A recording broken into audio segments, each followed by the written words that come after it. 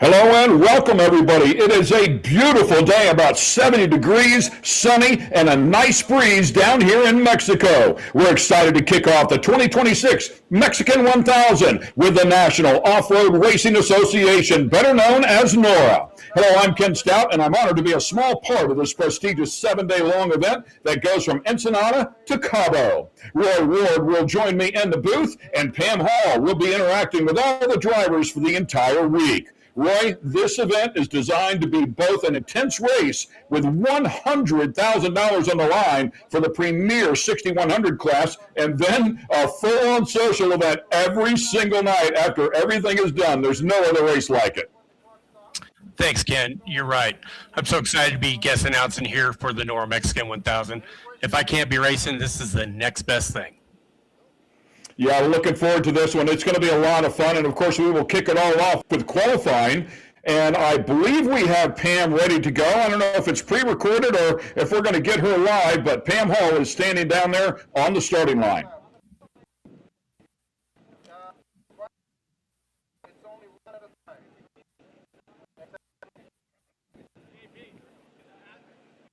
And looks like maybe some technical glitches there.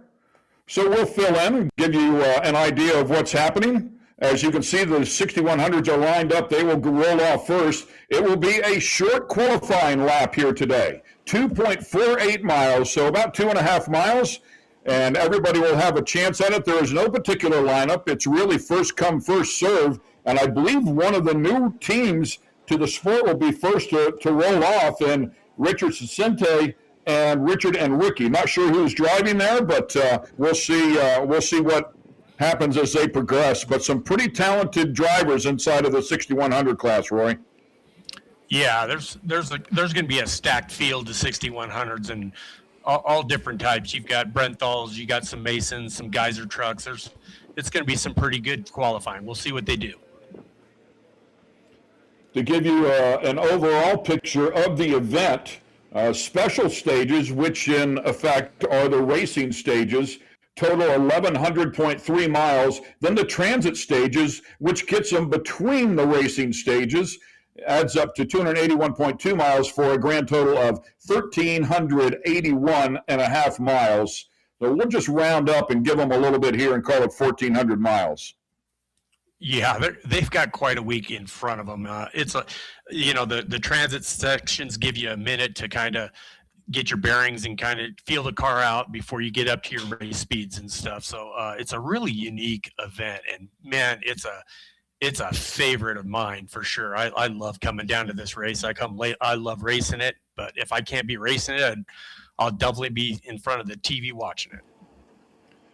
Yeah, I'm with you, man. I didn't realize all the social activities that went on after the racing was done, and it's a real thing, man. I mean, they want it to happen. And chatting with some guy named Rob McCachran, he said, as we watch one of the drivers climb in here, he said, man, it is just an absolute blast. He said, I learned after the first year to wear shorts underneath my driving suit, so when I climbed out, I could take the suit off and I'd be ready to hang out. Yeah, especially when this first started back in like 2010, you get down to Bay of LA, and that was before they paved the road for most of the sections, and you'd have to wait 3 or 4 hours for your chase truck to show up at Bay of LA just to change over into your shorts and your flip flops. So the smart guys went ahead and did that. I mean, Mark McMillan even zip tied his flip-flops to the side of his car so he would have them there when he got there. Yeah, that's great. Absolutely love it. He said the officials, once you cross the stripe for the end of the day, the officials will meet you right there at the finish line and hand you a nice ice-cold Tecate. So can't imagine life being much better than that. By the way, that driver we saw climbing in,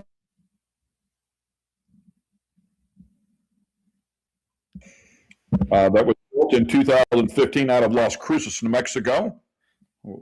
Climbing in to suit up, get the belts on. I bet you he's got the butterflies going now.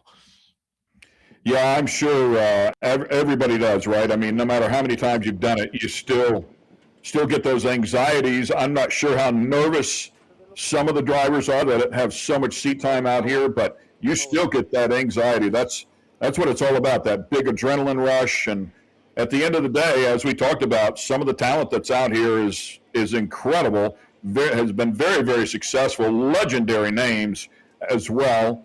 So we'll see how it shakes down because there's going to be some really fast trucks out here. Yeah, if you're not nervous right now and you're sitting behind the wheel and waiting for your chance to go, you probably shouldn't be out there. And I don't care how many years you have on. You know what I mean? So I'm curious, you have been down there and competed. Have these drivers had a chance to see? Have they had a chance to pre-run this qualifying course? I believe they get one qualifying. They get like a little pre-run. They get to go around the course and check it out. That's all they get. But a lot of this guys are qualified for the Baja 500, the Baja 1000, and stuff like, and the Baja 400. And this is close to the same qualifying course. They might change it up a little bit, so maybe some of the score regulars might have a little bit of an advantage. But this is, 1,400 miles of racing. There's, you never know what's going to happen. Always good to be out front, though, and clean air, right? Oh, yeah. Everybody likes clean air, for sure. I thought I read somewhere, and I've just been kind of scanning and scrolling. I cannot find it again, but for some reason, I thought there was a sight lap. But yeah, that would be like the pre-run lap that they did. I think they take them around a controlled speed, I guess you would call it, and they get to do one lap, and then they line up for their qualifying lap. As I said before, the weather down there, beautiful. Pam Hall sent me a text with the weather up there. It says Ensenada 70 degrees right now, sunny, high 73, low 48. So it gets chilly there at nighttime as you would expect. But throughout the remainder of the day, of course, 12 o'clock Pacific time down there in Ensenada as we speak right now, looks like it's going to be between 70 and 71 degrees here for the next couple of hours. So I just don't know that it gets any better to get inside of a race vehicle with all the garments on and helmet on and then go ripping through the desert. It's going to be a beautiful day. Yeah, and like you said, it looks like the 6142 is going to be the first one off the line if I saw that correctly on the feed, and he's in a 2018 Geyser truck. So yeah, I hope I'm saying the name right. It's Richard and Ricky Sicante, I believe is what it is, out of Tacoma, Washington. Well, you would have mentioned that word better than I would have, so I'm going to go with that. I'm just going to call him Richard.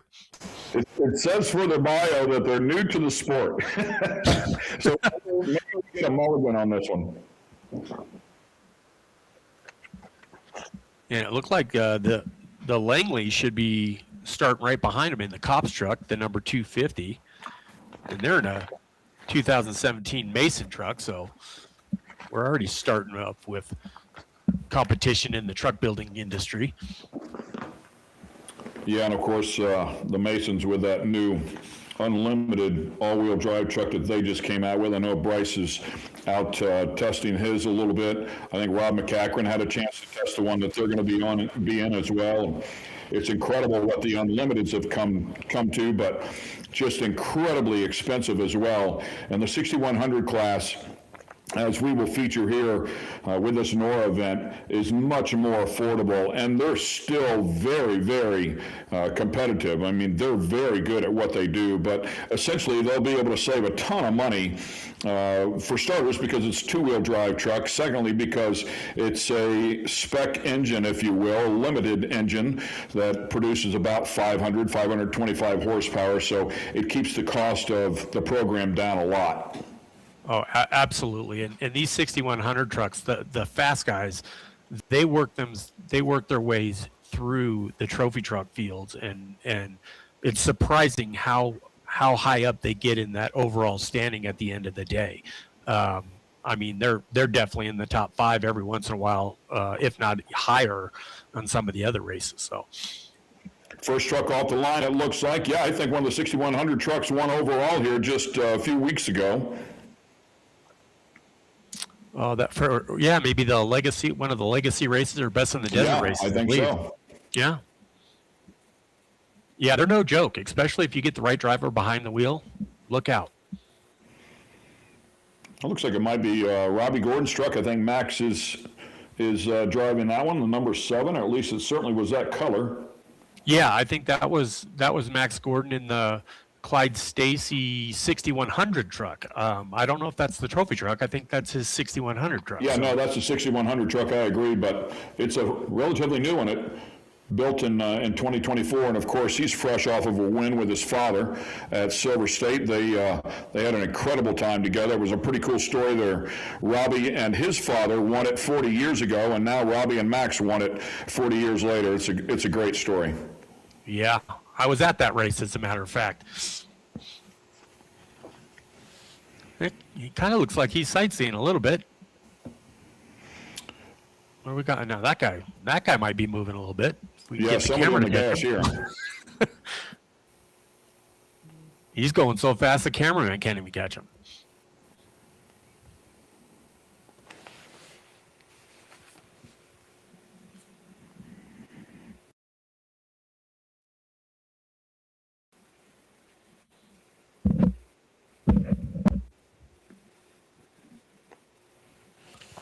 So that looks like Max.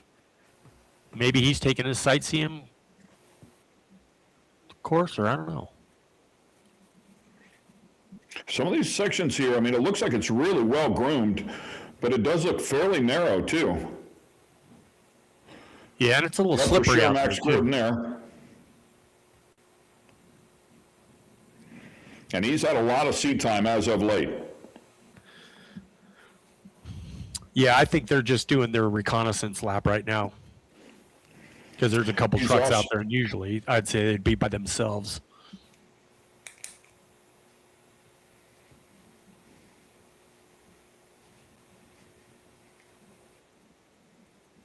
Max also fresh off of a win at the Long Beach Grand Prix of the Stadium Super Trucks just a week ago. I think that was last weekend. Time flies. But he had a great run there, and they also put on a Stadium Super Truck exhibition down here in Ensenada.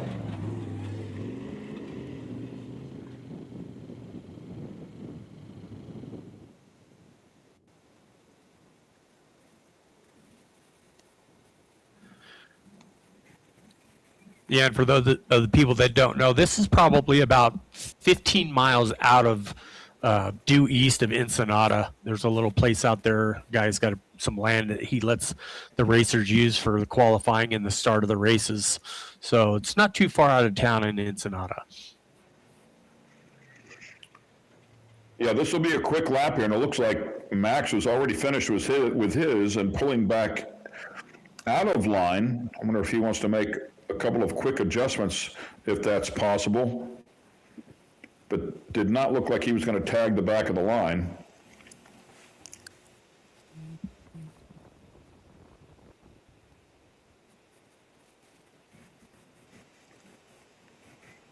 All the qualifying going on here at Nelson Ranch. There's Ryan Arciero with the Beneath red, white, and blue truck. One of the favorites to win here. Oh yeah, Ryan is always at the top of the. If he's having a good run, he'll be right at the top of the field there.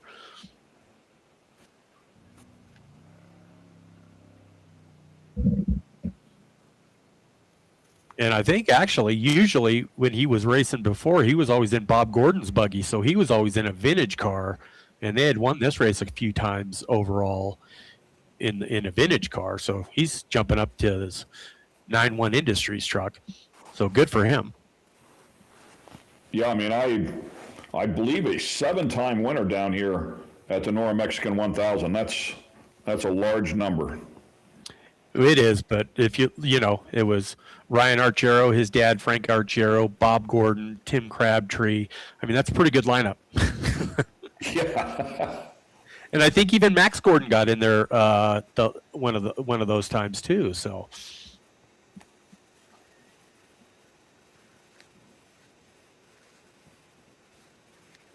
he's just taking it in right here, just kind of looking at the terrain, seeing how fast he thinks he can go through this section, and then probably also seeing how slippery that race course is coming into these corners.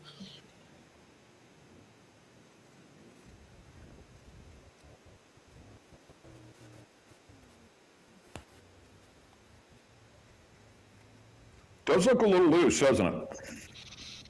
Yeah, it's so hard to tell because they're not flinging these trucks around. So, they're not giving us everything they got. So it's kind of hard to tell, but it can definitely get slippery out there.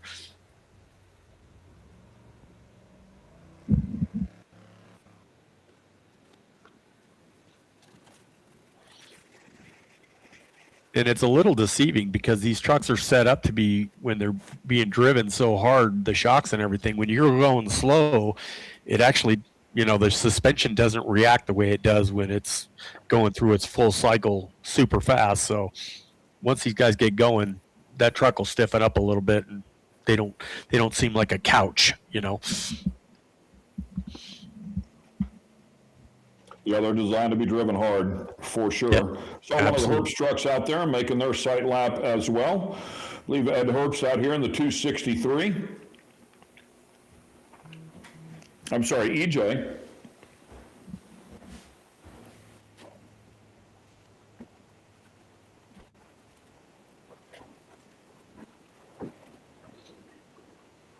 Yeah, it's nice to see the Herps out there, and they got all their kids out there now, so they've plenty of trucks out there, especially when they come down for a race. They probably got a fleet of about 10 of them because they're using their trucks as pre-runners, and then they got the race trucks, and then everything else, and then maybe a couple spares. So nice to see the Herbst family out there in full force.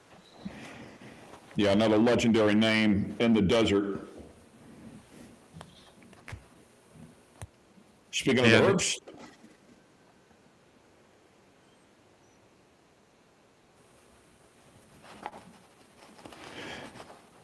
I don't know what that might have been the back of the line.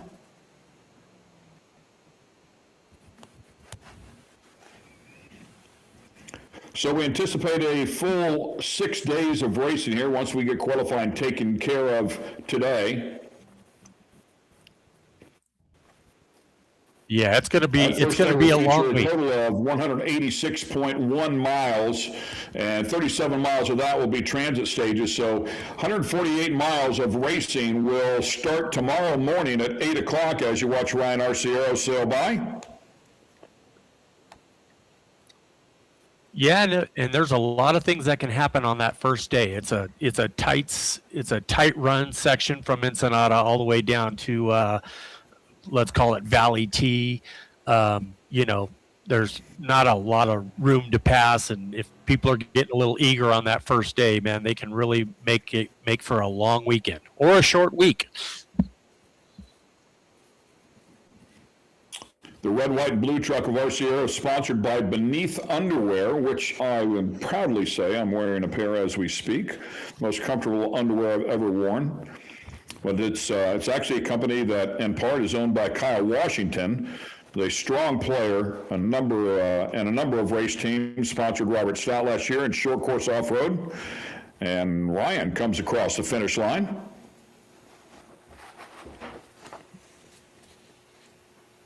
Yeah, that iconic livery that he's been using for the last couple years. I just love that truck. I love the way it looks, and those trucks, those 9-1 Industry trucks, man, they've come a long way in a short period of time. As you might imagine, we have a number of classes that will also be competing out here this entire week. Of course, we're talking about the 6100s here. They are the premier class here with the NORRA Series and the Mexican 1000. But we also have an incredibly tough field of unlimited trucks. We'll have the pro side-by-sides. We have pro side-by-side fuel injection, and we have a handful of pro side-by-side NAs, normally aspirated, naturally aspirated. So we look forward to that. And some of the numbers that, some of the different categories that they come out here and compete in are the Pioneer era from 1967 to 75. And then they have the Legends era from 1976 to 1982. They also have the Challenger era from 1983 to 1992, the Vintage era from 1993 to 20 years old, the Historic era, 20-plus-year-old tube frame trucks and truggies, and then they have the Evolution era, which are all of the modern machines.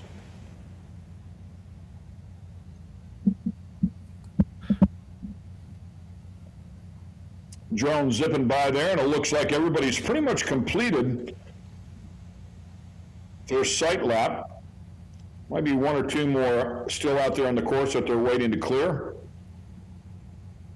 Yeah, they probably got most of the butterflies out of their system, but I'm sure they're still a little nervous. But it probably was nice to get moving around and moving that truck around a little bit right before you get ready to qualify. So that'll probably help them in the long run.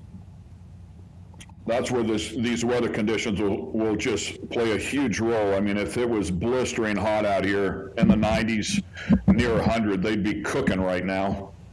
Oh, absolutely. And with that slight wind, it's kind of helping the dust go off the course. Although that's not going to be an issue today because these guys are qualifying and they shouldn't be in anybody's dust by any stretch of the imagination. But tomorrow, a little bit of wind would go a long ways.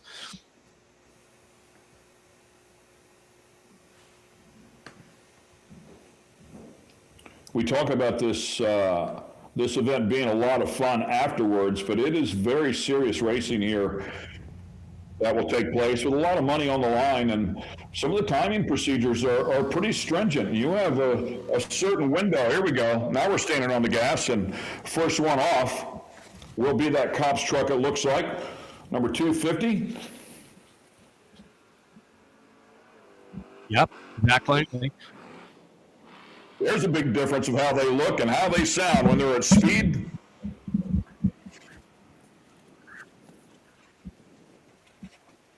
See what kind of time he can pull out there.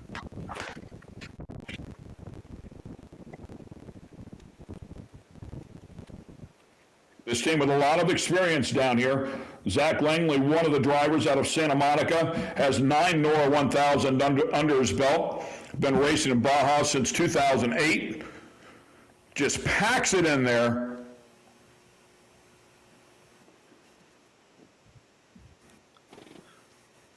Yeah, and they got that Mike truck Meehan, figured out. mechanic and crew chief for this particular race team.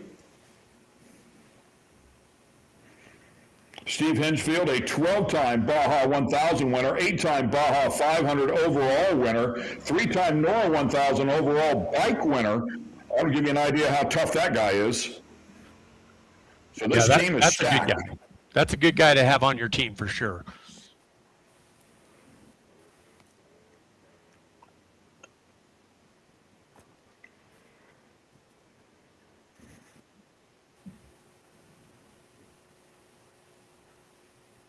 He seems to be taking it easy. I mean, he's got a good lap going, but he's not going to throw it all away today either. Looks like the truck's working great. It's so cool to watch these things do what they are capable of doing.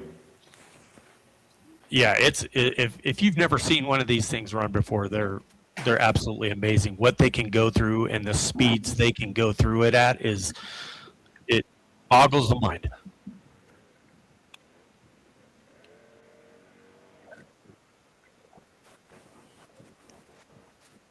I had the chance to ride an unlimited truck with Carl Renazetter back in the day, and we were coming up on some washes, and I thought he was going to slow down, and he put it on the floorboard. I'm like, oh boy, here we go. Yeah, Carl's no stranger. He's out here with his kid and Rob McCackert in a UTV, isn't he? Yes, he is. Yep. Pretty stacked lineup there as well. Yeah, Augie, his son, has gotten the racing bug. He just went out and won a short course race not too long ago. Has one desert race under his belt in Barstow. We'll talk about them a little bit later on. And they'll also put Franz in the car with him, and Rob McCackert, as you talked about, is co-dogging with Augie. All right, so there is the first lap complete. Does not take long. And as we get times, we'll certainly pass them on to you. I'm going to do a makeshift stopwatch here and see if I can catch one and see about what they're running. But I think it's when they get through the timing loop is when their time starts, I'm guessing.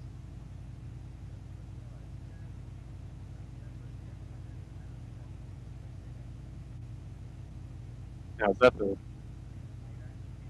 6125 or 6142 truck? Or did you make out the number?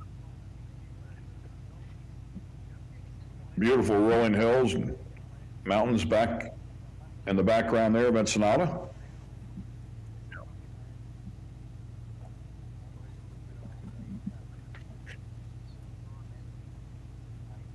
It's like a nice day to go playing out in your truck, that's for sure. Man, it just looks like a perfect day to go racing.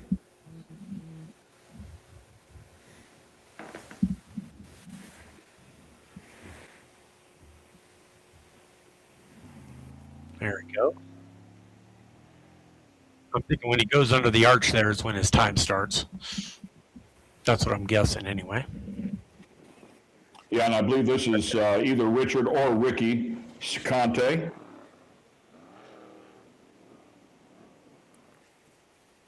And you said this is he's a new guy to this, right?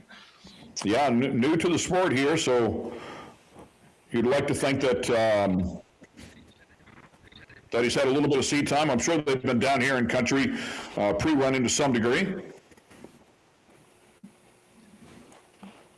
Well, he's probably hoping not to make it on the highlight reel. So he's going to probably try and take it somewhat easy. But you know what? He probably forgot all about that as soon as that green flag dropped, because that's usually what happens. Well, he drove it in there hard, too. You can see how silty that right-hander is. He sure did.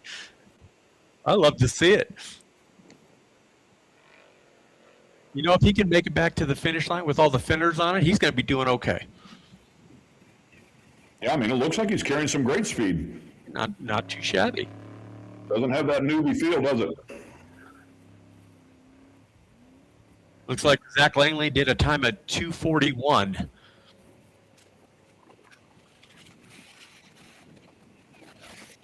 Unofficially.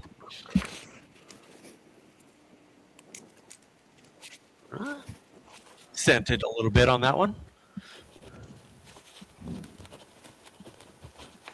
And these trucks are so forgiving. They come up and bite you. They start working so well. Next thing you know, you're going faster and faster, and then boom, it catches you. So that's why you got to be careful, especially as a new guy.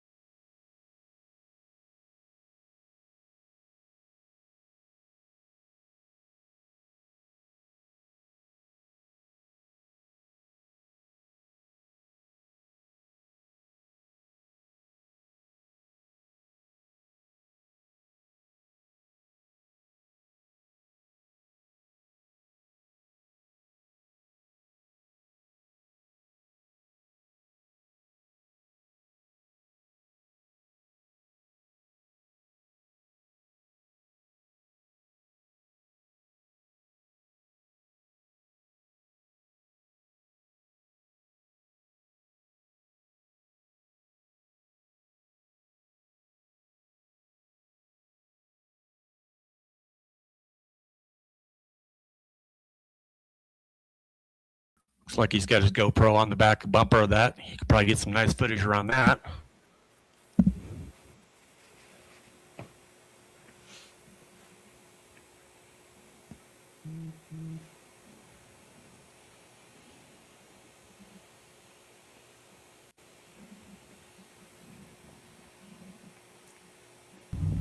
So right now with qualifying going on, they still have there's tech inspection still going on in town for all the other classes.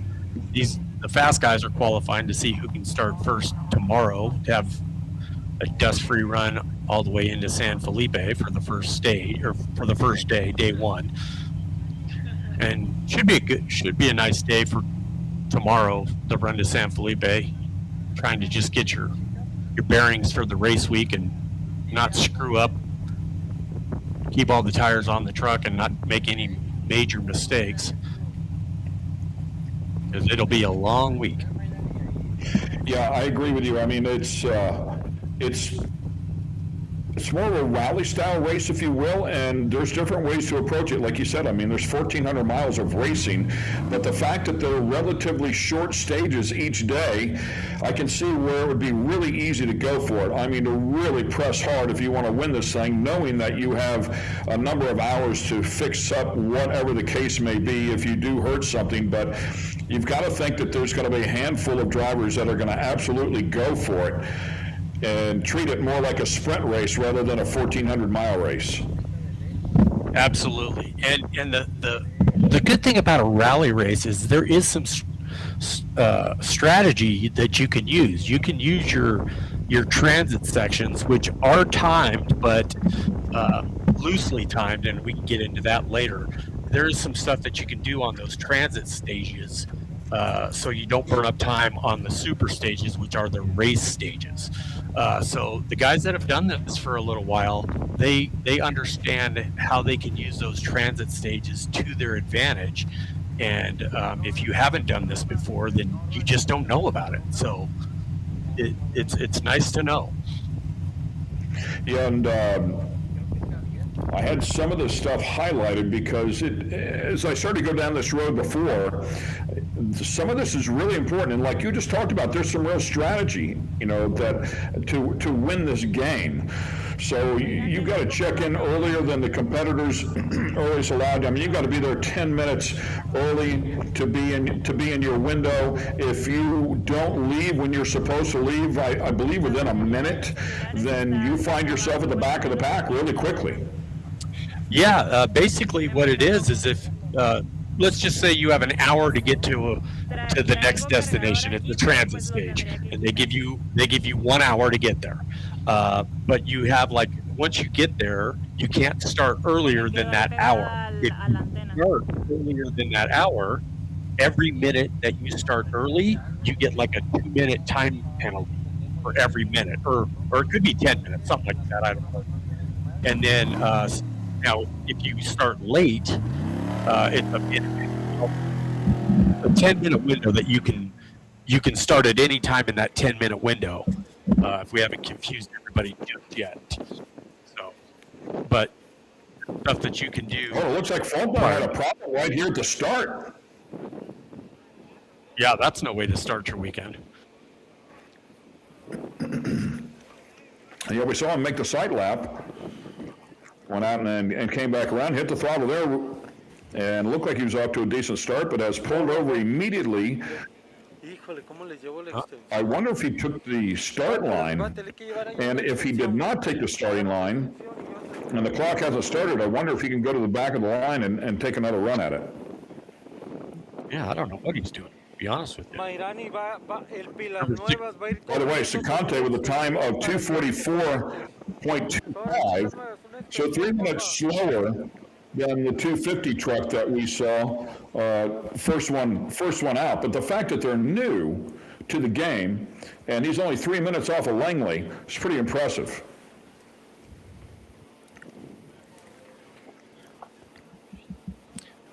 Well, I think he's had enough. Going to pull off.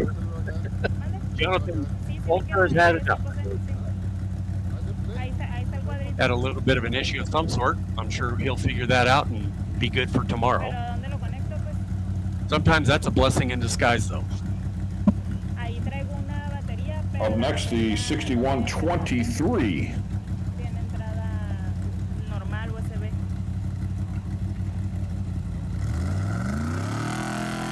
Ziegler and Gallardo, both on this team here.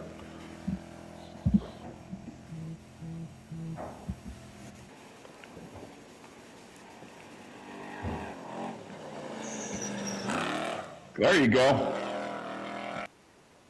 That's a beautiful Brenthal truck, too.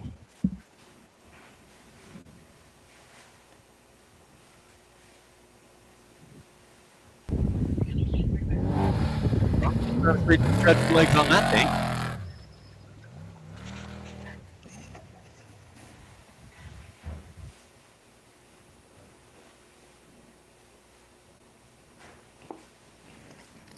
Not sure who's qualifying here. There's that really tight right-hander. Does a nice job, though. Stays to the inside just a little bit, so doesn't get out on that heavy silt to the outside. And if that is Ziegler, he is a spec truck champion in 2024 and 2025. Yeah, this is only the third truck, actually the fourth truck to qualify, and it's already getting really soft in that one corner there.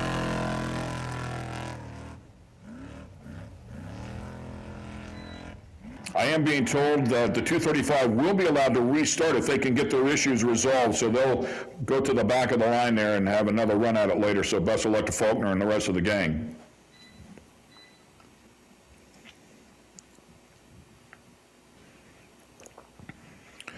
Nice straight shot, a lot of speed, man. A lot of full throttle here. And then some tight turns. Yeah, he's taking it easy, but he's also putting the foot down a little bit. He doesn't want to be all the way at the back of the field. Yeah, that truck looked like it wanted to roll pretty hard there and fairly tight, like it didn't really want to rotate it. He didn't try to back it in, that's for sure. Much like you said, the last thing you want to do is yard sale this thing today. Yeah, and like I said, he's probably fighting himself a little bit, but he probably wants to go a little harder. Ya respingó el Norman.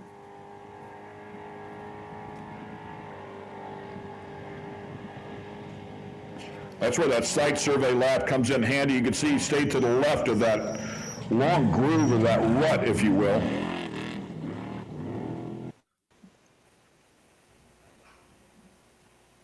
Yeah, that's just that thing you fight with yourself while you're driving these trucks. Man, should I be pushing this hard on this, or should I just kind of take it easy a little bit more and just do 85% instead of 100%,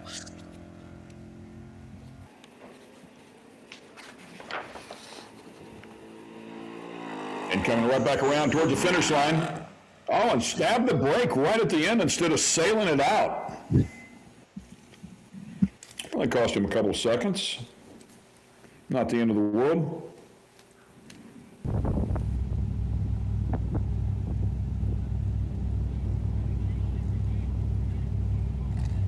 Greg McCarthy,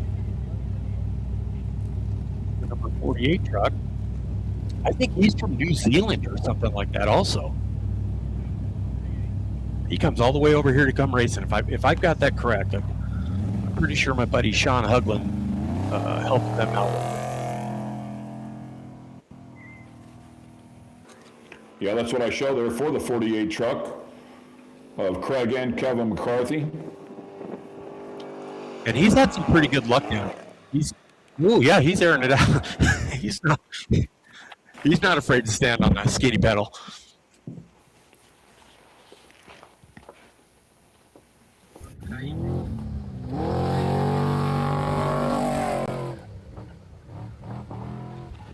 And I can't remember if he's won this race before. I've known he's led this race quite a few times in this truck. So he's no stranger to the NORRA Mexican 1000 at all. Yeah, it's really soft in that corner already.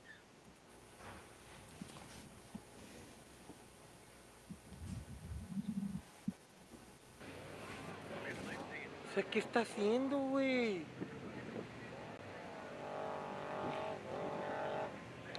That's another one of those 9-1 Industries trucks. Yeah, brand new one. Yeah. I say brand new, 1 year old, built in 2025, so State of the art, if you will. It's brand new enough for me. Jimmy Hook and Matt Vogler also part of this team here.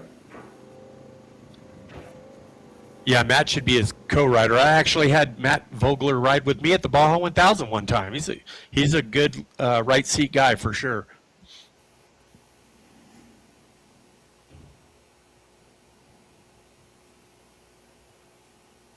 He's having a good lap.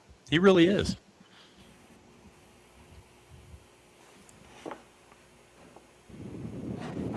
Langley still number one here at 241.25.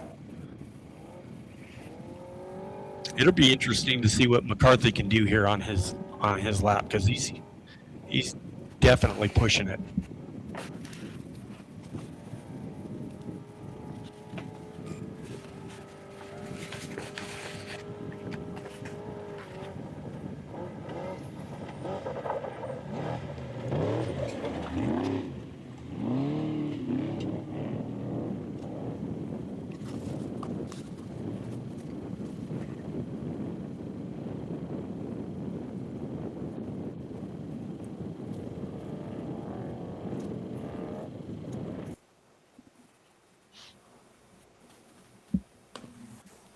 Well, we'll see if we can get a time here pretty soon on this one. This will be an interesting run here.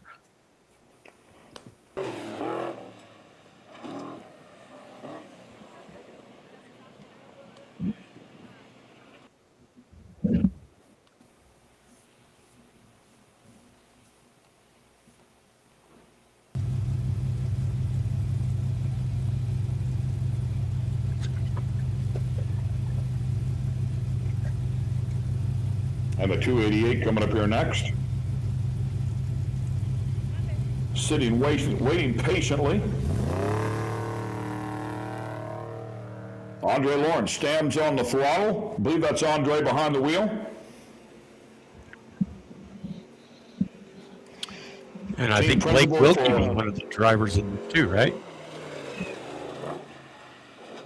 Yeah, Blake Wilkie. Yep, for sure. Six-time off-road champ. He could easily be behind the wheel. Lauren, the team principal owner for factory MX Yamaha Polaris Snow, Yamaha Motocross and Canadian. Driver owner of the X-Comp OTS Group Spec Trophy truck. Spec 6100 truck, I should say.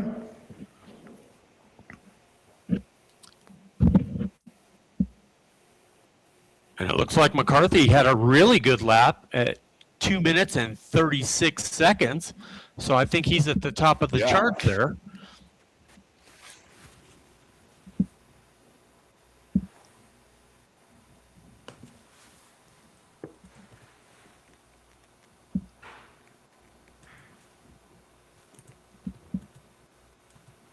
So the number 48.9 Industries truck is sitting on top of the podium for the moment. Yeah, and a lot of trucks to go, of course. Oh, yeah. And still a lot of talent back in that field, too, so.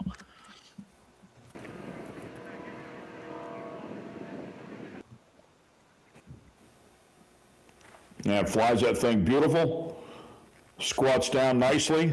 A little bit of rebound out of the back of it. Hard Oh, on the you brakes. got You're out there on the bike for a minute. You probably heard a little girl screaming in the cab of that truck for a minute there.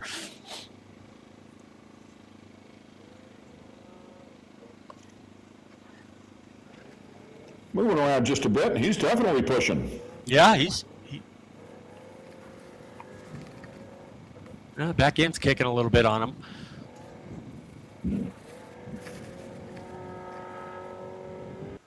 Straddling that ditch. Throw it into this right-hand corner.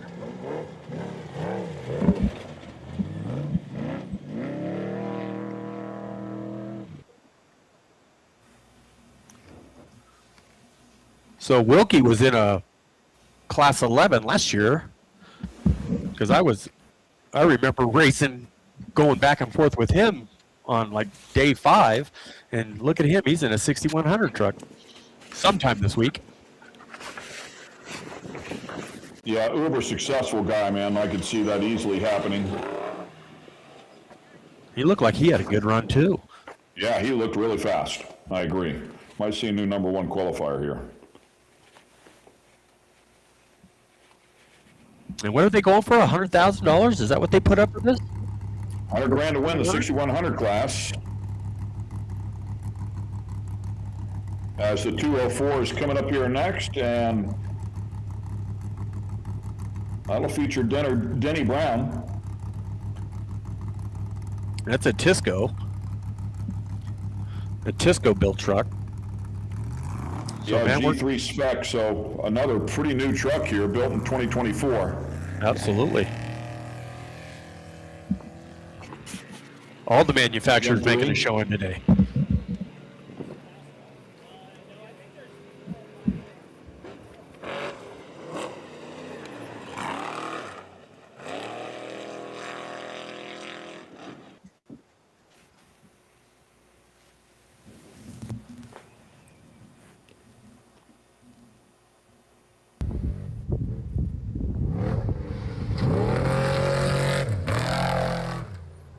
And the time coming in for the 288 truck that we saw just a moment ago with, we think maybe Blake Wilkie was driving that one, the time of 244.86. Not a bad run, really. Especially if he was driving. That's not a vehicle that he's driving all the time. So that's new to him. Well, more impressed with, I mean, everybody's right in the window. So 244.86 to 236.69, 243.98 is still number 1. But everybody in the 240s, 230s so far. Yeah. That's a tight pack so far.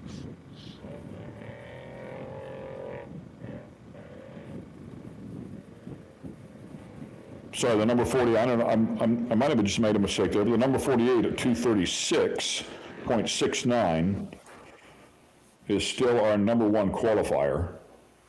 Correct, yeah.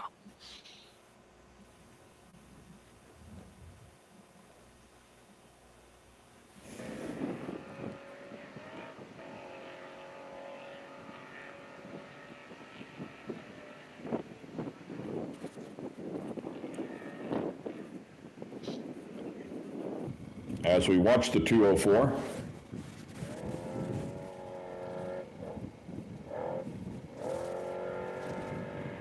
See, in that truck, you watch it come through there, it's pretty settled. If you watched a couple of the other guys come through there, the back end would kind of, when they hit a G out a little bit, the back end would come up, and we call that kicking. That thing's pretty settled. It looks like it's set up pretty good.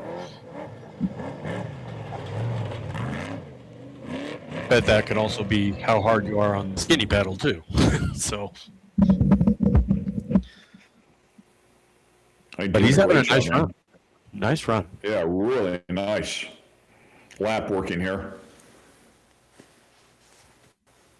And, you know, some people, they don't start out that well right out of the gate. You know what I mean? It takes them a little time to get warmed up. So even if they don't have a really great qualifying run, that does not mean on race day that, you know, they're not up to par. Maybe it takes them 5-10 minutes behind the wheel to get it to be one with the vehicle. So. And a good hit for Danny Brown, another Aussie. Jake Johnson in the 209. Jake's been racing down here at NORRA a few times. He was in last time I saw him racing, he was in a Funko SS2 from 1978. So he's made quite the jump, but he's been racing a Class 1 car for a while, and he's had this truck for a little while too. So Jake will be a front runner for sure if he has a good day. 7 different people associated with this truck, either as navigator or driver, that will help out over the course of the next week. Yeah, let's go. Oh boy. Yeah, Jake's not messing around.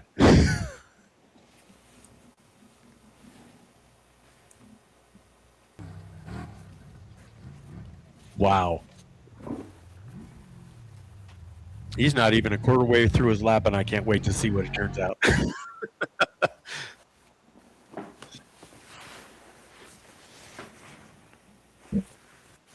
And that's a Brenthal, I believe. 2023 Brenthal. Yeah.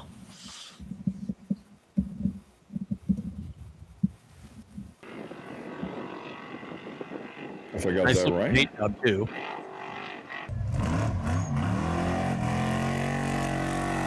Yeah, really nice lap right there, man. He is slinging this thing around. He is. Oh, yeah. Freewheeling it. See if we can get somebody back into the 30s. I'll tell you what, he's definitely knocking on the door, for sure. Oh, yeah, he got some air on that one. You could be looking at the fastest qualifier at the moment, if he can hold it together. Yeah, keep the rest of this lap going. That's right. Rotated nicely through that right-hander. And he's a good wheelman, like I said. He knows how to drive. Ooh! Attaboy. Oh, qué chingón. The locals like it too.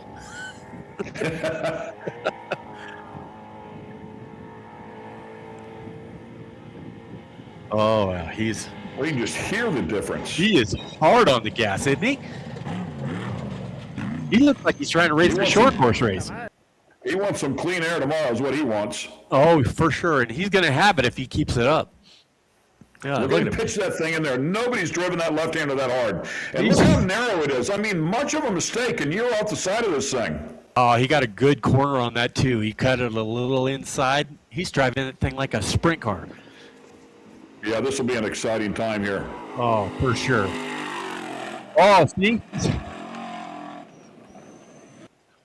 No checking up there for Jake Johnson at the very end. Hard on the gas. For sure.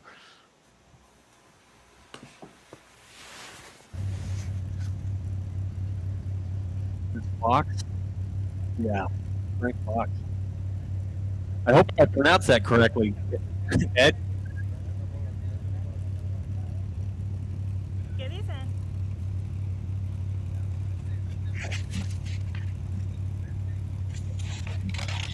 Another 9 Industries truck.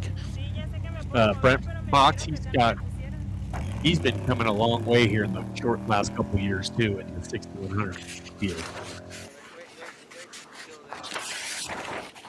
He's definitely a front runner. He can vie for that pole position.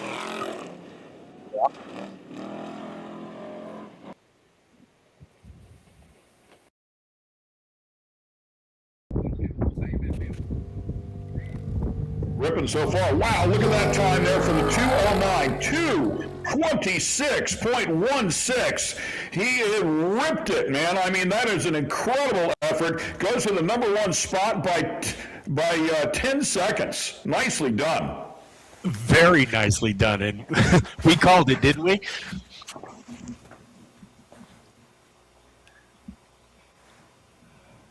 You know, Brent Fox, he's going to try and outdo that. And he's capable.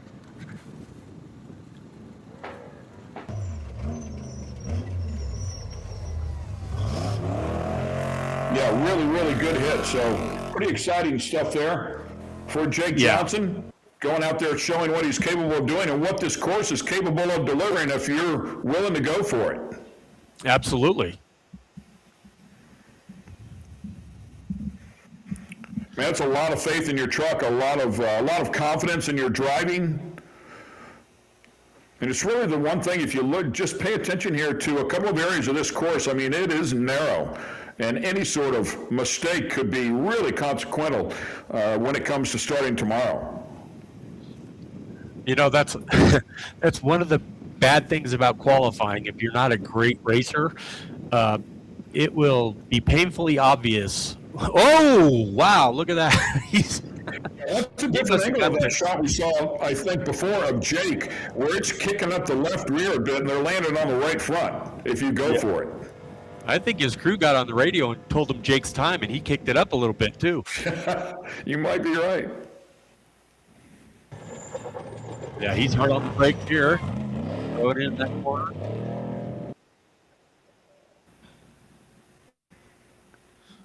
I tell you, if he's not number one, he might be number two. Well, he pitched it through that left-hander as well and right back again into the right-hander, that quick little dog leg, if you will. He's not playing around for sure. Looks like one of the faster trucks. Yeah. Approaching the finish line here. Caught Jake, but we'll find out here in a second. He had a good, that was a good run though. But Jake just looked faster, but sometimes, you know, kicking it sideways all the time doesn't necessarily make you faster. So Brent Fox with what we believe is a very fast lap as well. We'll get you up to speed on that as soon as we hear the time as we go on board with EJ Herbst.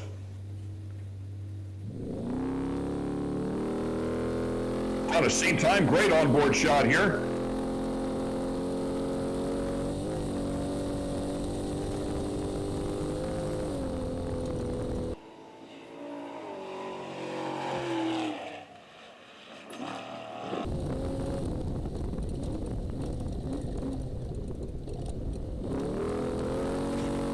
'22 19 Industries spec truck. Young, aggressive, talented driver, and he'll go for it. There's that soft corner. Brent Fox, a 2:27, 1 second behind the leader, Jake Johnson. So we called it, first and second. Good run for both those guys.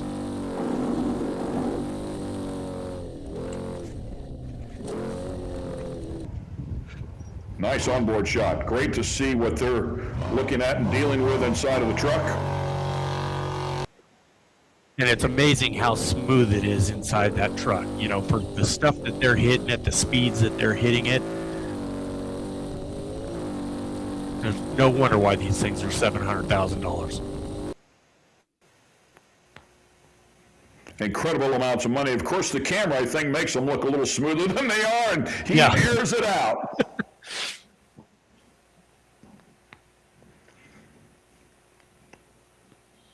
Flicks that thing through the right-hander. Another nice lap working here. Splits that rut. That rain crevice, if you will. Oh! Oh. He's not messing around either. Oh, EJ's got some talent. Yeah, he comes from a long list of talented drivers in that family.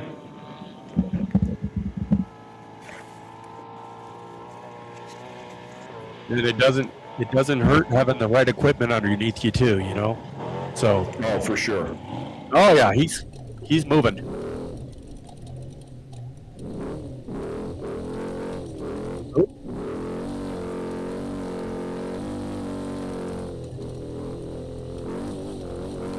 Oh. Wow, big counter steer right there, a little oversteer. So a little aggressive in that right-hander. Might cost him a little bit of time, but no doubt going for it here. Yeah, he's probably going to have to put a couple turns in that right rear, huh?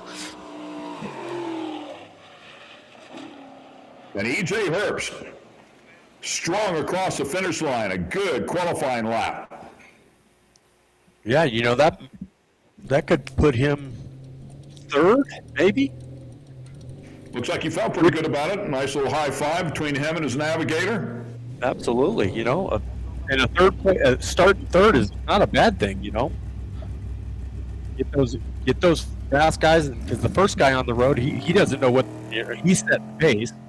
Sometimes you don't want to set the pace.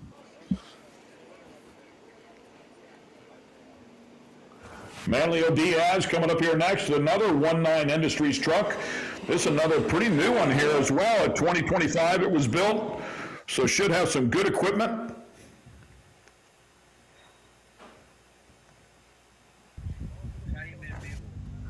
Te va a salir bien mocho. Like EJ was 2 And minutes 363 of 30 EJ so he is Herbst will come in with a time third of right. .30.87. Yes. So 2.5 minutes. Not bad. Only four seconds behind first. Yeah, and a number of the faster trucks now stepping up into the 20s and low 30s. That corner's really getting soft.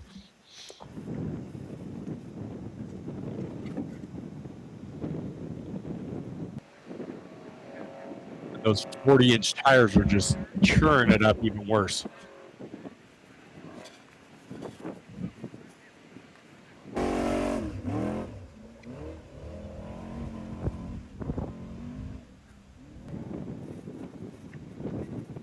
Some of the course workers standing out on the side, some of the fans as well, on what is a beautiful day here in Ensenada, qualifying for the 6100 class, getting ready for the first stage tomorrow.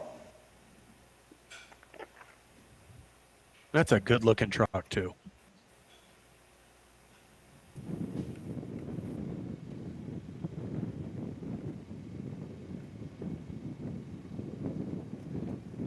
Where'd he go? There it is. I was going to say, I saw somebody running. I went, uh-oh. Waiting for him to come up. Yeah, you can see, man, that just kicks up that left rear and plants the right front. It's just the way the dirt is or the face of that jump is. And this is a new truck, Ed? Yeah, 2025. Yeah. See, and that's the thing. Buying a truck from 91 Industries or Geysers or even Disco or Brenthal, I mean, there's so many of those trucks out there. They can put you in a vehicle and have the setup really close since they've got so many vehicles out there. You know what I mean? Some of these guys that have an off-brand vehicle that there's just not there many of them out there, they don't have the data behind them. But these 91 Industries trucks, they've got the data and they know what to set them up.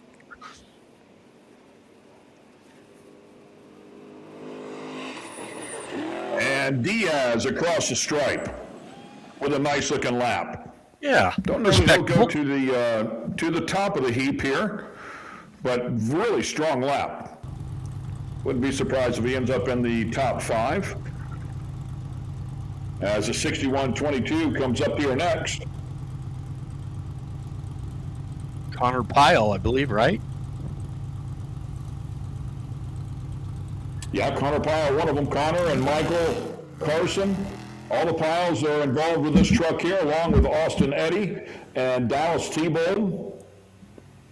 Dave Ziegler also. Oh no, Dave Ziegler in the 6123, so on his own truck as we watched him earlier.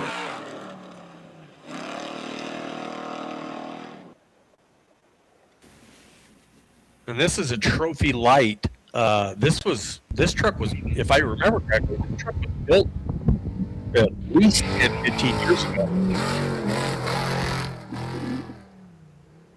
And of course, I'm sure it's had its updates from then on, but this is probably only, Got in a little bit hot, didn't he? Yeah. But there's probably only 1 or 2 of these trucks out. So when you're going against 20 Brentals or 15 91 Industries trucks, you don't get the data as good, and all the updates don't come as quickly as you can get to. Oh! Whoops! Ah, no mames. No mames. Se volteó la verga. Talked about getting in there hot, and man, if you can't get these things rotated, they definitely roll over because they're fairly soft to deal with the rough terrain of the desert. It's not like a short course truck where you have a real low center of gravity and you don't have quite the travel that these trucks have. So if you can't get the back end rotated and you have to drive through the turn and carry all that momentum, it'll get up on the bike pretty easily, and you've got to be quick with the hands to save it, or it ends up like this. Absolutely. And the ruts are starting to get a little deeper now. So, well, we got one guy out.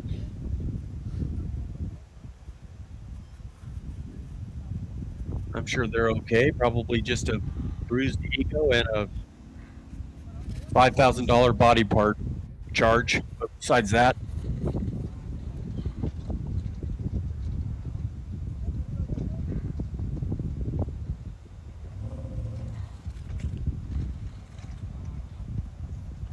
Well, I'm glad. I bet you he's thinking, well, I'm glad I got that out of the way. Now I can go racing the rest of the week.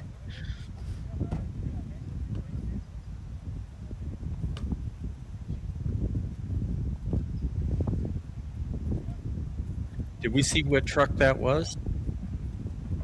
Yeah, that was. I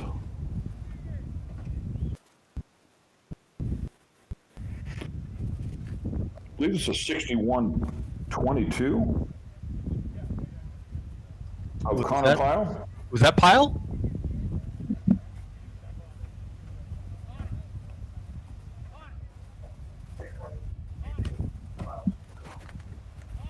Yeah, confirmed. He hops out of the truck, so that's great news. He's okay, and I'll get this thing rolled back over. Shouldn't be too bad.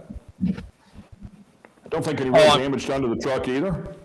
Yeah, I'm sure it's just cosmetic. His crew will be picking on him tonight, but that's okay.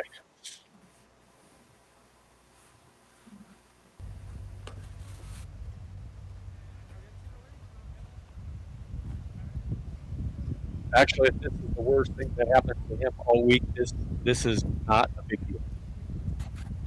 Yeah, you bring up a great point. I mean, that's the beauty of this race. Even if you start in the back, you're going to have a really good chance to do well.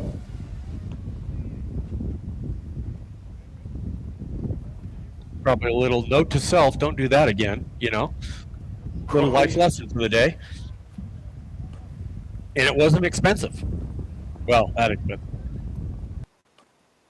Yeah, there's a good I'm with shot. you. I don't think they really hurt anything here. No, just body work is all it was, you know. Now you just got to be careful starting that thing up. Oh, she's rolling. So as we recap here, the 209, Jake Johnson still sitting number one at 226.16, followed up by Brent Fox at 227.8. Then E.J. Herbst in third at 230.87. Craig McCarthy out of New Zealand, 236.69. Then Manlio Diaz with a 237.98. Nicely done there to get inside of the top five. Zach Langley, one of the first trucks to take off with a 241.25. Danny Brown with a 243.32. Ziegler with a 243.98. Sicante with a 244.25. And Lauren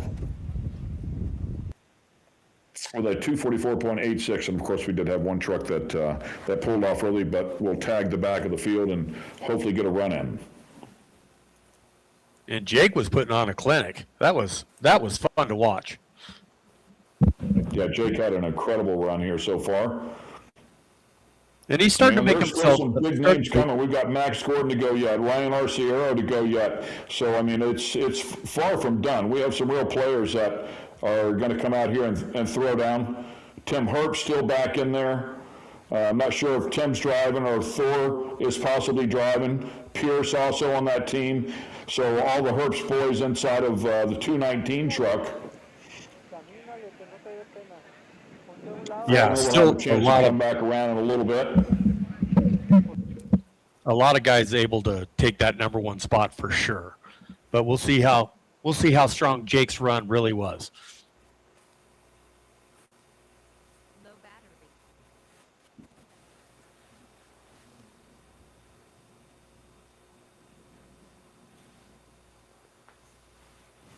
Speaking of Ryan RCO, hard to miss that truck. Yeah, it just for sure. really, it just has a great livery on it. It really does.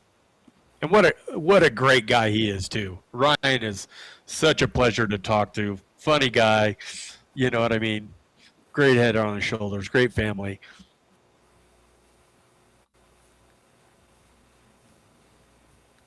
See, and if you look, Ryan's got one of his tires out of his truck. So he's one of those guys that likes to, hey, there's another 160 pounds not on my truck, which makes me a little lighter. And if I know Ryan, he's probably got a half a tank of fuel instead of a full tank of fuel. Yeah, it's a lot of weight, man. If you can save some, it's short lap. It's going to help the truck turn a little bit. Speaking of the 219, we were just talking about the Herps a moment ago.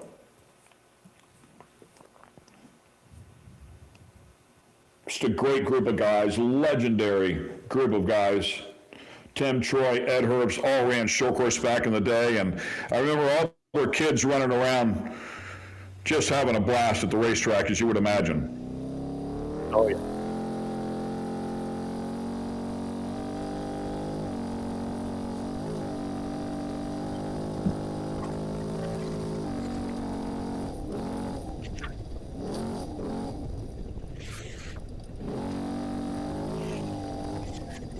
One of the winningest families in the history of Baja.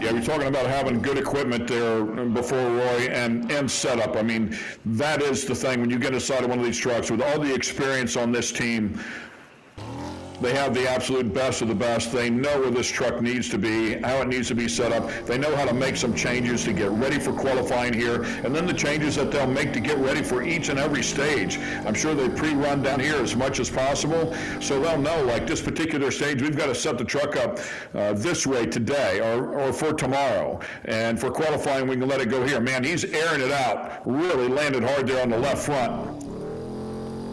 Yeah, he sure is. Beautiful job through that right-hander. Here's that junk that's got a little kicker on it coming up here, kind of sends them a little sideways, little fun right there. So you got to be careful where you hit that jump, or it'll really upset the truck. But Tim knows what he's doing. Right front down, just like everybody else has. Yeah, and talking about pre-running, for all those other races, you are 100% correct. But on this race, they're not allowed to pre-run. They probably just now got the course maps today. Oh, interesting. What they're going to be running. That's part of NORRA's deal is nobody gets extra set of eyeballs on this race course. Everybody, the first time you run down that course, the first time anybody race-wise. Good info. It keeps the confidence. That's the whole idea here.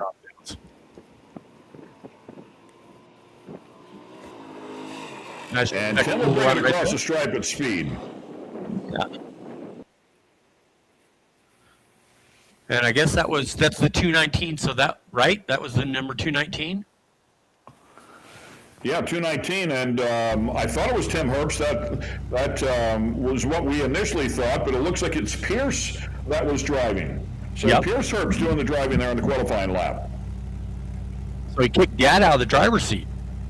Hey, Dad, Mom's on the phone. She needs to talk to you. One of those deals. And Ryan Arciero gets the green flag. Here we go. Yeah, let's see what Ryan can do here.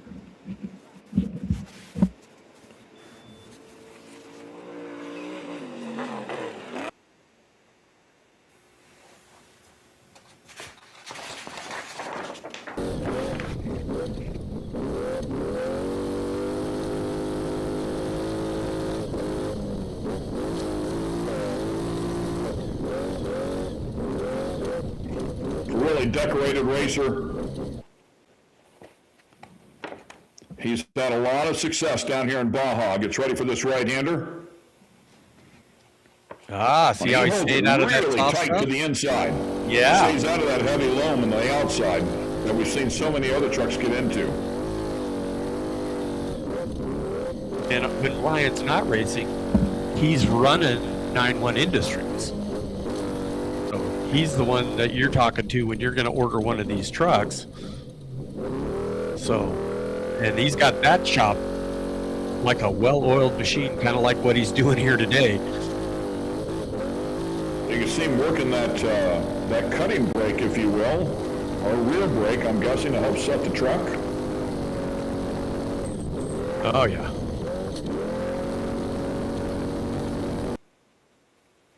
Seven-time NORRA Mexican 1000 winner right in front of you. You know, the only thing that's going to slow Ryan down is getting some of his hair care products into his eyes. Besides that, he should be fine. Oh, there we go. He's got the hammer down.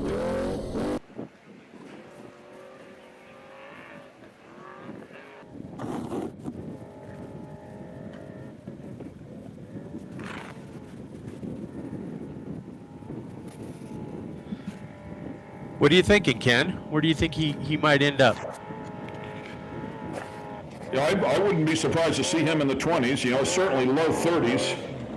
2017 truck, but it's got the latest, greatest goodies on it. I think I keep saying 9-1 Industries. It's 1-9 Industries. My apologies.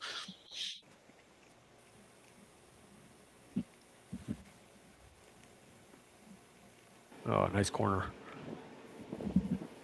Yeah, he's doing a good job, man. He's ripping. And the 32 truck. Oh, he checked up just a little bit right at the very end. It did not sail the finish line. I think sometimes they tap that brake to bring the front suspension down so it doesn't do the floating of the front wheels like a wheelie when it lands. Sometimes they do that. I'm speculating.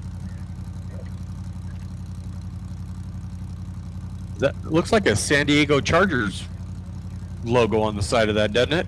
That lightning bolt? Yeah. Good looking I don't truck like there. it already. Back to machine. Sergio Rangel out of Santa Clarita, California. 2023 Brenthel. The Combat Army veteran.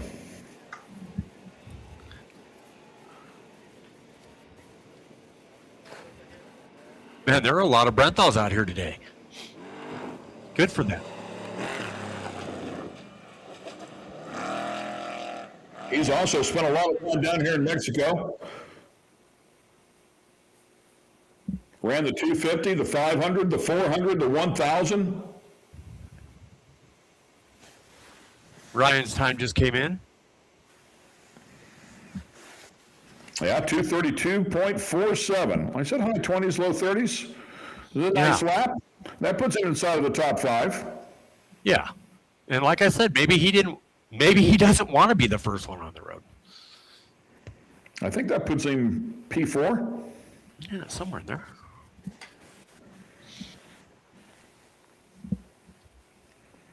One of those 2 seconds back that he killed at the finish line. Right?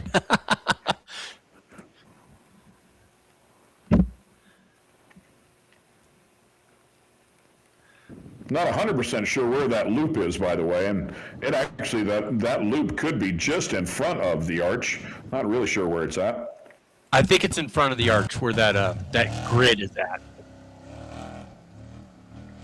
Looks like Sergio's just kind of going through the motions here. He's not really pushing it. He probably just, you know what? I got a long ways to go. Maybe the smart thing to do.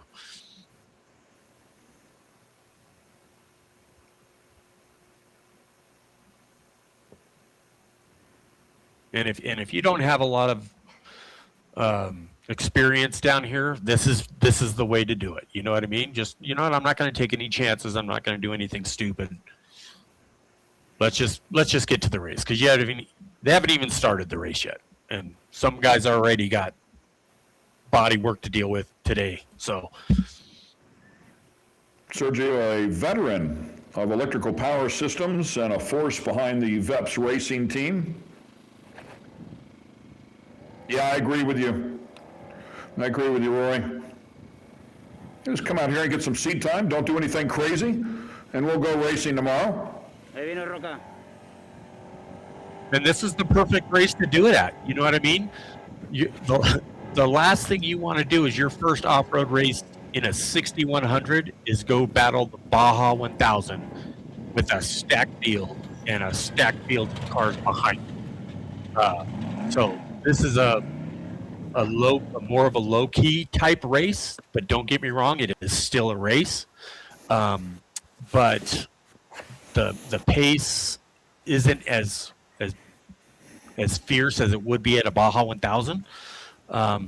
It's kind of like a wish racing to NASCAR racing, you know, a feeder series type deal.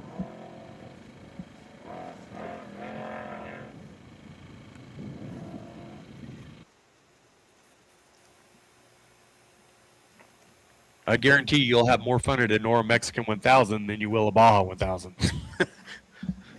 We're already talking about it for next year. There's a group of us that are already eyeballing this thing for next year. It's like, man, we've got to go run this race. Oh yeah, it's and one reason why everybody likes it so much is they go, wow, you guys that run the Baja 1000 all the time, the first time they run this race, they're like, oh, I got to see stuff in the daylight this time. Travis Williams, C.J. Hutchins, Pete Toller, and Luke Knupp. All competing in the number 277 there we go. And yeah, let's get after it. Send it. He did. I'm wondering who's driving. Is it Travis or is it C.J. Hutchins?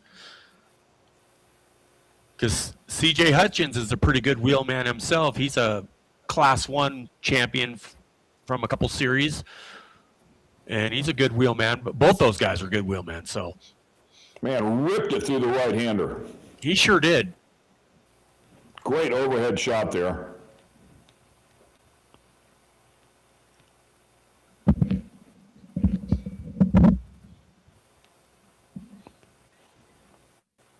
You see that truck soaking it up too, man. But I mean, it looked like max travel. Talking about G'ing out down there on the bottom of a couple of those whoops. Long left-hander. Great idea. Great shot here to give you an idea of what they're dealing with.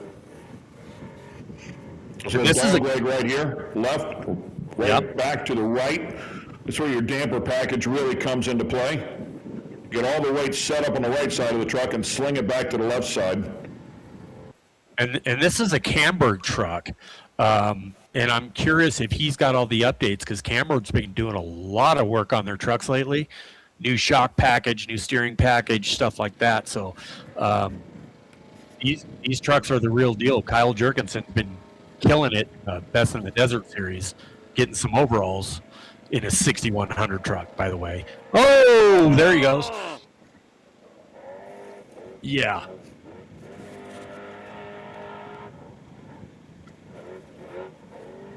Oh, he's gonna be pushing the top three if he keeps this up. He's going for it, man.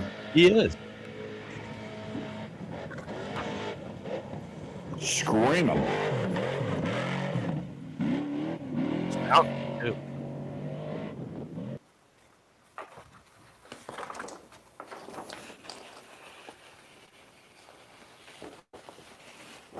Yeah, there's really not a lot of these Camberg trucks out there right now, but they're really making it out.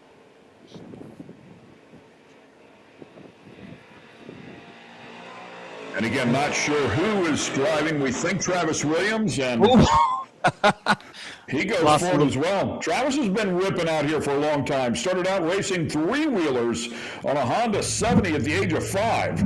So he's been doing it for a long time. Spent some time in trophy lights and ultimately climbed his way up to the 6100s. Was this our guy that broke down earlier? 235 is going to roll back around here. We saw him go out earlier, and Faulkner had some issues. Looks like they have those resolved, and we hope he has a good lap here. Well, he's definitely doing better than he was. 230. on that last. Oh, wow. And the 277 of Travis Williams comes in with a time of 2.30.66. So again, 2.5 minutes there. Another great lap. That'll be just a tick quicker than E.J. Herbst. Strong run.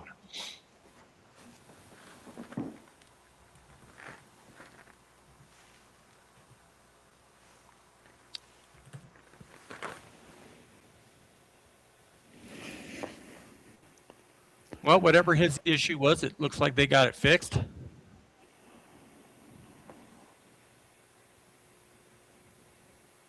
Could have been as easy as, oh, I didn't turn the fuel pump on.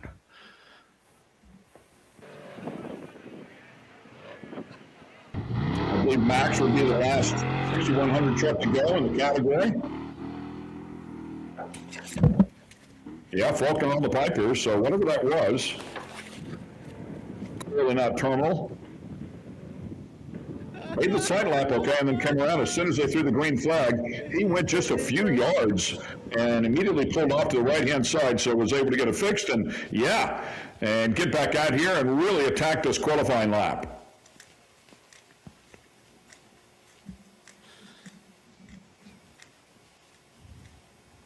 And he's in an older Brenthal, so that's a 2015 Brenthal.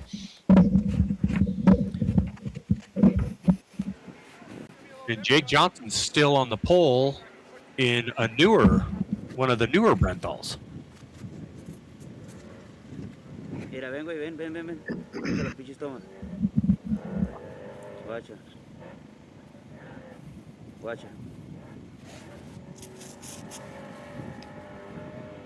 and you can pretty much see the throttle control that these guys are using to get through this course as the nose takes a set.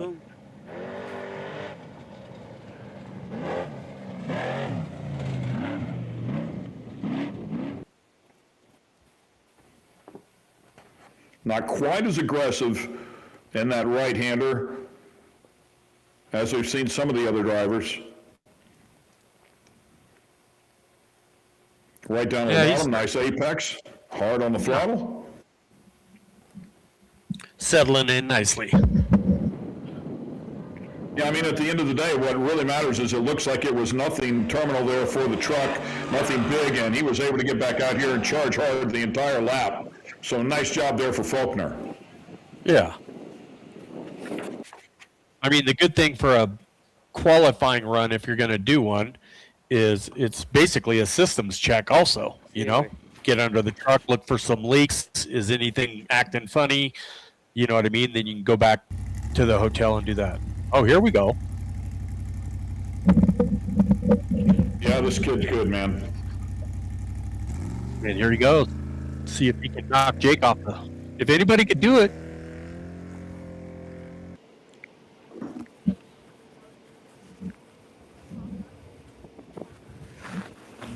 Yeah, I've watched Max grow up. I mean, I think he was 14 years old when I saw him racing stadium super trucks, and by the time he was 15 years old, he was winning races. I mean, beating some real talent. Oh, yeah. And, of course, we've documented he's been out here in the desert pretty much his entire life. I mean, you don't grow up the son of Robbie Gordon. That's not good. Oh, man, and he's got issues. That is a shame for the young and extremely talented Max Gordon.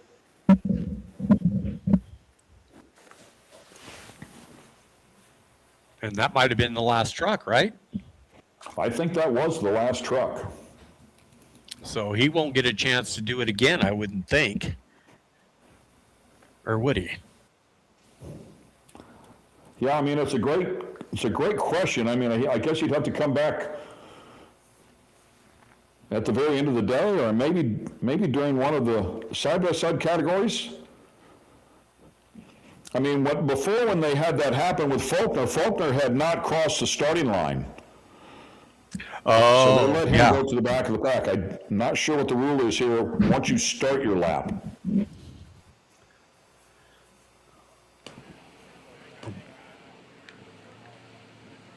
Be nice if we could hear what they were saying. wonder if he has an in-car camera in that truck that we could listen to. My guess is they have He doesn't, I guess so.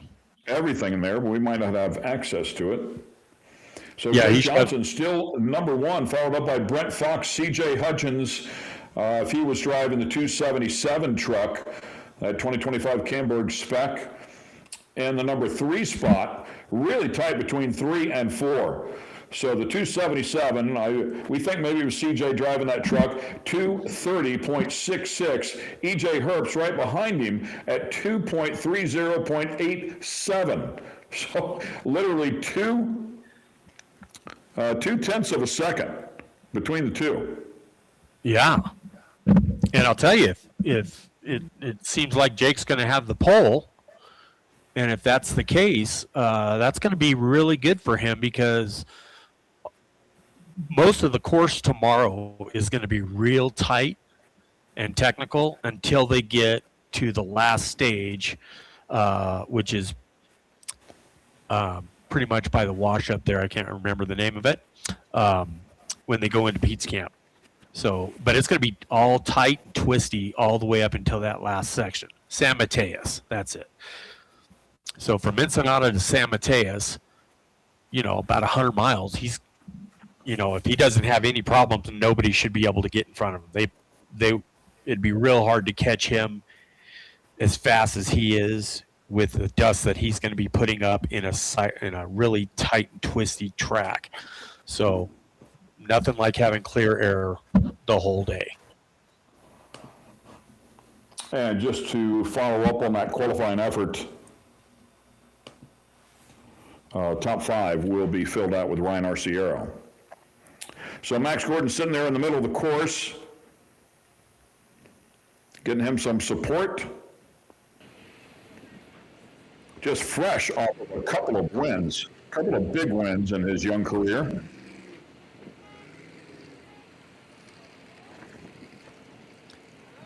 Well, I'm sure whatever it is, they'll get it fixed, and he'll be back. He'd just have his work cut out for him a little bit, but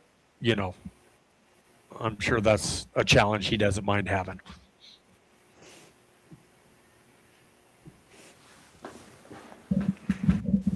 And Max climbing out.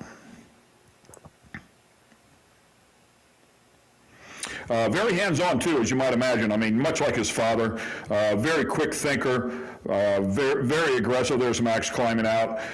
Max really the sole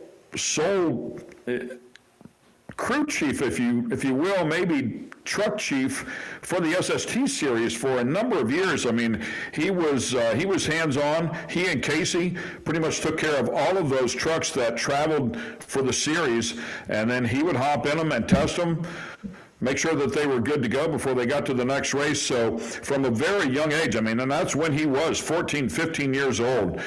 This young man has been turning wrenches. He's very, very astute in what needs to be done to one of these trucks and how to drive one.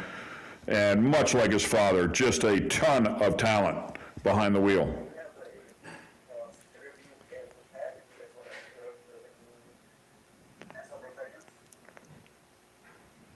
All right, and I believe we have an interview that we did a little bit earlier with Max.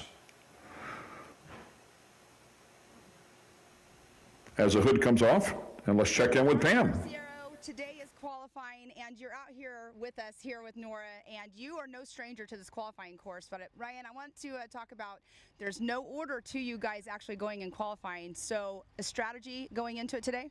Yeah, that's a first for us. But that's fine. I think it's a disadvantage to try to go first, so I think we're going to wait a little bit. We'll let some guys go in front of us. It looks like we looked at the course already. Looks like they bladed some of it, so maybe these first guys can kind of move the fluff out of the way a little bit. But it's going to be fun. We're here for NORRA. One of the greatest races we do on the calendar. It's good to be back. I think it's been 3 years since I've done this race. First time doing it in a spec truck. First time racing spec truck, and which is kind of cool. So I'm looking forward to that. Well, I mean, you're saying first time in a spec truck. I mean, but again, you're no stranger to racing, and you're a champion all over that whenever you are racing. So, going into this, how much seat time do you have in it? I pre-run with this truck a lot, so I've been in this truck quite a bit, but I've never raced it, and so I'm looking forward to it. Once again, this is such a great race. The roads that LSAO puts on down here for NORRA, I love. To me, that's true Baja, and we get to do some really fun roads from here to Cabo San Lucas. So I'm looking forward to kicking this off and getting going, getting out in the desert and going playing. Well, can't wait to see you out there in the qualifier today and see what your times are, see where you end up starting out for. Yeah, really nicely done, and good look there at Ryan Arciero. And that's worth a mention too, Roy. I mean, a lot of these guys, while they're racing in the 6100s, they use these trucks as their pre-runners for other races as well. So they do have a lot of seat time in them, but they're not necessarily their race vehicle on a regular basis. Absolutely, and Ryan pretty much just said that his pre-runner is now his race vehicle. So, it doesn't have the horsepower that his trophy truck does, but all the other characteristics are basically the same, except in a 6100 truck, momentum is your friend instead of raw horsepower. So, and if anybody can wheel a truck, it's Ryan.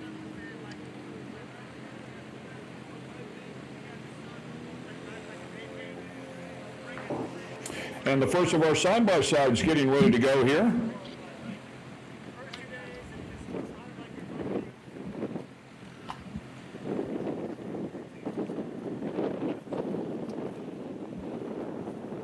Shifting classes, and we'll see if we can get you up to speed here. So this is another Evolution class, as you might imagine, the newer vehicle. So this is a Pro side-by-side, part of the Pro side-by-side fuel injection category. 27 cars deep inside of this class. And I believe the largest class that we will have out here this week. It is stacked up. Yeah, there's a buggy in there too, so that must be, what is that part of? Well, I was wondering if they were going to qualify the Class 10 cars. Yeah.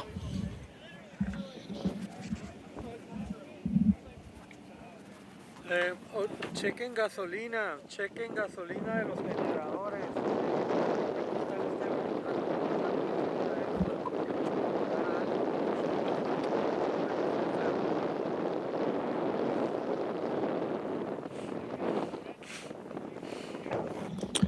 I think that red car. Was that the I can't remember if that was the 980 that was about to go off, but if so, that might be P.J. Jones behind the wheel.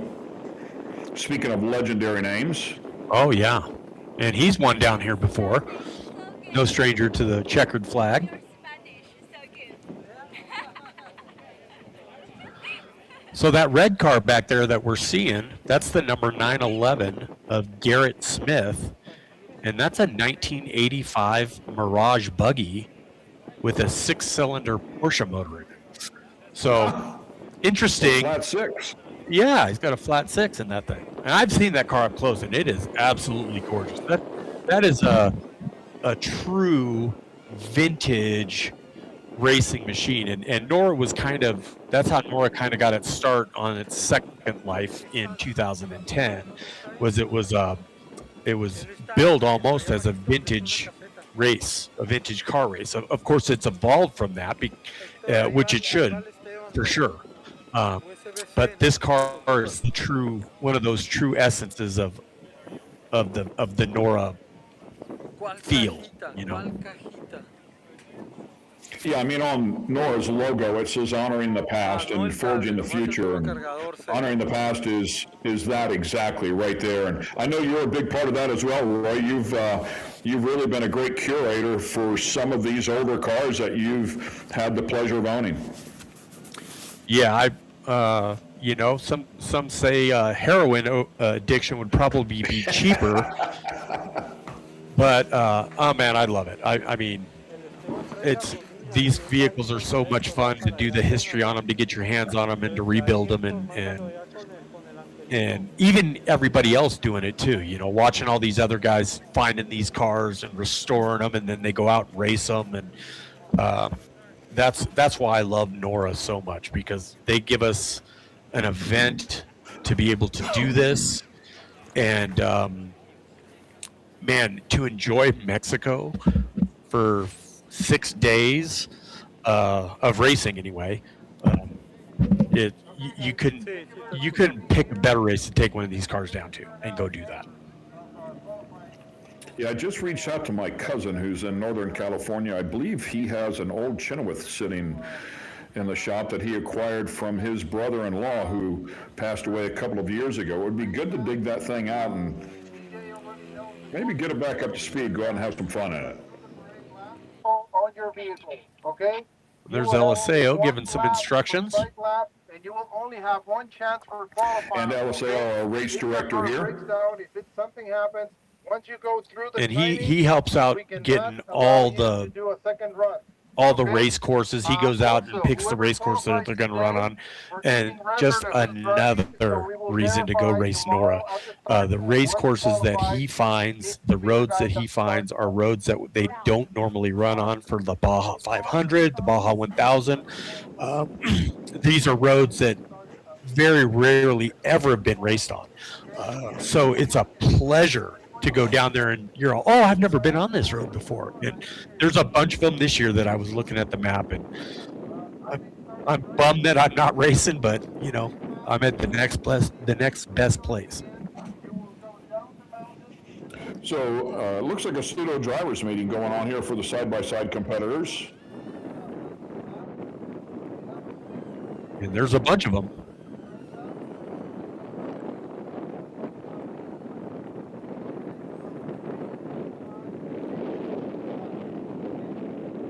Yeah, I think there was 19 pro side-by-sides, if memory serves, and 27 fuel-injected cars that were entered, and another 5 NA cars. So pretty good rack of side-by-sides, and these cars have come so far. Had the pleasure as a team owner with my son driving to win the championship inside of a side-by-side. We were competing with a Yamaha back at the time in the Lucas Oil Off-Road Racing Series. And at the time, Brock Hager, who has become so successful out here in the desert, he was the only champion inside of the NA class at the time and had won 2 or 3 championships consecutively in a Yamaha. And while it was no easy task, we did win the championship in a Yamaha. He was factory and we were private, of course. And it was a battle, though. It was close. I mean, I think we won the championship by 3 points. But looking at the setup, of course, completely different than what they will use out here in the desert. But these cars have developed so far from 2019 when we were competing. And, of course, they're so much different here in the desert than they are in show course. And like the factory Pro R race cars, you mentioned Carl Renazetter before and Rob McCachran. Both of those guys, 9-time short course off-road champs. But Augie and Franz will be driving as well inside of that car. But that's a factory Pro R race car. I think they made 60 or 70 of them maybe. They're expensive. I mean, we're talking about side-by-sides, but if you want a true Pro R race car from Polaris, it's going to cost you about $125,000. And then by the time you finish personalizing it and adding everything else that you need to really go out there and do the job correctly, you probably have another $20,000 inside of it. So call it the better part of $150,000 for a really competitive side-by-side car out here in the desert. They are incredible pieces of equipment that are very fast. Top speeds in a side-by-side are right there with the 6100s, believe it or not. And of course, they're much lighter and much more nimble. So it's not without reason to think that one of these vehicles could potentially be a threat for the overall. Oh, I'll tell you, you know, I'm a buggy dork. That's what we call ourselves. And we used to make fun of these guys, you know, 15 years ago. We used to call them golf carts. You know, all the golf cart guys are out there again. They're in the way, the moving hydro barriers, whatever you want to call them. But holy moly, I mean, these cars today, they are amazing. And talk about a class. I guess they're going to go ahead and start their parade lap right now. All these guys, these cars have just come such a long way in such a short period of time. And you were saying, you made it sound like 150 to 160 $75,000 was a lot of money for one of these cars. And you think about it, it might be for a side-by-side, but in the grand scheme of things, they're running against a $700,000 6100 truck, and they're beating them. They might not be beating all of them, but at the Baja 1000, I think, didn't Brock Hager get like 8th overall one year in one of these racers? I mean, that's it wouldn't surprise me. I mean, they've done an incredible job with these cars at King of the Hammers. They've won the overall, so it's nothing short of spectacular how capable they are. For half the price or a third of the price. From Rob McCachran gave me top speeds. He said like the Riviera truck, the unlimited trucks, probably 140, 145 miles an hour. Spec truck, 110 to 120. And the UTVs, right there at it, 110 to 120. Yeah, and that's why this class is growing like crazy, because a very competitive Class 10 car is probably around 240 grand, and these cars are beating them, you know, and it's and the Class 10 guys aren't happy about it. You know, you don't want a guy that's spending less money beating you. You know what I mean? But they're not all beating them. But there's, you know, you have to have a talented guy behind the wheel, and Hager and Cade McCachran and those guys. Those guys are impressive, and they can show what these things can do. And we'll see what they do qualifying wise against Jake Johnson's time.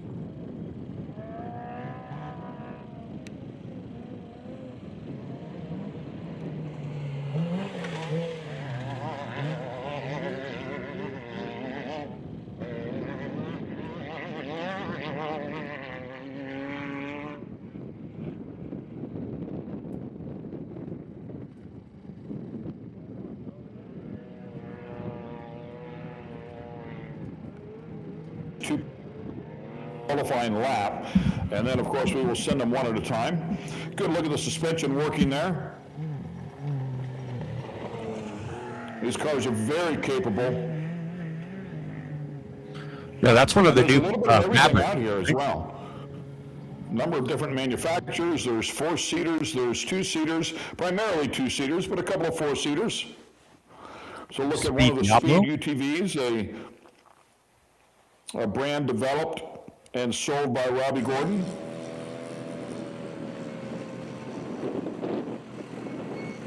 That's more of his racing version, the 2-seater.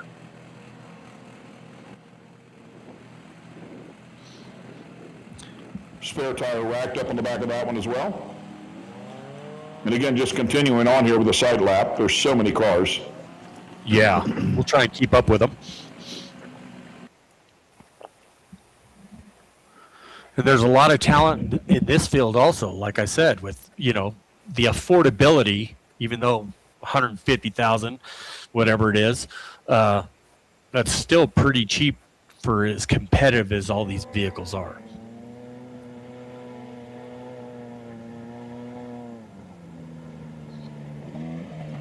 Yeah, I don't disagree with you. I mean, like you say, 150, 200 grand in the sport of racing is a pretty good buy. Yeah, if you want to go racing and you want to go serious racing, that's not a bad class to jump in. also because of all the sponsorship opportunities. You know, there's a lot of side-by-side companies out there offering parts and everything else. Yeah, and you bring up a great point. I mean, that's the initial hit, but it's not going to destroy you every time you hurt the car, or if you have to fix something or replace something. The parts are pretty affordable. Oh, for sure.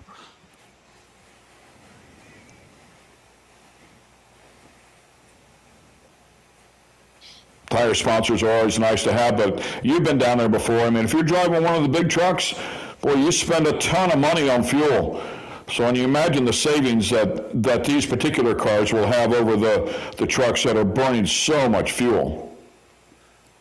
Yeah, especially the price of fuel to go racing down in Mexico is even a little more expensive because you can't bring fuel into Mexico. You have to buy it down there.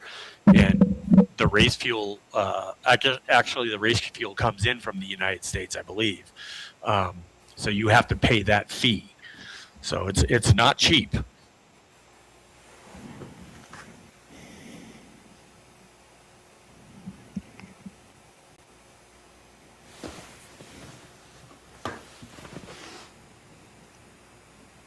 Once again, day one of the 7-day NORRA Baja.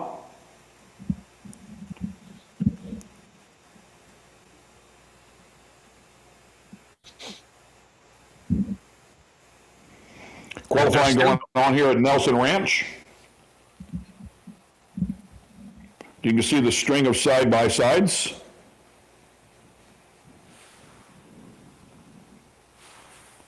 And some of these are, you know, like we said, $150,000 purebred race cars, and some of them are not. Some of them just have a couple updates to make the safety features and everything, and they might have a little bit of work done to them, so they could be not too far from stock, and they just race in this class. So, you know, just depends on how serious you want to get to go race. Don't have a great shot of that, but I believe the third car in line right there as we left that shot was Augie Renazetter, if it is a Liqui-Moly sponsored machine.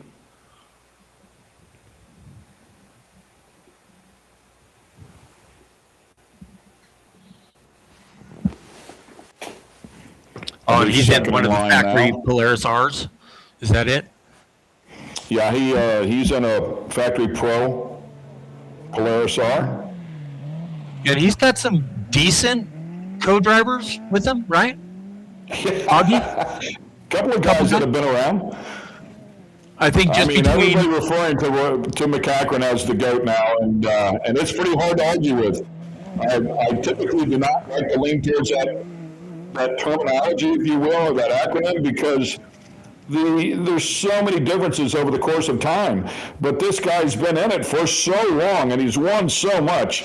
He is certainly, I don't know if he's the greatest of all time, but he's the greatest, one of the greatest to ever come down here and do it. I will certainly give him that. A Hall of Famer, of course, and he's an extremely humble guy, and you would not be out of line by saying he's the greatest of all time. I really believe that, but there's just been so many other big names that have been so successful out here over the course of time.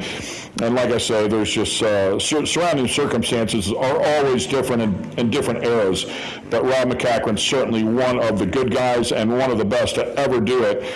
And of course, Augie's father, Carl, is a Baja 1000 winner a couple of times over. I believe he won it in a Riviera truck and had his own trophy truck for a long time. They both have 9 short course championships.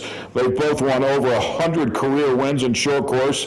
I think Rob Mack over 200, 250 career wins between desert and short course. I mean, nothing short of spectacular out of 2 of those people on the side-by-sides on that team. You know, just thinking between the 2 of those 2 guys, they have over 300 wins. Isn't that amazing? It's mind-boggling. It is mind-boggling. And just to say you raced over 300 times would be nice. Even if you have the skill to do it, the effort that it takes to do it is nothing short of incredible. Incredible. And on a majority of those, both of those guys were owner drivers, Yeah, especially you're in the right. short course. You're right. And Rob Mack, going back and forth between short course and desert, he ran Pro 4, he ran Pro 2, he ran 1600s. I mean, he ran Pro Buggy. So, and not afraid to climb in whatever it is that he could climb in. I mean, speaking of buggy dorks, which, by the way, I'm a buggy dork as well, had the pleasure of, I think it was 2013 or 14, ran a full season with, in Pro Buggy. My colleague, my buddy Cameron Steele alongside, was in a Fodrell-built car, and Jerry Welchel was my teammate that year, so had some fun. I have a true passion for the buggies as well. And then talking about Carl was winning Pro 2 and Pro 4, running 2 trucks at every race, and the talent that it takes to go back and forth because the trucks are driven so differently is unbelievable. But he's been out of it. He retired a number of years ago, 5-6 years ago, and was kind of out of it, and then suddenly Augie has clearly drug him back in, and you know what that's like. I mean, you were talking about the heroin of racing. I mean, and that's certainly it. When you come back out here and you get that infusion, it's hard to not be hooked again. Well, you know what's going to happen is Carl's going to go back home at the end of the week, next week, and he's going to go in his shop and he's going to see that trophy truck that's been sitting over in that corner for the last 20 years. And he's going to go, I could go race that in the historic class down at NORRA, and I could win in that truck. So don't be surprised if, Carl comes out of retirement to come race with the big boys down at NORRA. He's probably going to have fun with his son in this Pro R, but he'd probably be eyeballing that trophy truck. And that might be the car right there that they're competing in. But I think it's more like Augie has drug him back to the table, and Augie's going to keep pressing. And now that he gets out here and he gets that bug, and listen, Carl's a very successful businessman. So he could race pretty much anything he wants to race, and I will tell you, it's something special to come out and have the opportunity to compete with your son or your daughter, but to come out here and do it with his son will be a feeling that he's never felt before. So I'm with you 100%. He's going to get hooked on this deal. Oh, for sure. Like I said, once you come down here and you get a taste for it, it's so different from your traditional off-road race because, you got one shot. Baja 1000, you got a green flag, and you don't stop until there's a checkered flag. Well, you've got 6 of them. You got 6 days to do this. You know what I mean? You can have a bad day, and if you can limp it in and you only lose a little bit of time, you can work on your car and you can get that thing back up to snuff. You can lose way too much time at a Baja 1000 doing that. Your day's over. You can come back at this race and have a little bit of problem here and there and still be able to come out on top. Plus, you can use your strategy a little bit too. So that's the good thing about NORRA. And it's a lot safer going down the peninsula in, 300-mile increments. It's safer for your crews. It's safer for everybody else because most of the guys finish in the daylight, gives you plenty of time. Your guys get well rested compared to a Baja 1000. Yeah, it's a great way to cut your teeth and to start learning the craft, which is what Augie has to do, and Franz. I don't think Franz has raced really any cars to speak of before, so he's going to be learning a lot. And Augie certainly, as I said before, he raced one desert race, I think, at Barstow, so there's a lot to learn, but boy, you couldn't ask for 2 better teachers. Yeah. I'm sure he's looking to his left and to his right and go, oh, great, here we go. I asked Rob Mack, I said, when's the last time you rode in the right seat? And he started laughing. He said, I'm not a big fan of it. He said, I rode with my son, and I told him to check up just about the time he floorboarded it. He said, I just wanted to get out. Yeah, I don't, after I started getting into the left seat, I don't like the right seat at all. Because you know what? The brakes don't work on that side, and the steering wheel doesn't work, or nothing.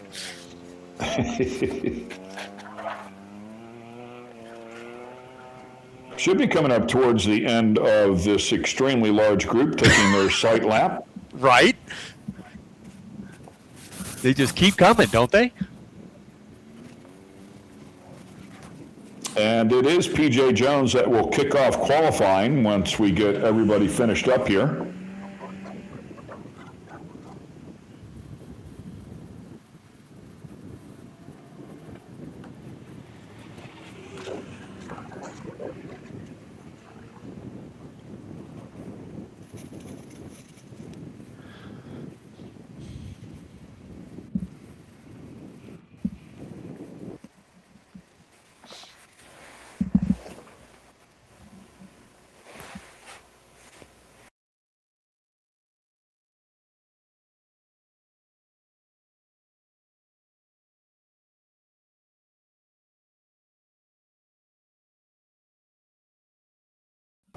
Just recently, not too long ago. Incredible driver, incredible history behind him. And PJ Jones will carry that on. For sure. And pretty good fabricator. He builds all of his own stuff, I'm pretty sure. I mean, you know, for the UTV stuff.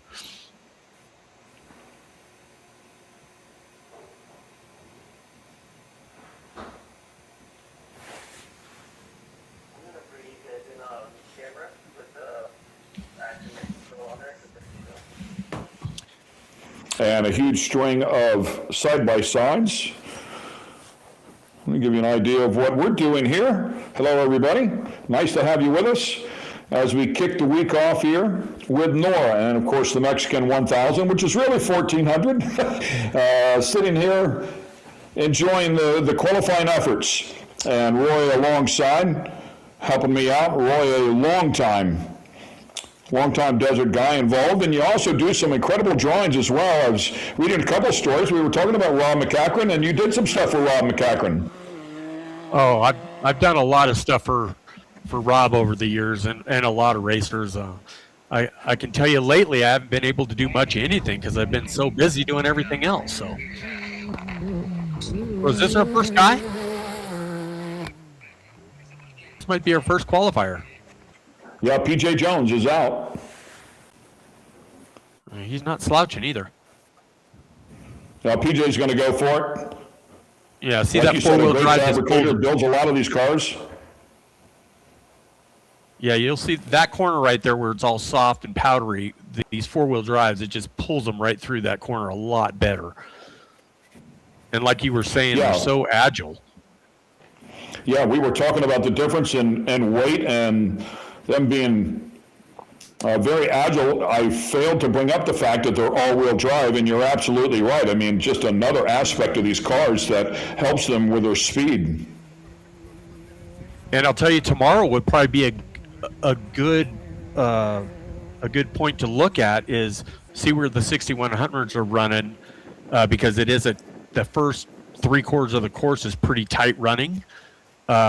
I bet you these UTVs are going to be reeling in some of the really fast guys too, because they're just so nimble, and from corner to corner, they're so fast because it pulls them through the corner with the four-wheel drive, and they're so much lighter. It makes them faster from corner to corner. Now, when they jump on the dry lake, when the trucks can get up to 130 miles an hour, and these guys might be able to do 120, the super fast guys.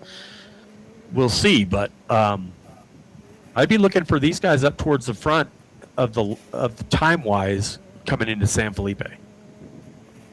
2024 Can-Am Maverick car, and look at that suspension work. Yeah, we're going to have a real good idea of just how comparable they are since they're sending them out one at a time. Same exact course as we just saw the 6100s on. Wouldn't surprise me to see some of these cars right there with them, and as you just said, potentially even a little bit quicker. Like I said, these cars are impressive, and and the times will show for sure. Actually, it'll be interesting to see what PJ, right out of the gate, what he's going to pull up with. And PJ sending it, nicely done.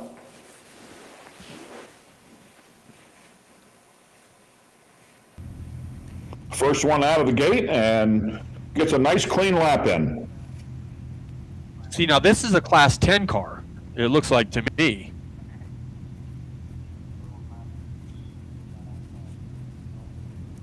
Trying to find it here.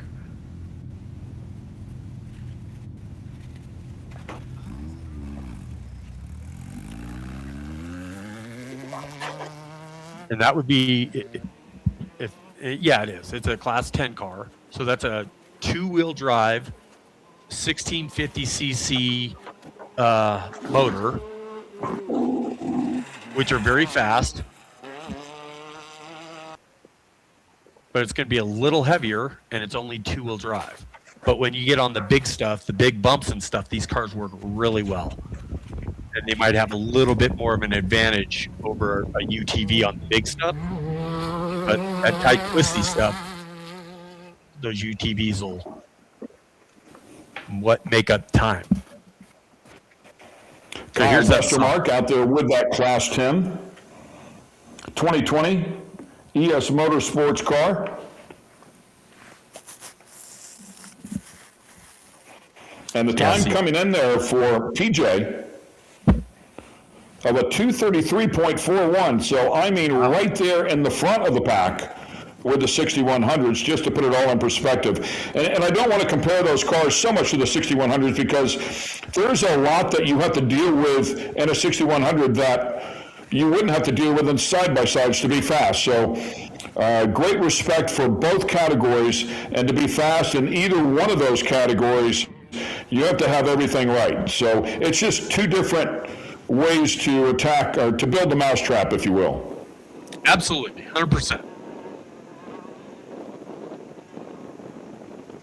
Because even though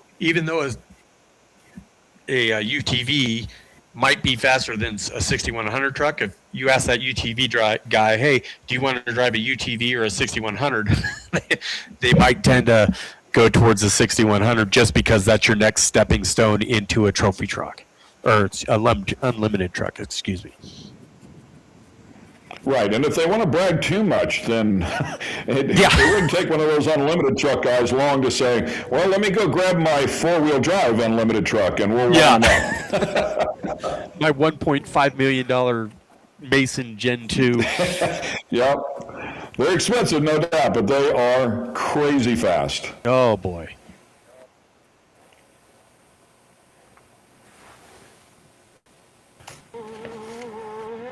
Westermark ripping into Class 10. He sure is. And if I do have the opportunity to come down here and compete next year, it would be in a Class 10 like this.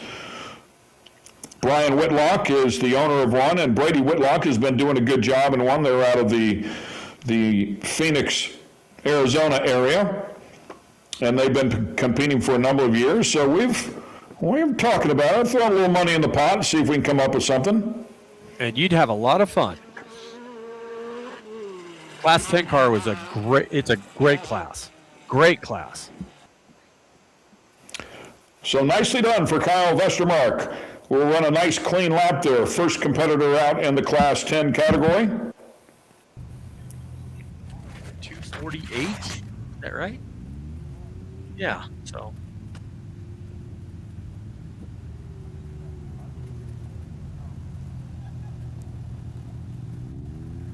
So about 15 seconds slower.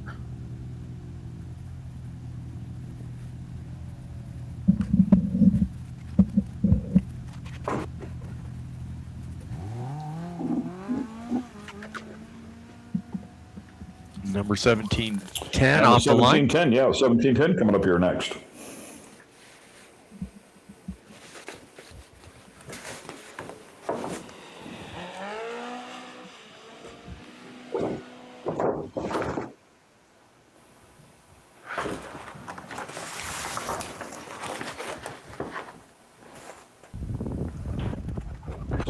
One of the pro side-by-sides. So not part of the pro side-by-side fuel injection category. So 3 different classes here with being represented in our first 3 qualifiers.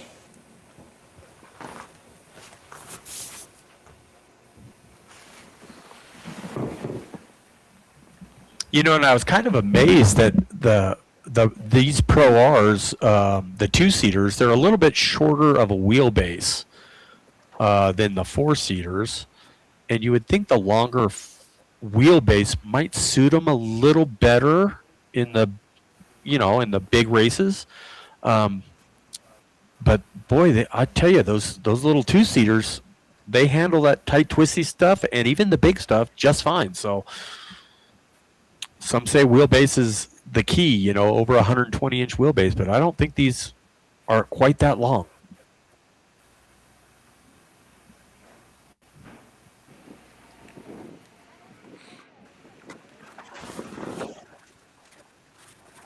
Bill Ulrich, a number of competitors actually inside of this one. George Berta, Scott Ulrich, and Bill Ulrich, and Rodney Ingen. All four associated with the car throughout the week. And that's the other side of the story, right? I mean, that's the beauty of this style of race, a rally style race, if you will. You can bring a number of people down here and just have an absolute blast. And a couple of guys get in the car and drive one day, or maybe even just a couple of segments, and then the transit stage gives you a chance to make changes there and put a couple more people in the car, so everybody gets a chance to go out there and have a great time. For sure, and you could also do it with more people and one chase truck. That's what I did it for years. I only had my truck and trailer and 3 buddies. So we had a total of 4 people with 1 truck and 1 trailer. Can you do it? Absolutely, you can do it. And you can be competitive doing it too. But it's also a lot better to have more of your friends with you instead of just a couple.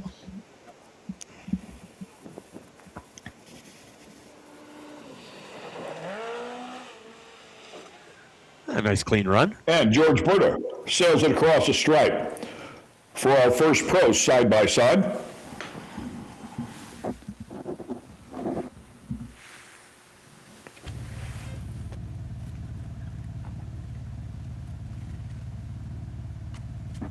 Comes in with a time of 2:47.63.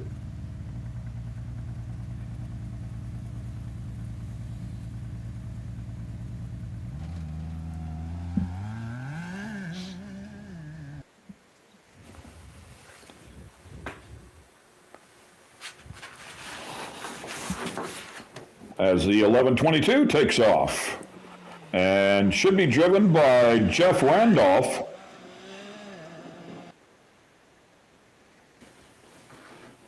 He and his buddy Patrick Parsons out of Yakima, Washington.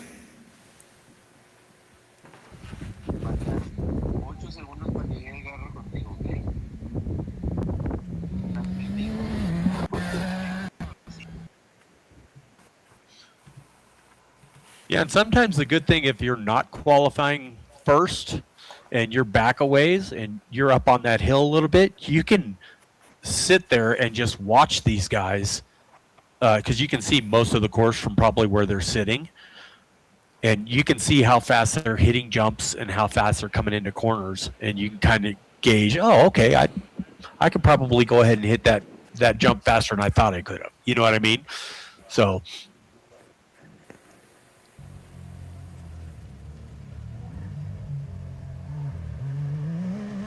Kind of taking it easy there. Long Yeah. wheel in the car to get it around there.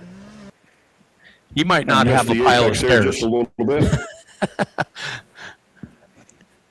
bit. He might be playing it smart, you know. He might be coming down here with just the bare minimum, a little bit of spares here and there, and like I said, you don't want to throw it away on the first day. Car looks like it's set up nice, man. You see that thing is. squat? Oop. Right turn, Clyde. Yeah, and it just looks like somebody that's brand new to the course, and that's part of the gig. I mean, that's where you want to come down here. You've got to cut your teeth. You've got to find a way to do it. There's no better series to do that than this one here. So come out here and just start getting used to it. Don't even worry about the result. Just come down here and do the best you can do and have a great time. Oh, absolutely. and you will have a great time. The Mexican 1000, it's just been getting more and more popular. Another 2025 Can-Am Maverick R here. You can see those control arms, those upper control arms look completely different than anything else on any of the other side-by-sides. Yeah, and I think all that helps with the bump steer on those things.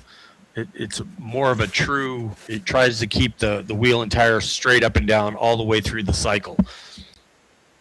I think that was the idea behind it. It seems to be working just fine.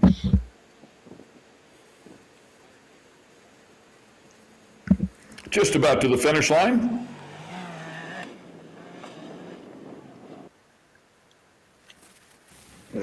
Yeah, you know, I wonder if that loop is right there where that aluminum arch is before you get to the balloon arch.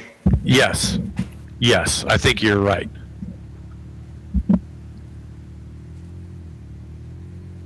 See, now there's a traditional four-seater, and they just took the two seats out of the rear.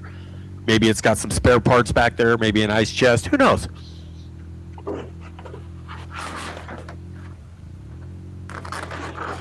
Steve Roberts doing the driving here on qualifying day, it looks like, or certainly the driver of record. Yeah, and Steve's an old 1600 guy. Look at all the names on the side of that car. I know. 8 different people are going to be involved with that effort this coming week. That's what it's all about. Yeah. The price tag on that entry was probably pretty hefty because every one of those names gets associated with some more money. But Steve Roberts here in the Speed UTV, he's an old 1600 guy.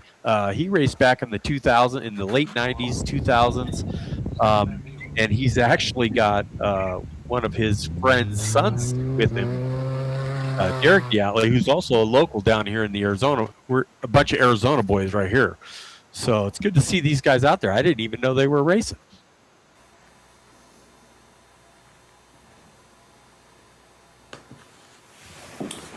Steve Roberts competing in a 2023 Speed UTV, the model that they call El Jefe.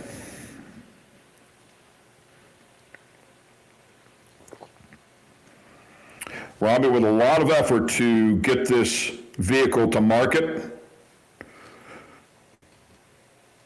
What an undertaking, you know? Oh, man. And people give him flack. You know, he has a lot of haters, but the talk about herding cats, Robbie's probably the best at it. I mean, because everybody told him he couldn't do it. You can't get a manufacturing company to manufacture these vehicles at a higher, at this high level and everything. And look at him. He's done it. And of course, just like any other brand new vehicle, they have their teething problems, but they've been coming through it. They've been doing a great job. And I got a couple buddies that own them right now, and they couldn't be happier with their UTV. Yeah, I remember this all going on when he was really pushing hard to get it to market. And you're right. I mean, it took longer than he wanted it to take. He was out of country in the Far East. Finally, just went over to the factory and got hands-on involved. It was during COVID. I think they quarantined him at some point because of all the travel, so he had to deal with that. I think they put him in a hotel room for like a month or 2 weeks or something like that. So but he is tenacious, to say the least, to push forward and finally got this brand sorted. You're right, and got it to market, and now they're busy making it fast and making it better. Absolutely, and they are. You know, they're finding any weak link there is. And they're handling it. They're doing what they got to do, and I think it's a great platform. I really do. I mean, he puts his money where his mouth is. You got to give him that. I mean, he built the car. He had the car developed and designed and developed, and he comes out here and he races it. And he's the first one. Nobody's going to drive one any harder than him and Max. So he'll be the first one to find the weak link, and immediately goes to work on them to make them better. Hey, if you want to find the weak link on a vehicle, just let Max or Robbie drive it. They'll definitely find it for you. That is exactly right. Well, that was a nice good run. He didn't set the world on fire, but I don't think he went out there to do that. I think he just went out there to go run his pace and get on the board and start his race tomorrow. Yeah, put a 255 on the board as we come up to our next car in the number 769 here. And I believe that takes us back into the pro side-by-side.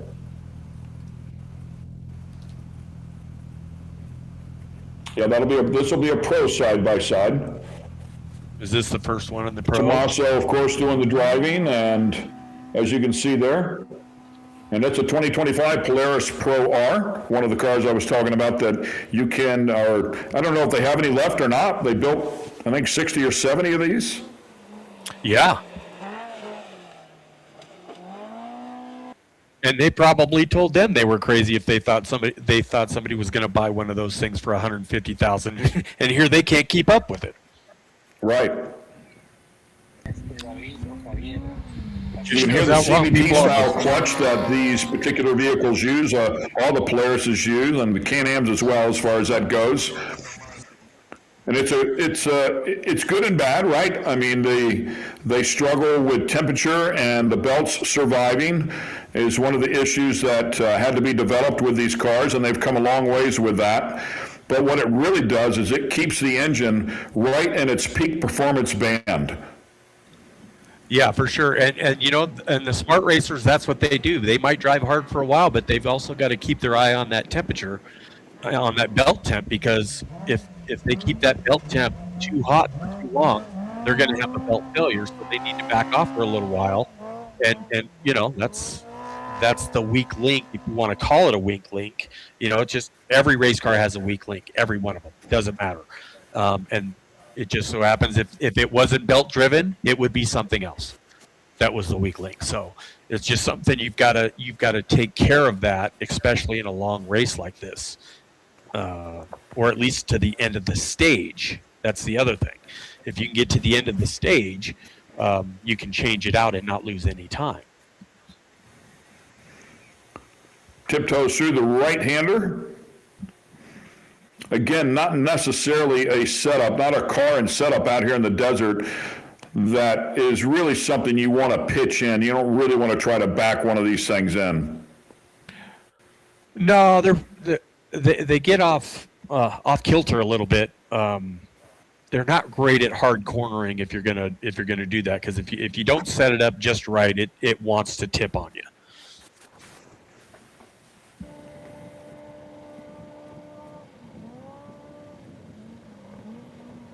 He knows able to leg it out right there.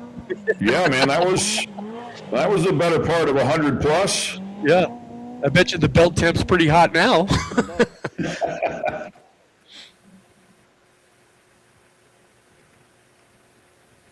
Yeah, just think if you could run these as hard as they run them right here. If you could run them like that almost all the time and not have to worry about a belt temp, just how much more successful they could be. You know what I mean? And not saying that the belts are the downfall. It's just part of racing.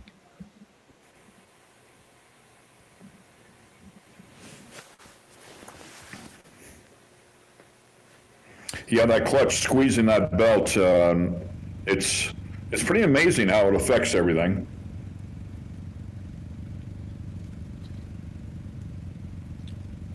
Comes a El Diablo. That's the 2-seat version. That's off the 4-seat platform, but it's set up with the 2-seat conversion, and they call it the El Diablo. 2:46.85, the time coming in for Tommaso.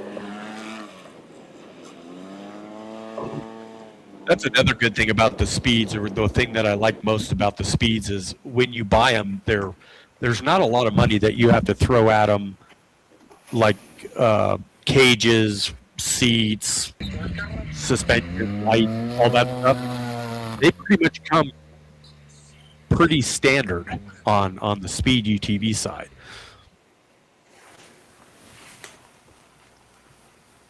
A little hot. There he goes.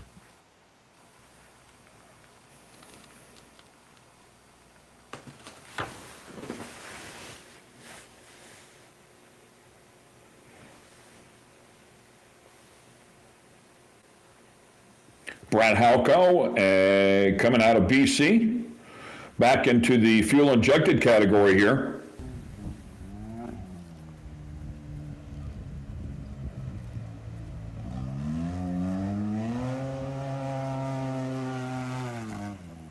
So is this a different class now? Or is it Well, part of the we're other bouncing around, man. We're going back and forth between the Pro side-by-side and the Pro side-by-side FI class. Gotcha. And they just have everybody mixed in together. They didn't separate them by class. So I'm trying to keep up with them over here. They just, it's all good. They're just bouncing around.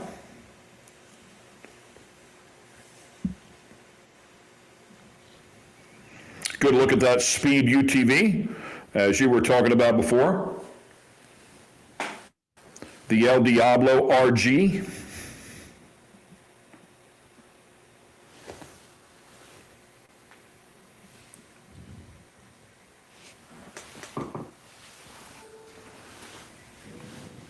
$27 cars deep inside of this category, so would probably be beneficial if you can get up towards the front of it.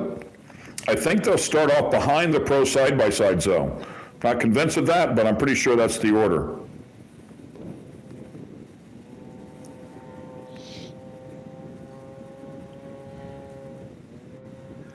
And you can see how much narrower the car is if you think back to when the 6100s were coming through there.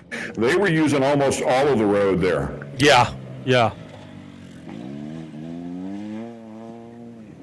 It's got a pretty wide Nice and easy through the right-hander there. Good, safe, solid move. I mean, that is the kicker. Like, we saw the 6100 roll over, and probably no harm, no foul. Be good to go tomorrow. If you roll one of these things are fairly delicate when it comes to the suspension. It doesn't take a whole lot to bend some stuff, so you could find yourself replacing some parts and pieces if you do have a bad moment. Oh, yeah, for sure. Yeah. These things aren't made for you to go running into boulders, that's for sure. That'll do that to just about anybody, but they want to try and make these a little bit lightweight also, so you're fighting that balance of too lightweight or too heavy. So there's always that they're dealing with. Here's the Briggs built guys.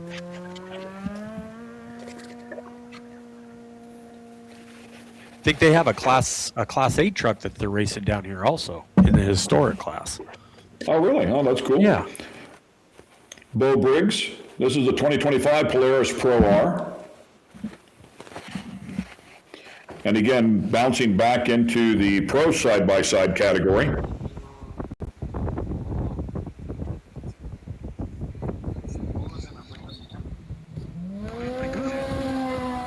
He's giving it the beans.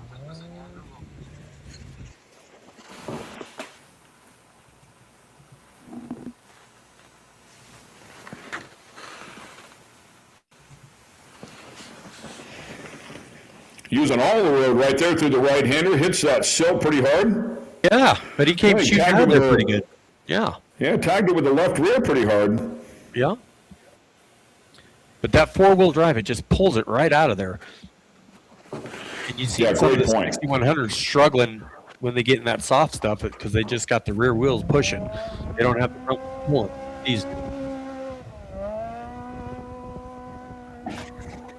You can hear the RPMs right there at that same level. I mean, it never shifts gears. It doesn't have physical gears. It's all done with that clutch. And it adjusts, that clutch adjusts and squeezes that belt and keeps the RPM band right at max, at peak horsepower. Of course, you can set it wherever you think you want it.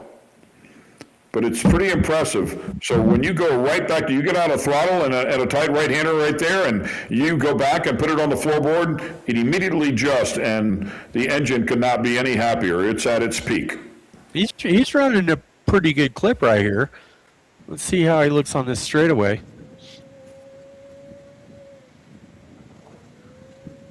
I don't think he can press on that throttle pedal any harder. Staying off to the side a little bit.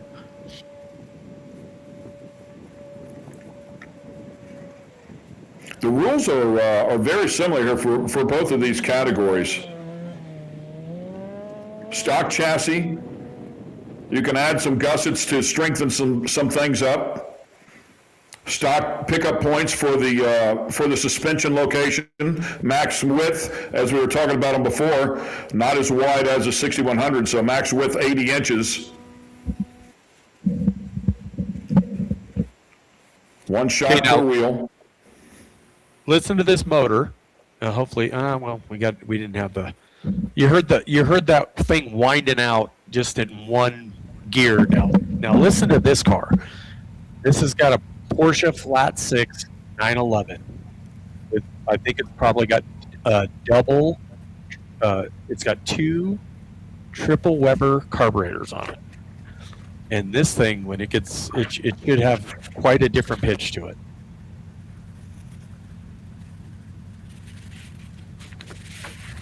And you're looking at probably 19.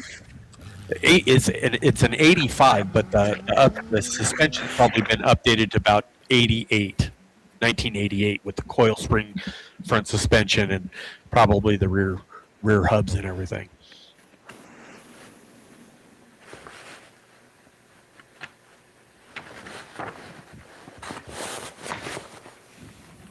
So you got a 40-year-old car right here. $238.99 by the time by the way, the time for Bo Briggs. 238?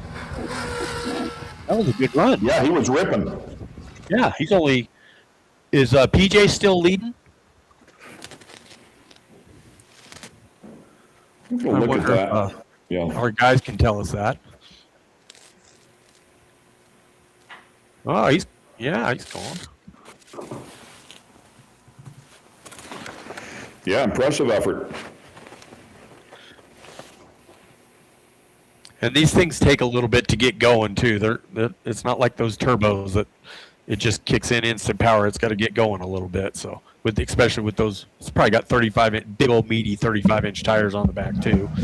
Oh man, I thought he was setting up a Scandi flick for that left-hander, but I think he just got in there a little bit hot. Looks like the back end of that thing's pretty loose. Sounds like an IMSA car, doesn't it? Those flat sixes, man, they just got that sound, and I just love the sound of them. And you gotta love the number, right? 911. Yep.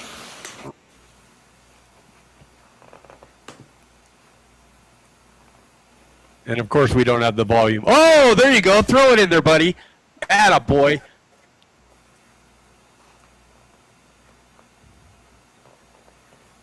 Let's get some volume with that.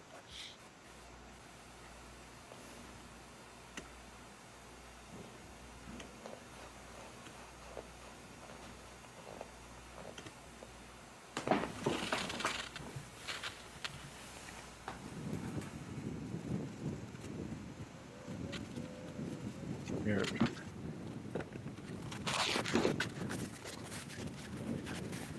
Yeah, good looking car, man. I mean, low roof line there. Yeah, I bet look at him driving that thing, man. It is bouncing him around. Going for it. Yeah, I bet you that cameraman was thinking about backing up a little bit.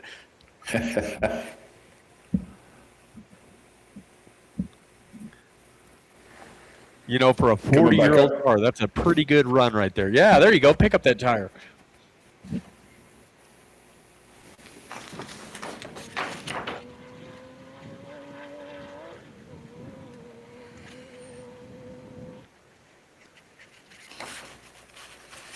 Nice run. Yeah, nice lap. And kudos for him to putting that car together to come out and race NORRA. Because that is not a cheap car. I bet you that motor alone is probably $30K. And Caesar coming up here next, number 1811 inside of the Pro Side-by-Side category. 2025 Polaris Razor. Another version of the Polaris. I mean, physically see the difference in wheelbase between that and Like the Polaris Pro R or even the Speed UTV that we saw earlier. Yeah, just Maverick, a little. Yeah. The Can-Am as well, right? That was that 1811? Yes. Yeah, so he won last year's NORRA 1000. That's what it's saying here. Yeah.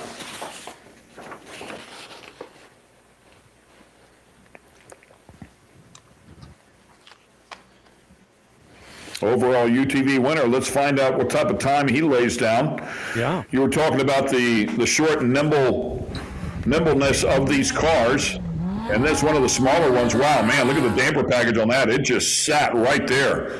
Beautiful landing.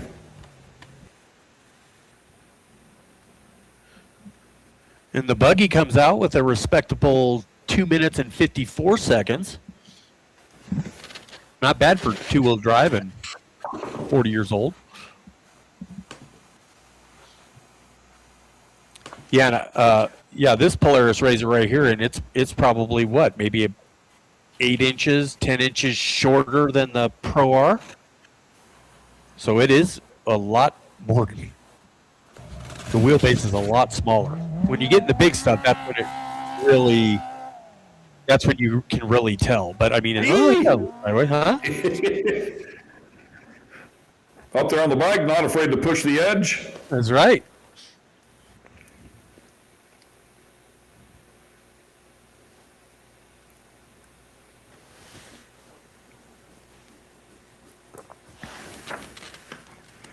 Nice overhead shot there. You can see some of these straightaways, man. They're really able to leg these things out. And they're starting to get a little more rutted, a little more soft. So if you come flying in one and you hit the rut row. Right. Yeah, how do you not come back? I mean, you win the overall in this category. Nice job there over that jump. We saw it is a bit of a kicker. And you know what? That's just what these cars seem to do. They all seem to have just a little bit of kick in them. And I think that's just the nature of the way the suspension's designed in the rear. And it's just something they deal with.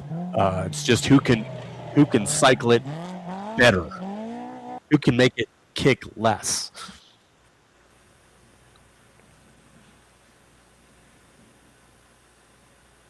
And he's not doing too bad.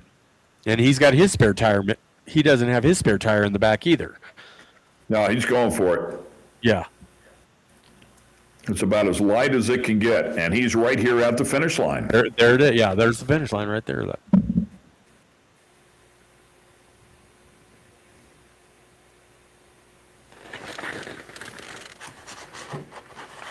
Another nice lap, pushing the edge. 93. Yeah, another pro side by side. Jorge, is that Macias? Sounds good to me. Okay. If it isn't, it is now. Razor as well. This is a Pro R Razor. Yeah, a little longer wheelbase. See that? I like the livery on it. I love guys that will take the time to put a nice paint job on this, or a nice livery. Am I saying that right? Livery, or right? Livery, yeah. Livery, yeah. Sometimes it just is.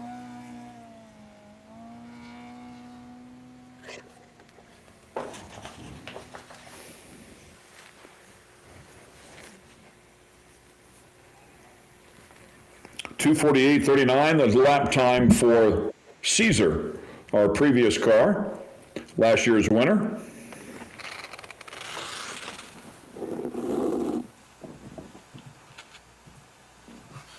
And that's a respectable time for that class. Oh.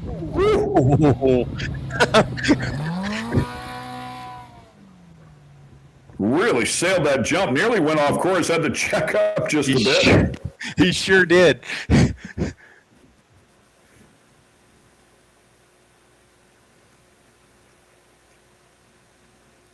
And we haven't seen Tips the his way through matlocks that yet, have we? right-hander. We should have the matlocks coming up at some point, shouldn't we? I would think.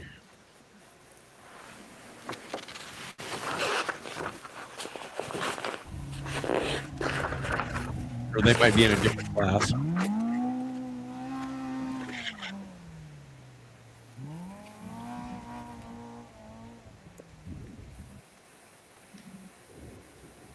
Now, I wonder how much you rely on the Navigator. I wonder if that sight lap with the electronics, is that something you can record whenever you're running that sight lap? And then if you're new to this area and get some help from your Navigator if you're out here on a quali lap? You can. You know, what's funny is, depending on who your navigator is and if he's new, and sometimes that's what happens. Sometimes you don't have your GPS set up to, sometimes it takes 15 miles, 20 miles out in the desert to figure out where exactly you want that GPS set at. Some guys like it sucked in really close, and some guys like them far back. You know, the corner's right here. Well, it doesn't look like that on the GPS. It looks like it's a little ways farther down. So that's why sometimes these guys will blow a corner a little bit, go, oh, no, it's right here. Here's the corner. So sometimes it takes the driver and co-driver a little bit of time to get acclimated to each other and get the GPS set up right and, you know, just communicate if they're not normal driver, co-driver. Yeah, interesting. Because I've yelled at a couple co-drivers before, and I've been yelled at as a co-driver before for the same thing. So, Well, I couldn't tell that was a funky shot. Now it looks like it's okay. I thought maybe the right rear moved a little weird, like something had happened, but I think it was just dust that was flicking off the top of it. Everything looks A-okay, still hard on the gas. you know, look like air in all the tires, looking good, and they're all pointing in the same direction, which is always a plus. And Jorge doing a nice job as the 1802 comes up. 1802 with a number of competitors that will jump into the car, I should say, before the week is done. Chris Ulliman looks like the record driver of record. Yep. Another 2025 Polaris Pro R.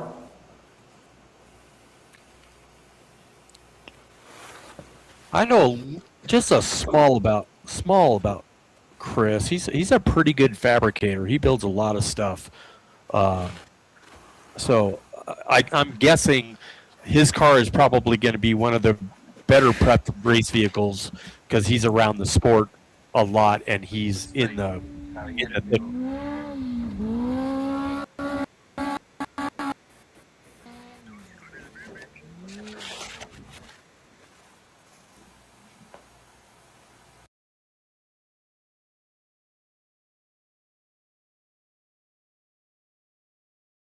To the berm pretty heavily, picked up the inside or the right side of the car. So got in there a little bit hot, cost them some time.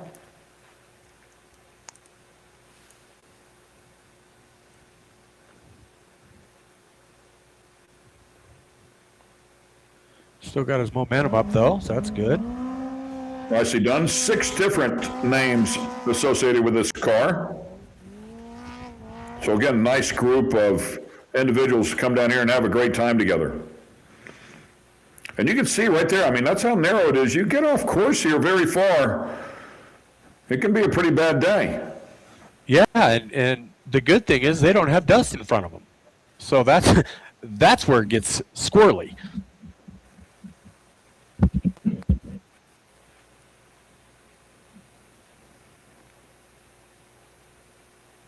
Nice logo on the door would indicate some sort of support, which is great. I think that's Chris's company. I'm not sure. Oh.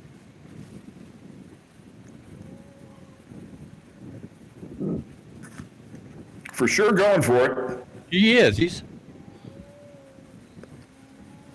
I don't think he's at 100% because I think he's one of those guys that he's gonna give her hell, but he's also gonna be like, hey, I'm not gonna win this race today, but I can sure lose it.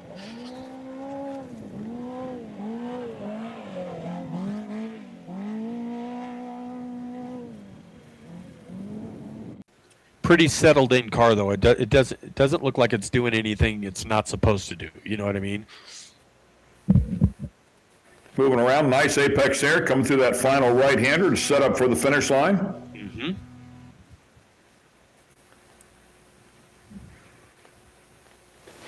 And a good aggressive lap out of Chris Ulliman.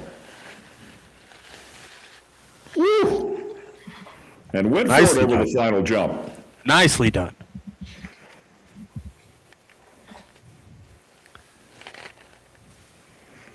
Time comes in of a 2:41.31, so a nice lap there.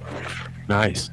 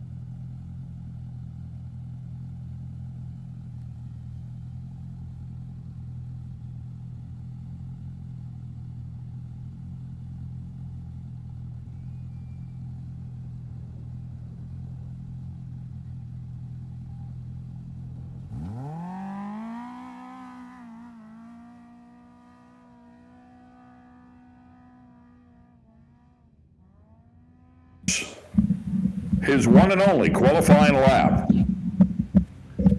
Another one of the cars that's in the pro side-by-side category. 19 cars inside of this field. So another sizable field here with some real talent inside.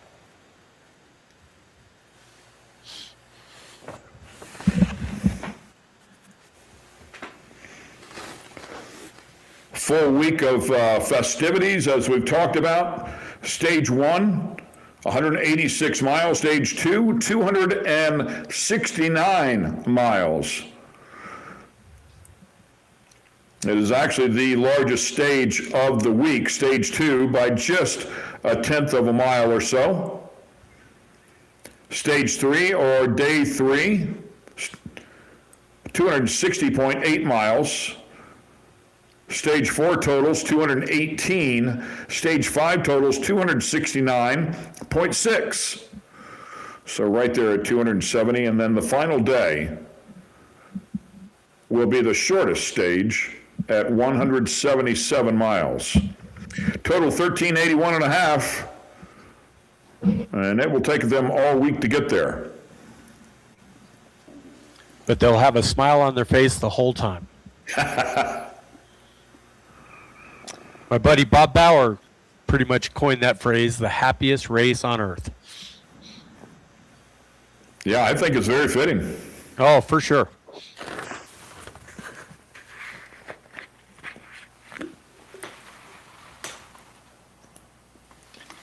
And the beauty is you don't have to be racing the race to have a great time. I mean, being on the cruise a lot of fun too, but of course I think we'd all rather be in the left seat.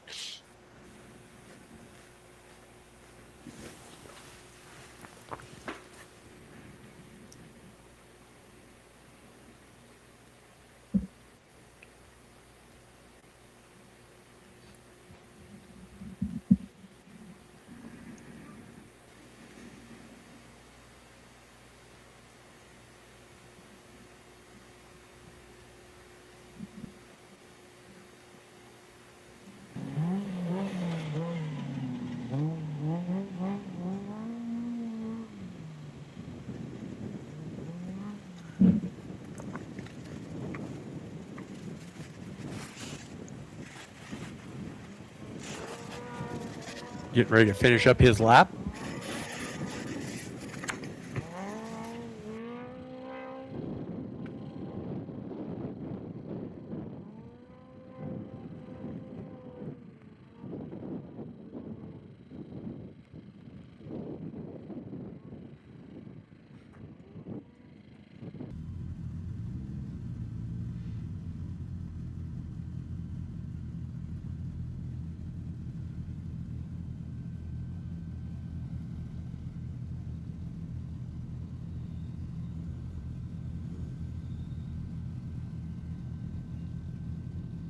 Hola.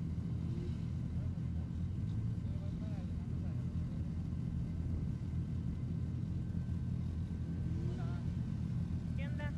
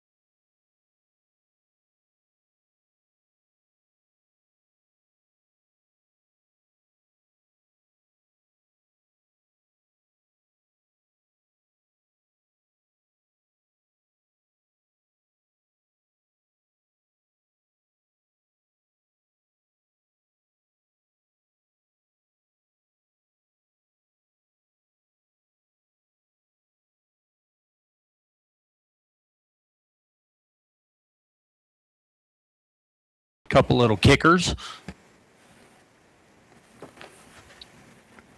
Good drone footage. Yeah, and had a couple of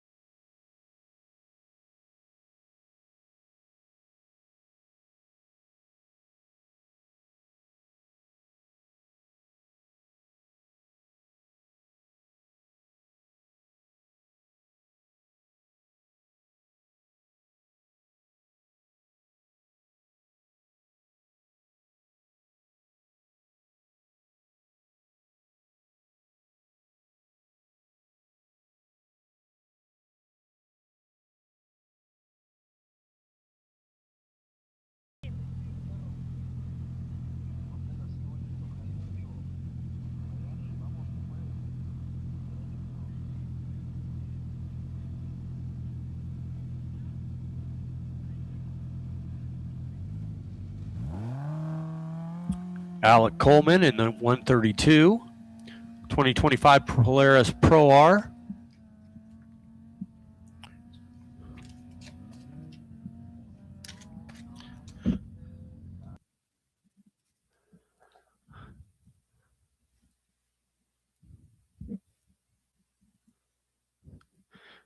His vehicle has a little different look than than normal Pro Rs, so not wanting to be looking like everybody else, I take it. ¿Qué? ¿Se vio?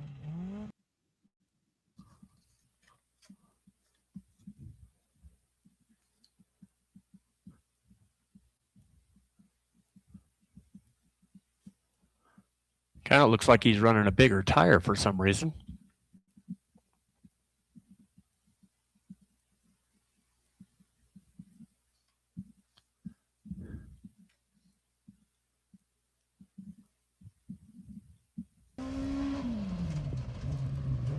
He's pushing it.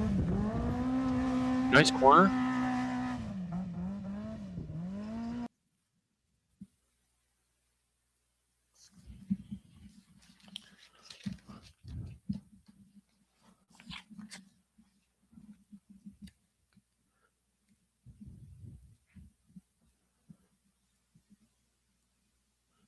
Looks like he doesn't want to be sitting too far back in that lineup tomorrow morning, so he's giving it all she's got.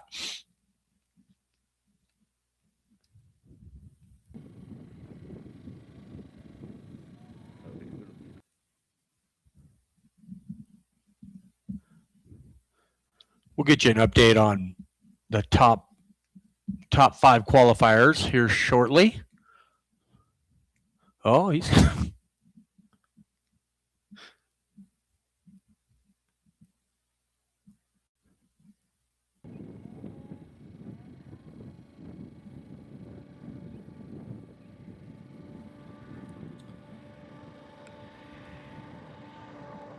yeah, definitely a different look in that car. It's a lot wider, cab's a lot bigger.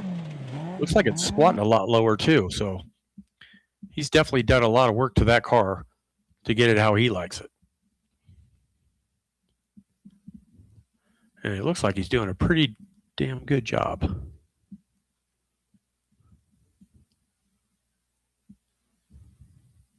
Come around that last little corner through the timing.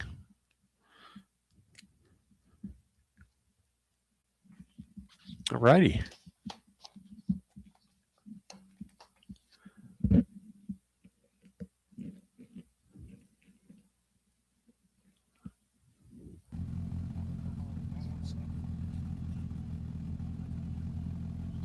The 1805 of Joe Bolton from Corona, California, in a 23 Polaris Pro R. He's raced NORRA about 8 times and 24 Baja 1000s over the past 38 years.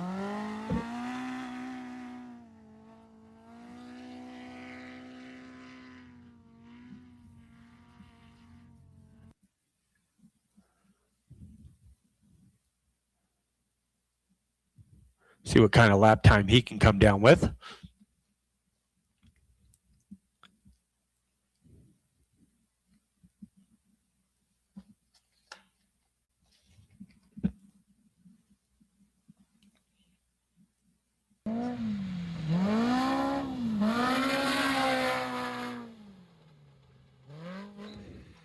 Man, he threw the whole crayon box at that livery. He's got almost every color there is. Hard to miss him on race day for sure.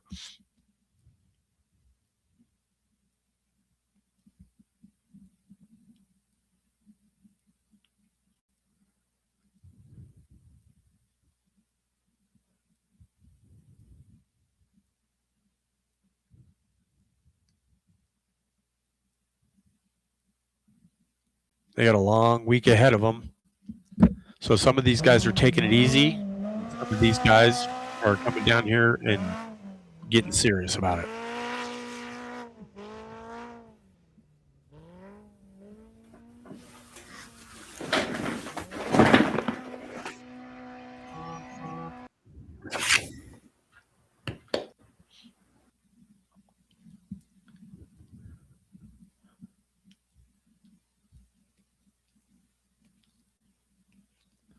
I don't know if we have the ability to do it, but we might be able to put maybe the top 5 times on each class up on the screen. I'll talk to the guys and see if that's something that we can do. Because I'm sure everybody's probably trying to figure out what the lap times are on these guys. I think as of right now, PJ Jones has it at 2 minutes and 33 seconds.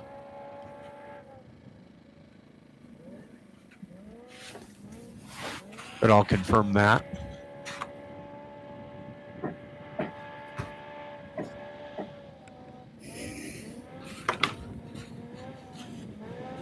The 1805, another pro side-by-side here, I believe Joe Bolton out of Corona.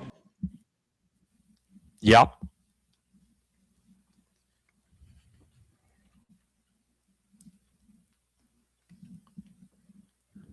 Been digging this for a long time, man, some 38 years. Yeah, that's a not his first rodeo, huh? Yeah. Yeah, great to have him out here and great to have him supporting. Run NORRA 8 times.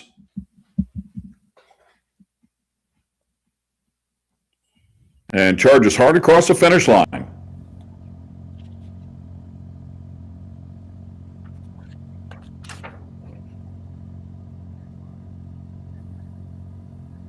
Wow, we still got quite a few looking all the way back there.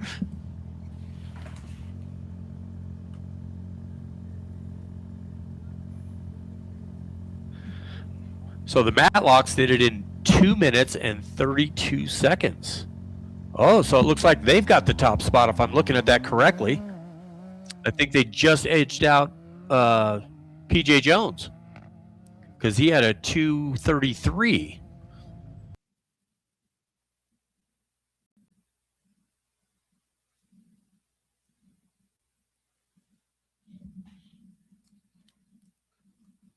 Unofficially, of course.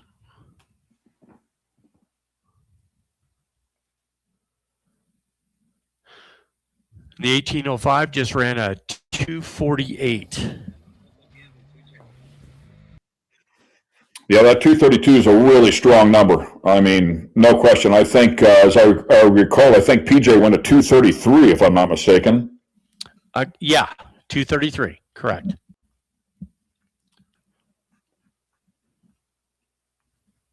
So, like I said, it was either Wayne or Kristen Matlock that just edged out PJ for the pole, I believe.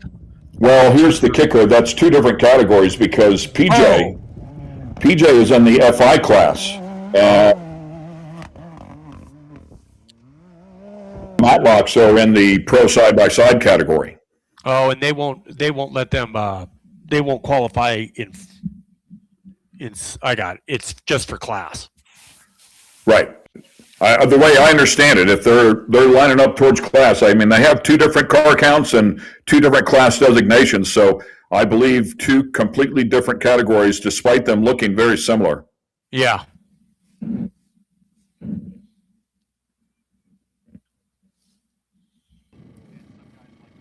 I'll be the first to say it. These, you know, the UTV classes, they all kind of blend in together a little bit if you haven't been following along too much. So I apologize to everybody out there. I'm learning it as we go also.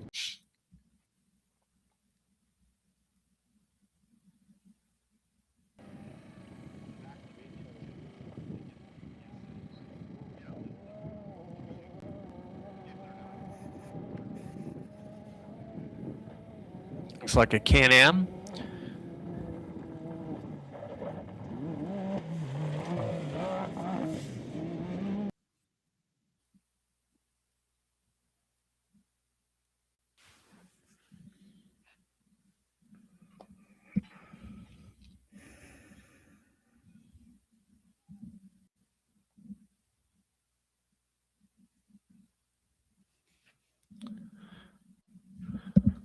Well, if we're reading that right from Robbie Gordon, he's saying that Matlock is P1.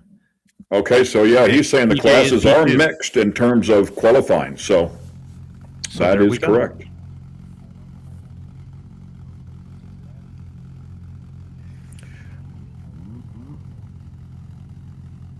Augie Renazetter. We were talking about Renazetter and of course Rob McCachran, here is the car, the Liqui-Moly-backed Razor.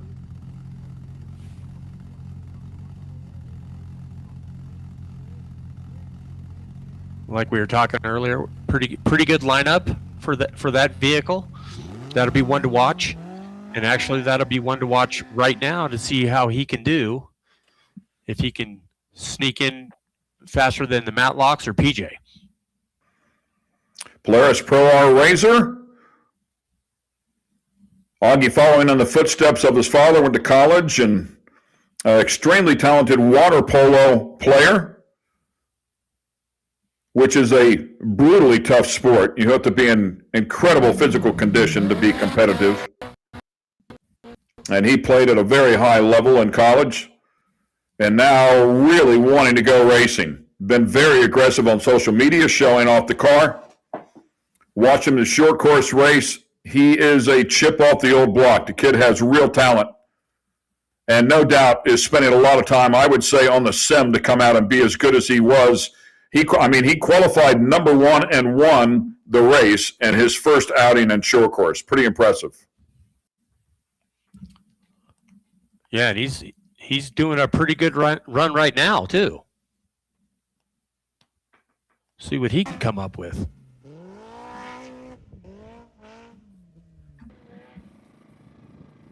He's not afraid to throw that thing around.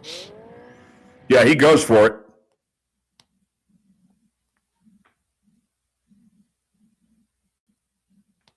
Oh, wow. He got some air on that one. This is a strong run right now. Yeah, he is not afraid. No question. Looks a little more aggressive than the Matlocks, but if he can, you got to put the whole lap together, not just a couple good sections. So, but if he can hold this together, he just might edge the Matlocks out.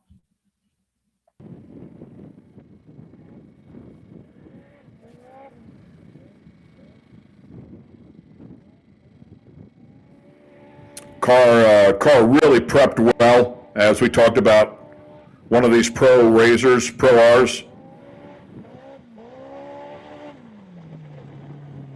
Listen to the engine of that thing, man. I mean, you just hear it. Just sounds completely different.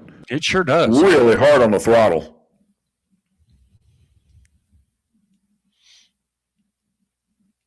Oh, look at that landscape. And I don't know if they brought them both down here, but I believe they bought two of those cars. So they're racing two. They've got two cars they're racing this weekend? No, I don't think they're racing both cars this weekend. I think that they bought two. Oh. One for Carl, one for Augie. Well, why not?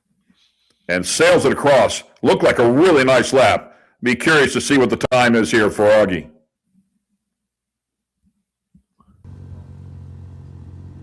.317 for Augie, 235.9. So, great job. Yeah, he had a good lap.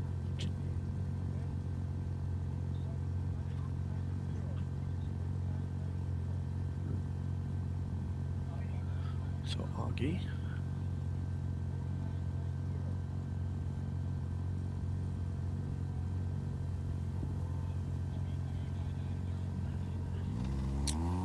$29.90.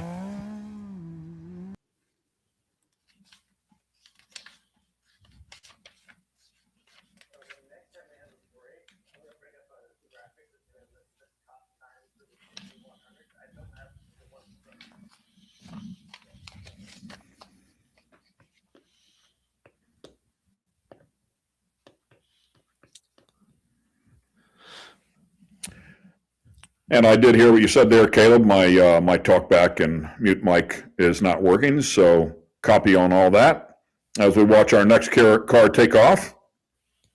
Joel Whitted from Yuma, Arizona, in a 2024 Can-Am Maverick R. And he's raced a bunch of classes too. Class 10, Class 12, Class 1, and even 6100. So no stranger to the desert. See what he can put down.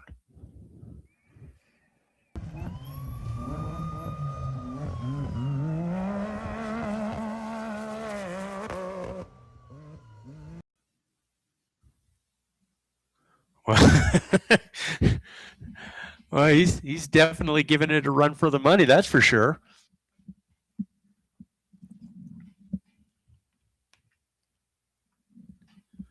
All those years of racing, he's putting it to good use. Yeah, and these things can be a real handful. We talked about these things, Pete, kicking the back ends up a little bit. And they land on the front end. If they land too hard on the left or right front, they have a tendency to yank the car that way. So you've got to be quick with your hands, man. You've got to be ready for anything. Of course, a lot of that can be adjusted, or at least they can help you out and setup of the car.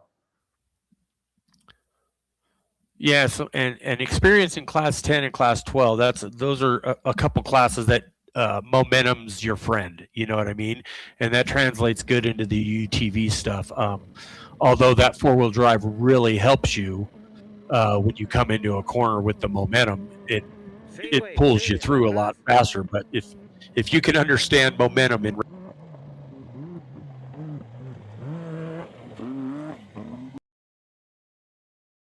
definitely going to do you well, and he's putting it to good use right now. This is a strong run.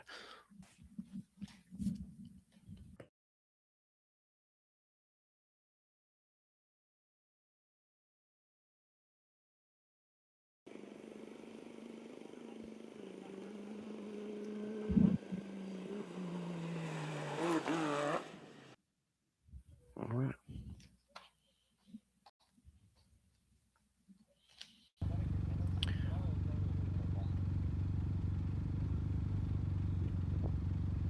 And the 788 coming up here next.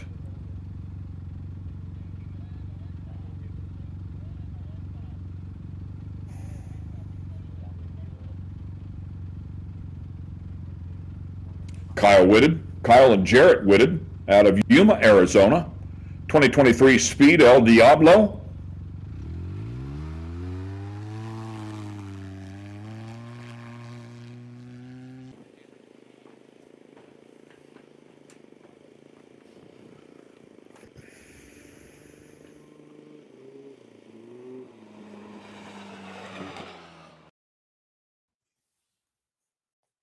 Pretty amazing how different some of these cars sound as well.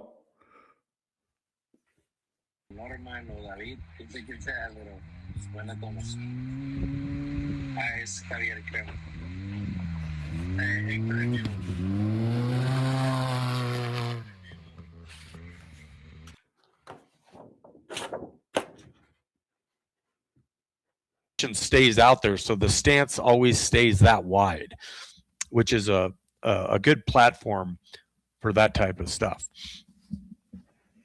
These guys with a long family history of off-road racing. His dad, his uncle raced. They all raced back in the late 70s and 80s. And then, of course, he and his brother got a chance to race as well, and their dad's pre-runner, and the next year they were full-time in a Gemco Class 10 car. Owners of 3G Power Sports, online sellers of UTV parts. Having a nice clean run.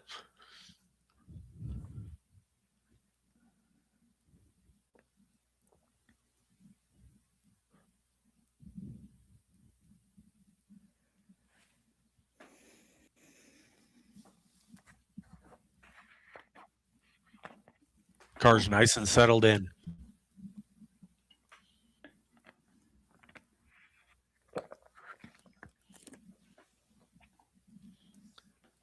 The setup suspension on these are a little different than your typical UTV. Their rear suspension's set up more like a buggy, like a traditional class 1, class 10 type car. So they don't tend to kick as bad. It's a really good platform. It really is. I know Robbie was frustrated with the way some things were done and felt like he could really make a better product, and a lot of that stuff instituted here inside of these Speed UTVs. Yes. A lot of the stuff is really fragile as well, and I think this is a beefier, stronger car for the most part. Yeah, it's the UTV industry is so competitive. So for a guy trying to top the next guy, I mean, this is a really good platform. Kyle carrying some good speed through that dog leg, and right back out onto the main road here to head for the finish line. Looks like a pretty nice lap. For sure.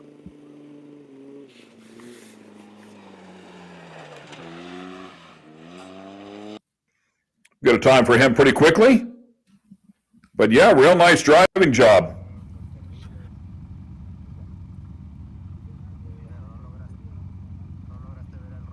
.251.42 will be the time.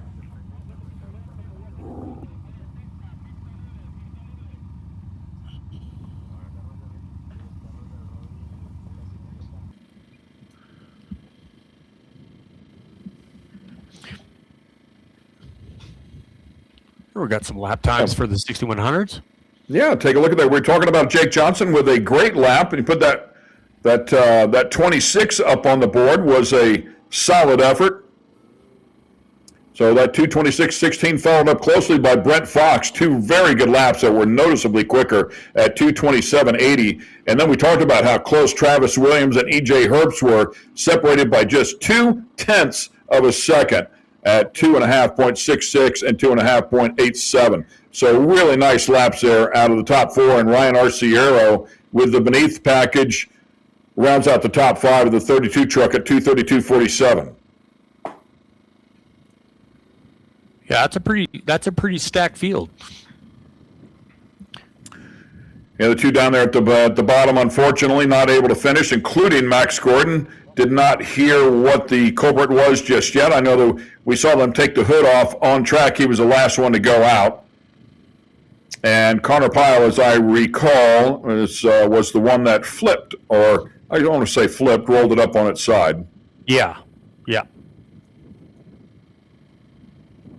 No harm, no foul. So they pretty much. At the end of the day, how about that? I mean, number 1 to number 15, I think it was, separated by just 20 seconds. Yeah.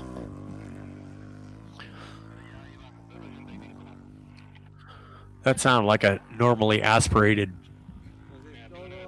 turbo, or normally aspirated Razor.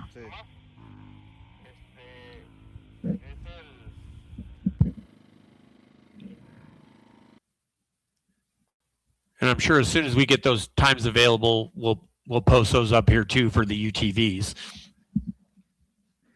Yeah, and as Robbie instructed us just a couple of moments ago, they are not lining up. They're not qualifying by class, so they're all mixed together. So it'll take a little bit until we finish these cars up. Yep.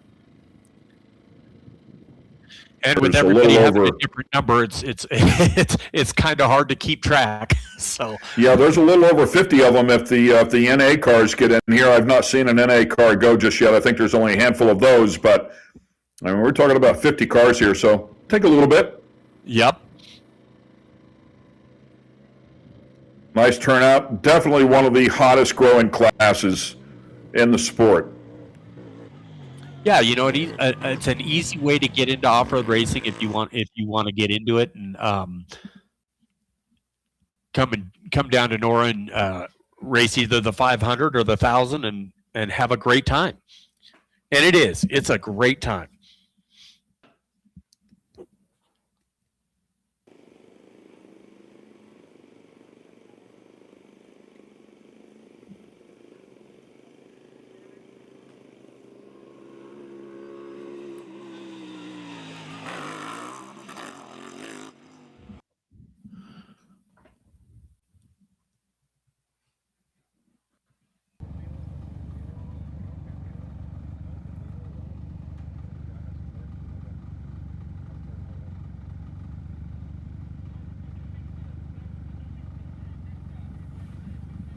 Next car ready to go, Hill.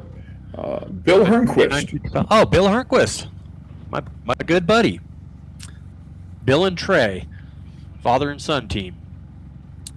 Bill's been racing a Class 5 here for ever down here in NORRA and cleaning up just about every year. And I think last year they jumped into the the Speed UTV, and now they're doing it again. And they even sold the Trey's Class going to be 5 the car. driver of record in the 2955. So both of them down here having some fun. And Trey does the Stadium Super Truck Series also. I think he got third place down there at Long Beach. Oh, there you go. Woo! Nice. That might be Trey. I don't know if Bill. Bill's a great racer, but I think he lets his son do all the wild antics. Oh, nice corner. Good job, Trey. Yeah, man, really on the pipe there. That's as good as anybody's run that right-hander. Be curious to see. I mean, again, you can see when somebody's really putting one together, and it looks like he's on it right now. And that's part of that momentum thing too. He got that nice corner and he got his momentum going and he didn't slide down into the soft stuff. That four-wheel drive just pulled him right through that corner. So, and I'll tell you what, that could have been a couple seconds right there.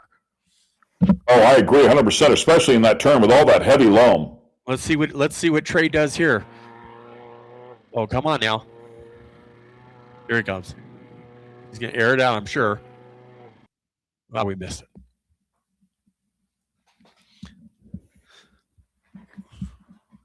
Oh, he just threw it in that corner too.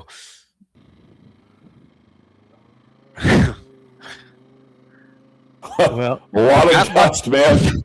The Matlocks better be looking over their shoulder because Trey's coming. Oh!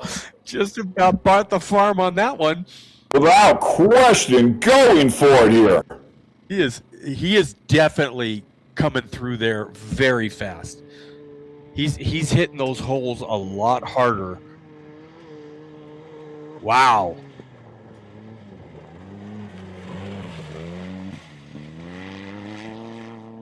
Like Trey's got something to prove here today. Doing what he does, right? Put the helmet on, it's go time. Maybe Robbie told him he wasn't going to feed him dinner tonight if he didn't do good. So. Got super brave after being in that Stadium Super Truck, Long Beach. Right.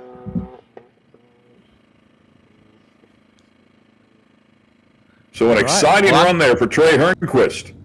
Yes. Let's see what happens on that one. Holy moly. 225.32.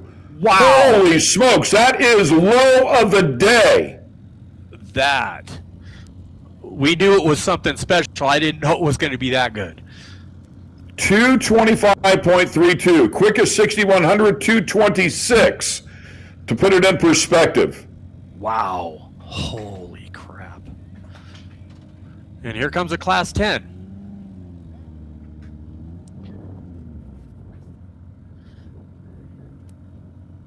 And still yet a pretty good string of cars back there. Well, we've worked in the Class 10s as well, and I think there's 9 or 10 of them. Yeah. I don't know who's left. Oh, well, wait. We still got... Robbie's got to qualify still, doesn't he? Robbie... Is Robbie racing in the Speed? Yeah, UTV? I mean, I had him... I saw his name. Yeah. So... Let's see what we got here.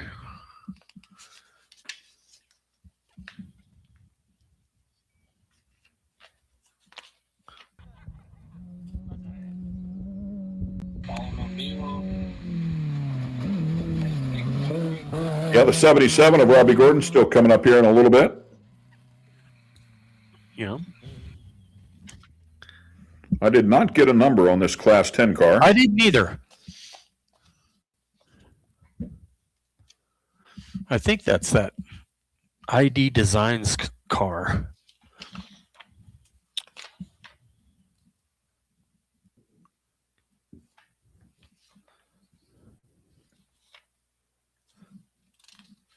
It's Good day looking one. Class 10 car. We'll do better, I promise.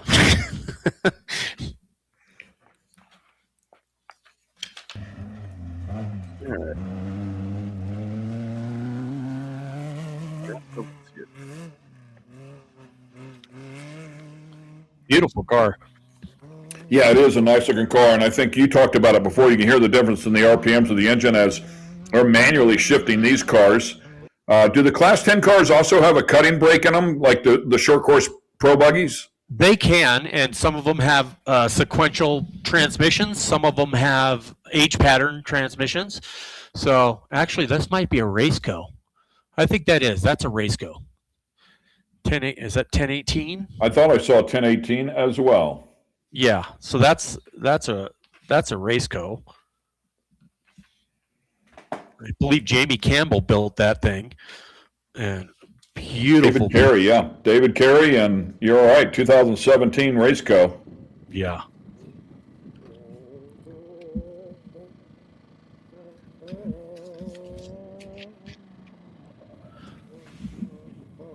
Beautifully designed, beautifully built. I think his brother is a decent racer, if I remember correctly. Johnny Campbell. Sound familiar? It's been around a little bit. It's got a couple of things done. I believe he's the Grand Marshal also.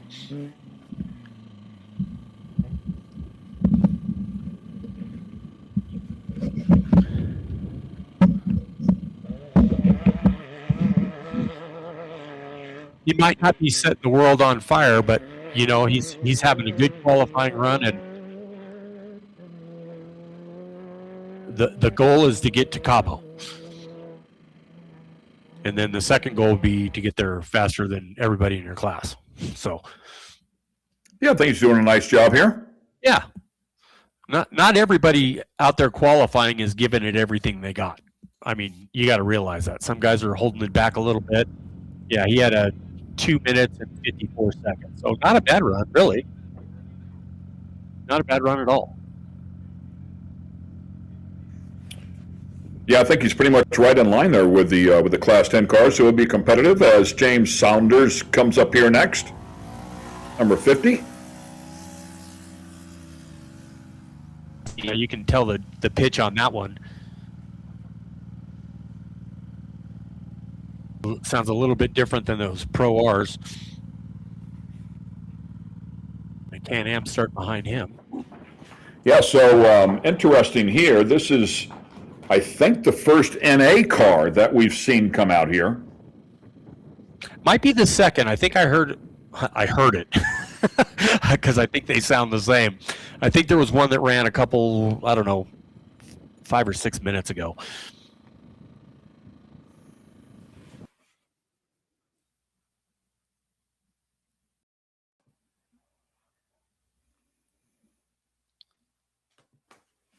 James Saunders, Jonathan Blevins, Jason Powell, and Clay Pierce, all four associated with this 2018 Polaris XP4.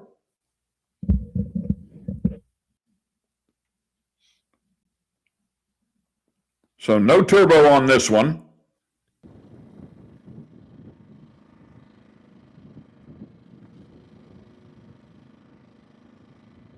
I'd say substantially less horsepower in this particular category. Yeah. It doesn't have that turbo pushing it, right?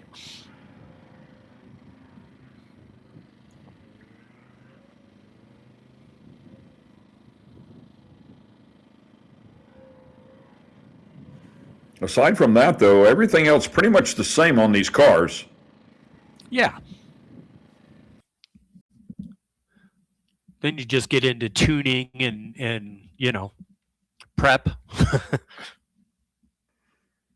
Yeah, I mean, they're in both cars. I think all of them, they're allowed to update the ECUs to a degree, and sure, like you say, prep. You know, one shock per corner, and get your shock set up properly.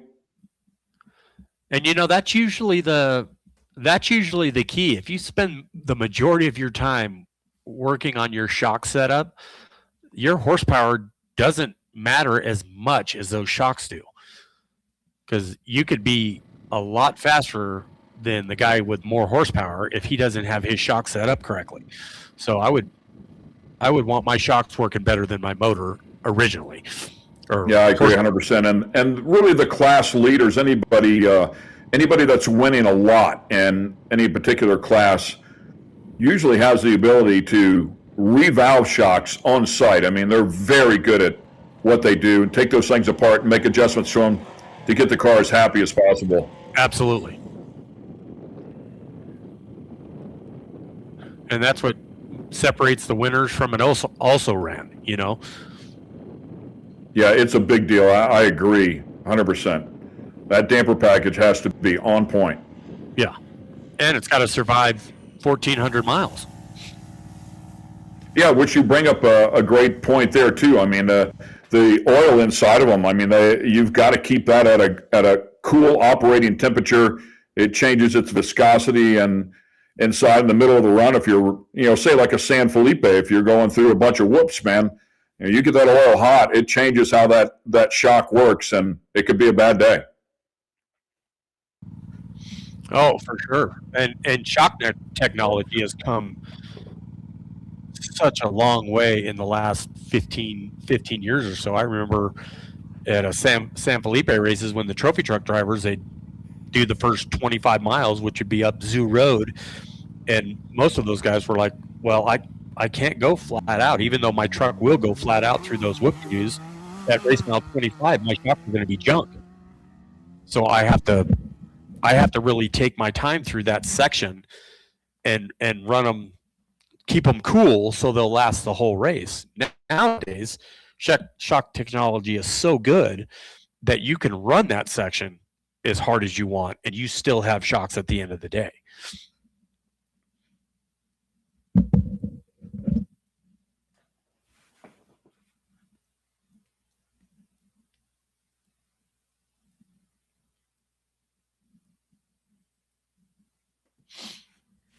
I believe this might be the 603 of Chuck Sultan Jr. 2025 Can-Am Maverick R XRS. Well, and he's just fighting his way through that right-hander. He's just going through the motions.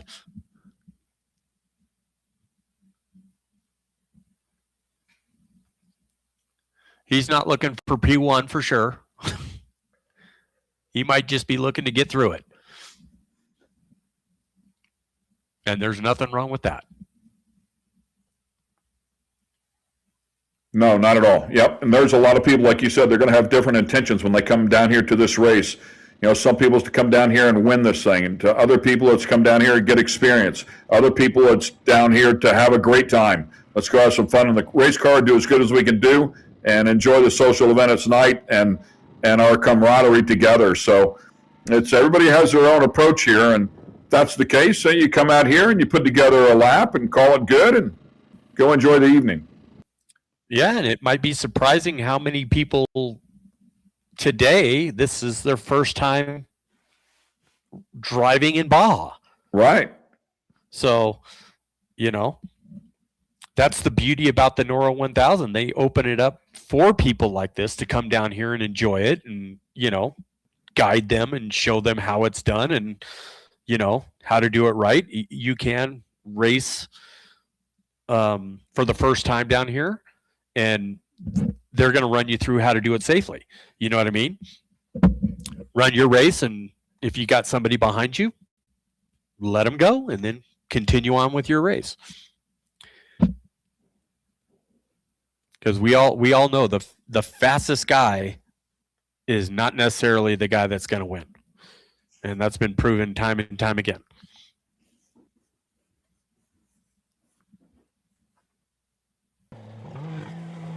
Kind of along the thinking of Scott Dixon, who one time said this place picks its winner, and he was talking about the Indianapolis Motor Speedway and the 500, and I feel like that applies down here in Baja. I think Baja picks its winner.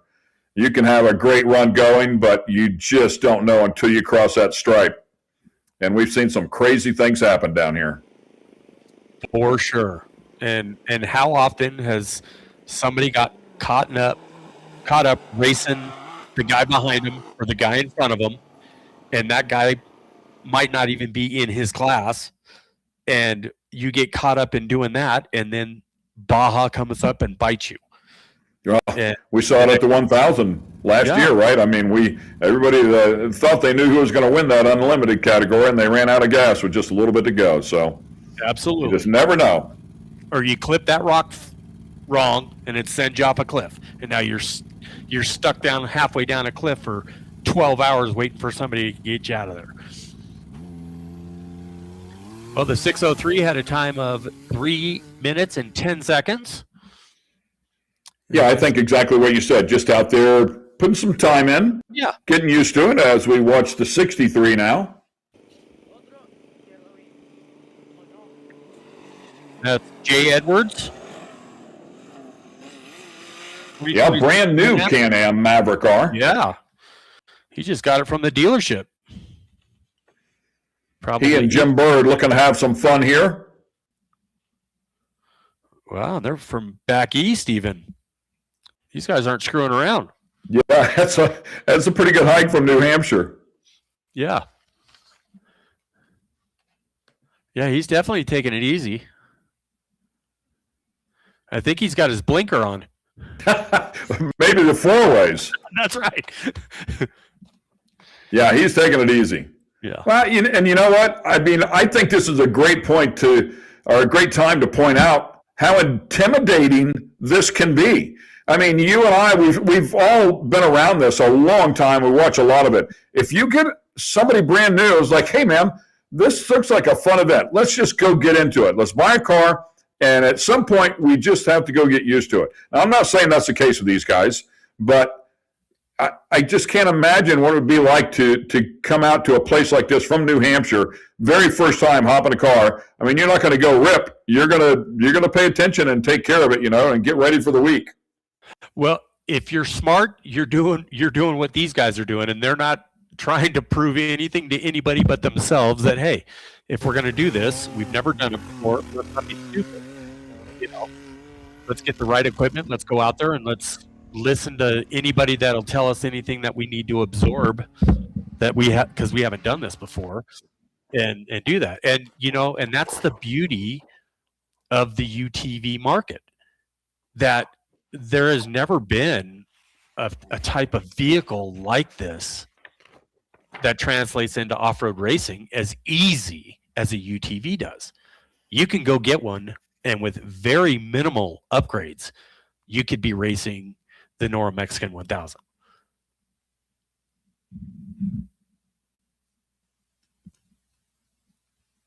Yeah, so they're picking their way around. Yeah. Hey, right now, those guys are in a race vehicle qualifying, and me and you are sitting on our butts. Yeah. So they're doing something right. You know what I mean? I don't care if his hazard on or not. A friend of mine once said to me, he's a sponsor of our car. Whenever we won the championship, he said, "You guys are making life worth living," and that's exactly what these people are doing out here. Oh yeah, these guys are making memories 1 mile at a time. They'll be talking about this race for years to come, no matter how it turns out. No matter if they wreck out on day one or they make it all the way to Cabo, they're going to be talking about this to their friends, and then guess what? There's going to be somebody in Vermont next year that's going to be coming down here and doing the same thing. Making memories. That's right.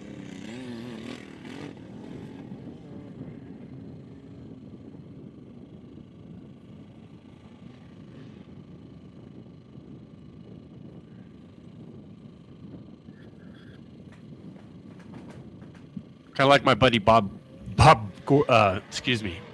told me, because off-road racing is not golf. So it's just another great quote by my buddy. It can be intimidating. Finally finds the throttle right there, stabs it a couple times, gets that sensation of speed out across the finish line. Yeah, the 63 car has made their qualifying lap. Congratulations. Yeah. He might be in the 4 to 5 minute range, but that's okay. But you know what? If he makes things that other people didn't. If he makes it to Cabo, he'll be one of 50%.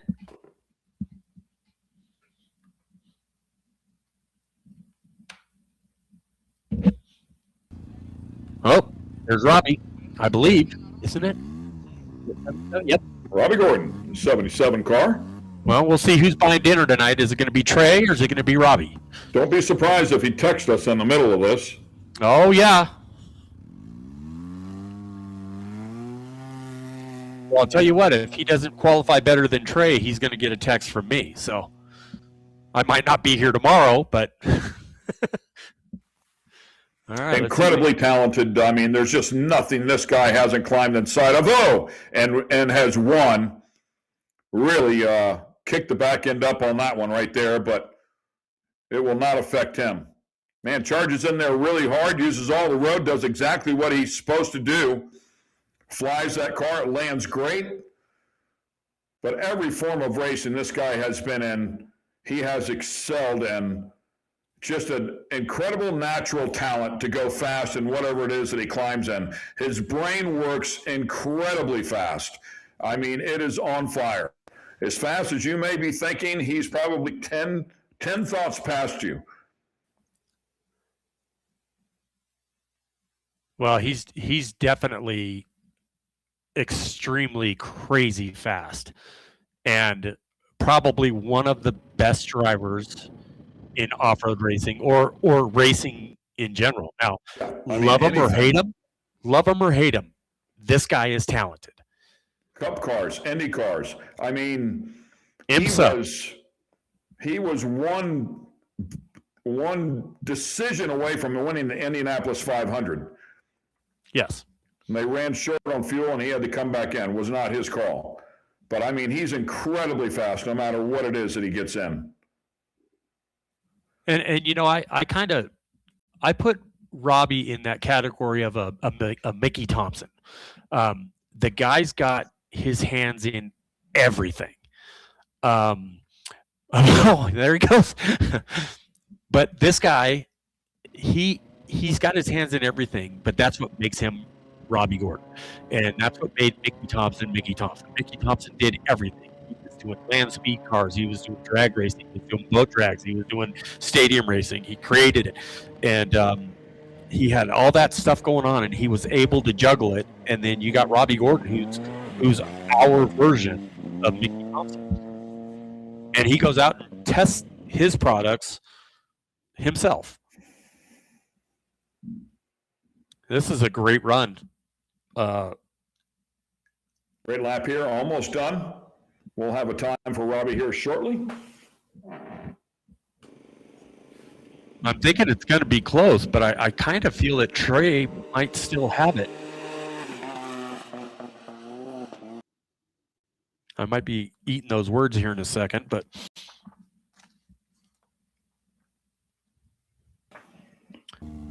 waiting patiently. I know that Trey went at 25. I was looking 229.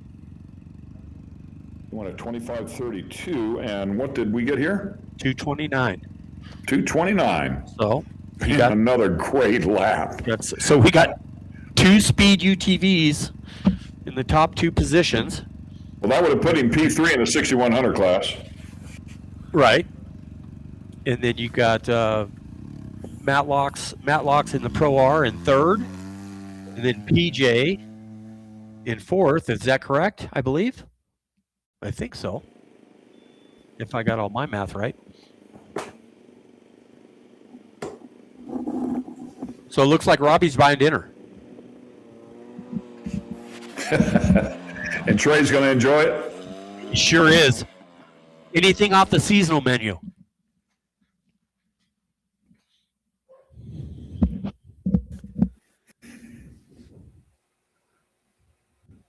Is that it?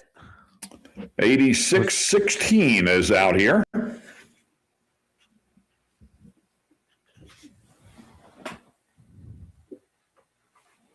Razor Dobbs.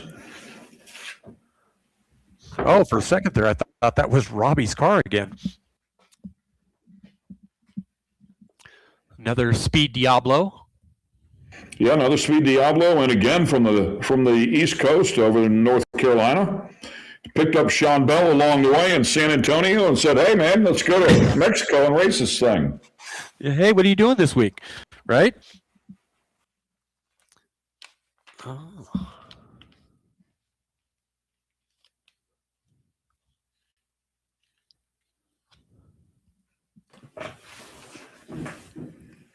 Yeah, we know the car's good and carries some decent speed through that left-hander. Yep. Right there where it gets a bit narrow. Got his Starlink Mini on the top. So Yes, he does. Yeah. Emails. Good call there, Roy. Yeah. Talk about technology that's advanced. That's incredible technology. Isn't it though? I mean, just think 5 years ago. I remember watching some footage of a race, and actually it was this race, and Art Eugenio from Trackside Photo or Get Some Photo, he's out there in, I don't know, somewhere by Bay of LA where they never have service for anything, and he's out in the middle of nowhere, and he's got a live feed going, and he had a Starlink sitting 20 feet away from his Bronco, and I was like, holy crap, this is amazing. It's really been, the Starlink has been crazy for the sport. And it's also a lot safer. It makes it a lot safer to go out there racing too. Yeah, they'll record a bunch of data. They'll be able to go back and watch everything as well. The onboards are incredible. Yep. Communication with your crew. They can keep an eye on you the whole time. You know what I mean? Up to the second data, you know.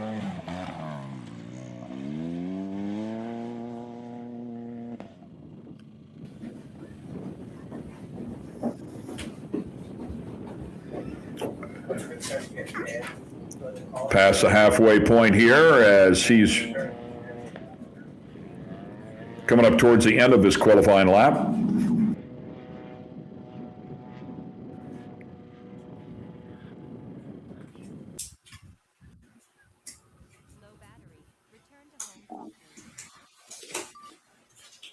So we kind of have a healthy manufacturers battle between all manufacturers in the UTV class. Oh yeah, I mean, there's just a little bit of everybody in here. There's some diversity here, yeah, and that's what makes it fun. And they're all doing some pretty good times. So, oh, here we go. Rich Minga.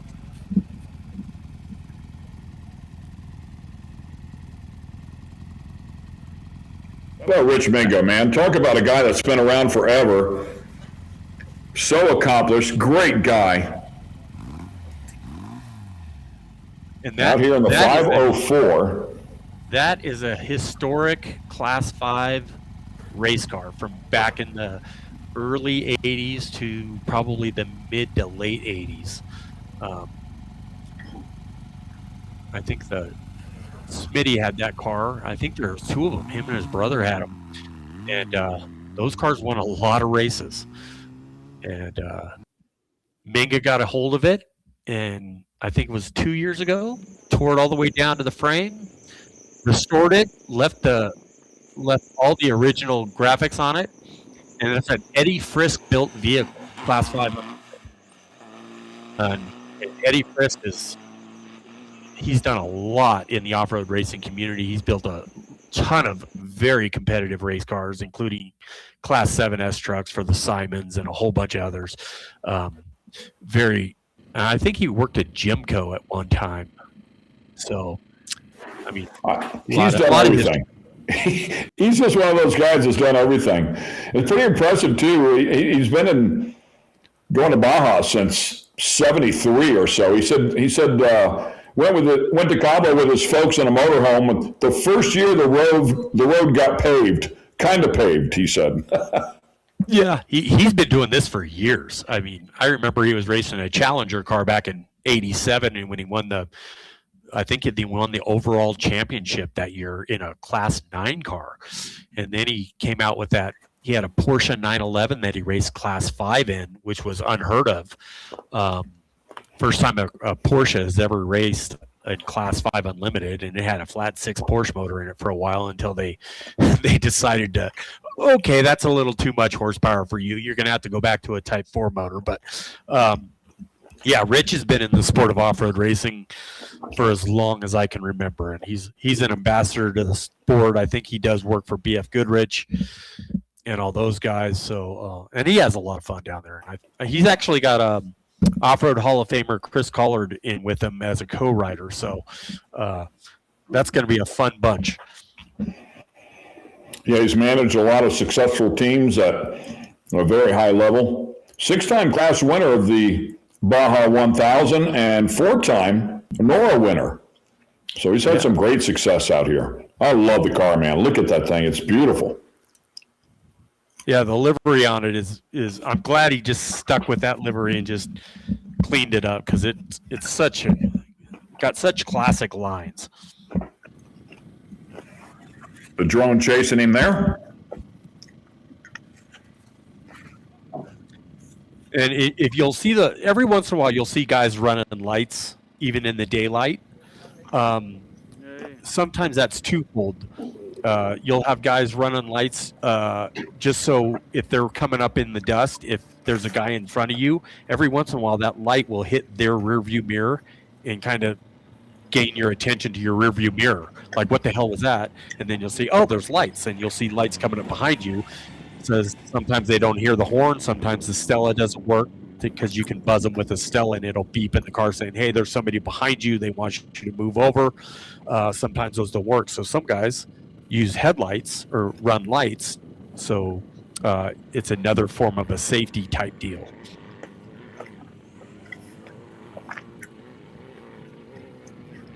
Yeah, that's great info. Never thought of it that way, but makes perfect sense. As Rich finishes up his qualifying lap, part of the Legends cars.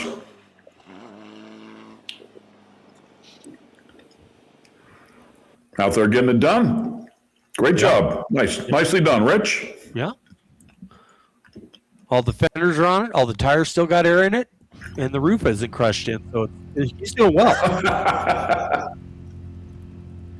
Our Class 10 car. Tomochi Andre. If you say so.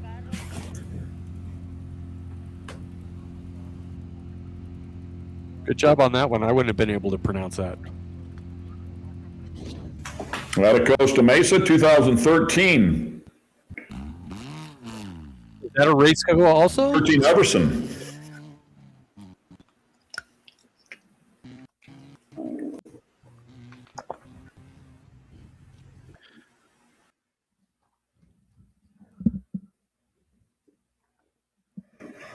Seven different people signing on with this car, so they're planning on having a great week.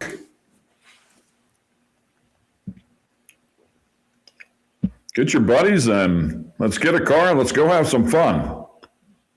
So going back, Ed, what we were talking about when we were watching the 6100 running, and then we started watching the UTVs, and we said, I wonder what the times are going to be like between the UTVs and the 6100s, and what happened.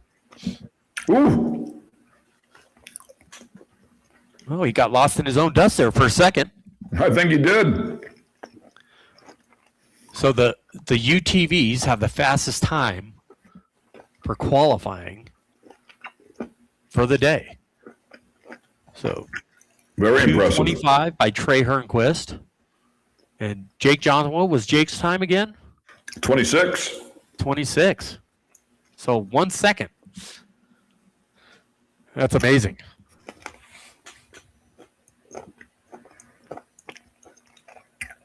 Always comes back to that horsepower to weight, and then obviously the traction, as you talked about, which, the all-wheel drive versus a two-wheel drive. And a two-wheel drive trying to push all that weight is no easy task.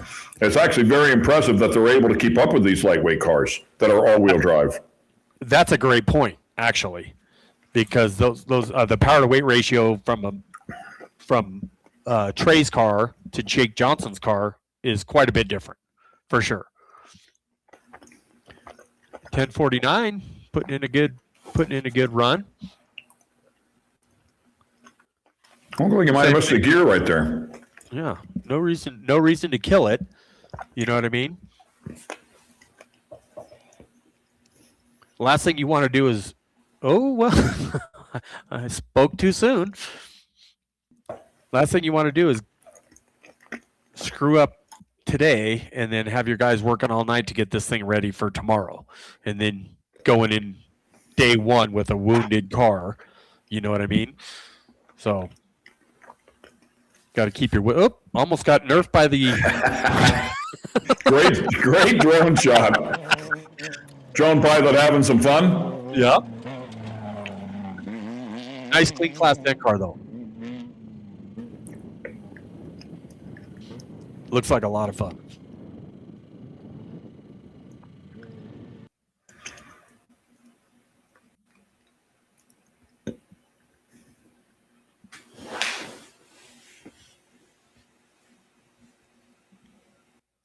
So now to really solidify that argument, you could probably say, well, what if we got the new Mason Gen 2 four-wheel drive out here with 1,100 horsepower and 42-inch tires and see how that does. All right, let's check in with Pam. We've not heard from Pam in a little bit.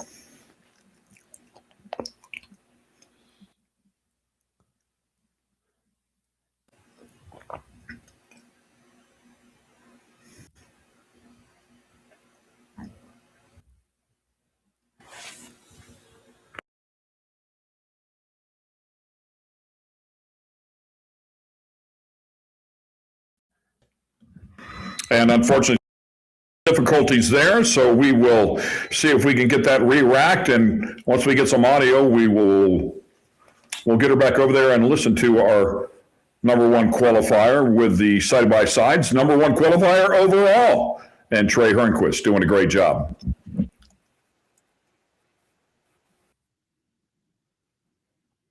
Forward to now we can hear him there and laying down a clean run tomorrow. Well, it's super exciting for you. I mean, number one qualifier with the 225. It's so stoked for you. I know that you come out here, you do this every year, and you're trying to work really hard on it. And here you are, top spot. So congratulations. Thank you. I really appreciate it. Yeah, I want to give a huge shout out to all the partners that back me to be able to bring me out here and do this and different things like that. And it's going to be a fun week, guys.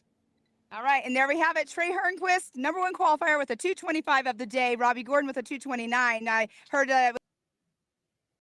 like Robbie will be. I don't know. I think he owes me dinner from 2 weeks ago at SST when he backed me back off the green flag on the starting grid. So I think we're even. We'll call it that. There we go. All right, and Trey, good luck for the next 6 days, and we'll see you out on the course. Awesome. Thanks, Pam. Look forward to hanging out.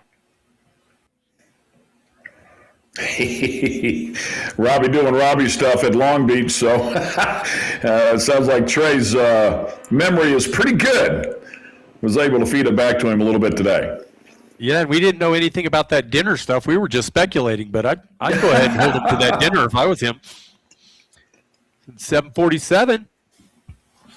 Yeah, and carrying some good speed as well. Yeah. So don't shut the door on that position just yet, people. I would like to have a shot at that. Nick McPhee. Wow, he's going for it for sure.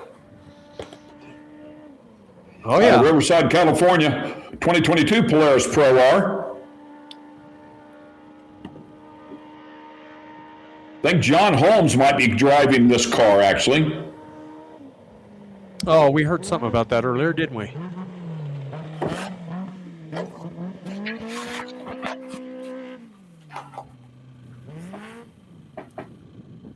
Well, John's doing a pretty good job.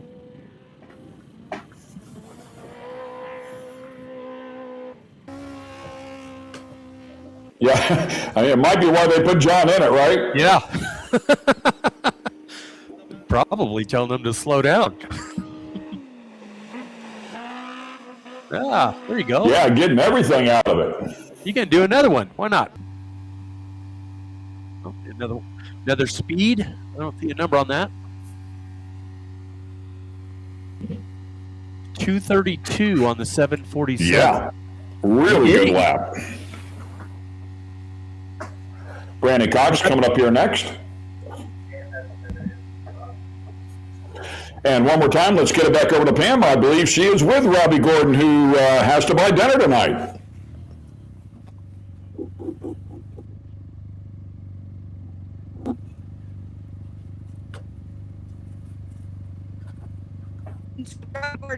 And all the talent out here racing for the NORRA. I mean, it's going to be a good one. Yeah, it's pretty interesting. You know, it's it's really, really close, obviously, between the 6100s and the UTVs. As we've seen in a lot of races lately, the UTVs have been right there. So, you know, for Trey to get the top spot in a speed car makes me really proud and happy. And congratulations to him. And I think we're sitting here second in Pro Turbo or UTV or whatever you want to call it. It's good. I think we'll be okay. It's a long race. Definitely a long race. We have 6 days to go for this, and I know that you know this is one of everybody's favorite races. But the entry list this year is up. The UTVs are up. The 6100 trucks coming and joining. It's definitely the talk of the town. Well, I think it's good. You know, I think with what we had in qualifying today, tech drivers meeting, we'll take the SST truck and jump it on the street, and we'll get ready for the NORRA 6-day rally. It's going to be a long one. It's going to be a long race, 1,400 miles, and guys are going to have to pace their cars to make it all the way. Well, it's super stoked for you getting in that number 2 spot with qualifying today, and we'll see you out for the next 6 days. And tonight, I can't wait to see the exhibition you're putting on. Well, thanks. You know, it's the first time we've had the SST trucks here on the streets of Ensenada, and you know, I'll probably let Max go do it just because, and I think it's cool. It brings off-road to downtown, and I think that's what we've been able to do with Stadium Super Truck, and just build more awareness for off-road in general. Exactly. Well, there we have it from Robbie Gordon, our number 2 qualifier with the 229. Good luck in the next 6 days. Thank you very much.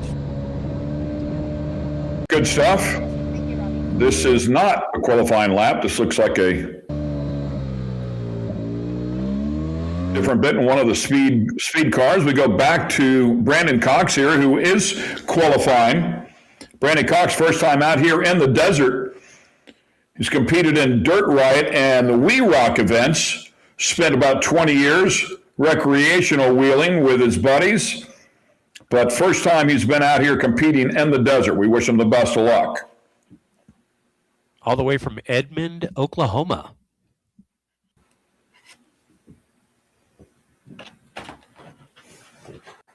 See what kind of time the first timer can come up with. Like I said, he's probably not trying to set the world on fire, but some of these guys, you know, are competitive, and you're not out here if you're not competitive. Right. Looks like he's in the throttle pretty good. Yeah.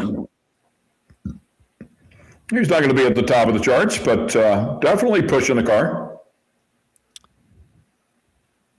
You know, in this kind of race, for the majority of the guys out there, if you run at 75% the whole rally, you're probably going to be on the podium for the most part. Now, sometimes you know, in the really super competitive classes, 6100 and maybe even these UTV classes, you might be down a little bit farther.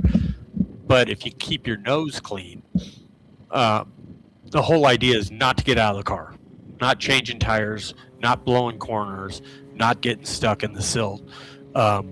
Those precious minutes that you lose by doing that stuff, you could have ran at 75% and avoided all of that and still had the same time. So some of these guys got the right idea, but then again, there's some guys that can put that 90% together for 6 days and not have any problems and just kill it.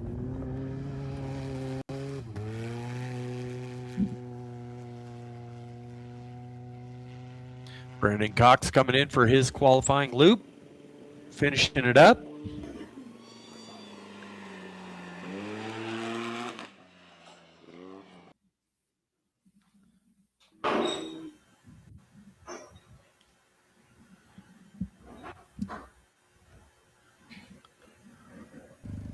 Looks like he got a time of 2 minutes and 56 seconds. That's actually not bad at all. Yeah. 11:41. Another speed UTV.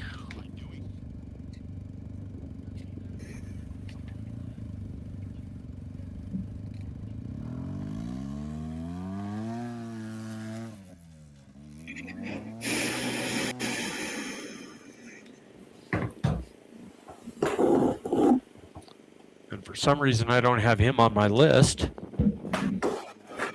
11:41 of Neil Volk. There you go.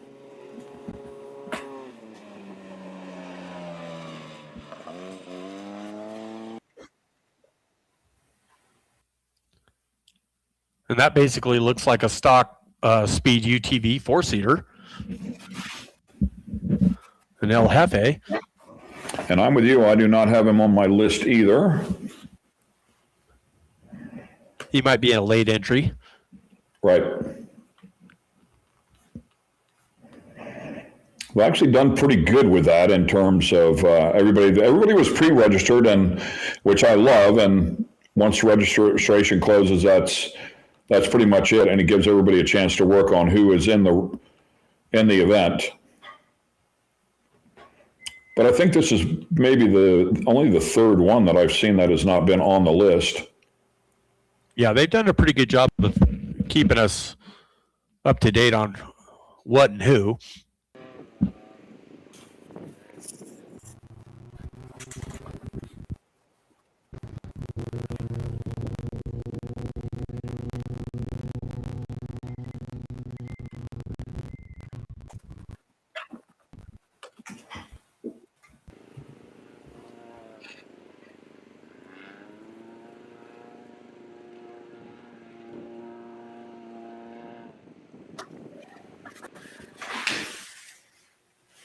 And again, somebody out here, it looks like they're just going to put in a banker's lap, if you will, just a safe lap, get themselves in the field, get used to what's going on. As you talked about before, not allowed to pre-run, so why not come out here and get a little bit of seat time to get things going?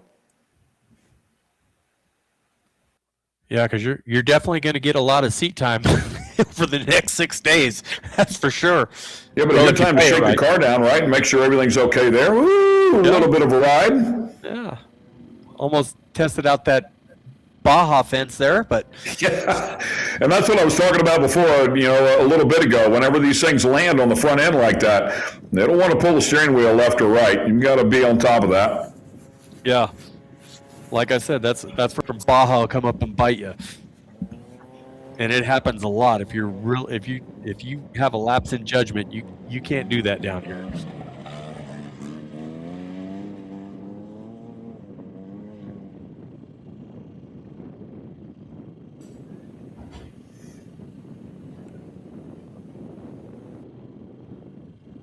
And these first time guys, they probably get out there and he's running right now, and he's probably like, I'm flying. I mean, I am killing it right now, And then he goes and looks at his time, and then he looks at the fastest guy, and he's like, holy crap, why am I 2 minutes slower than that guy? Yeah, how is that even possible? Yeah, that guy was cheating. That was a quick look at Robbie Gordon there, who just turned around with a speed fire suit on. And we got another one. 35, That's 35 maybe? Maybe? Yep, 35. With my grainy TV.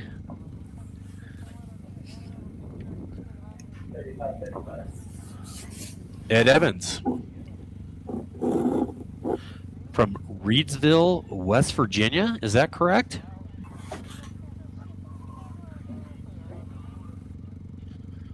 '26 Speed UTV El Diablo. And he's out. All right, let's go.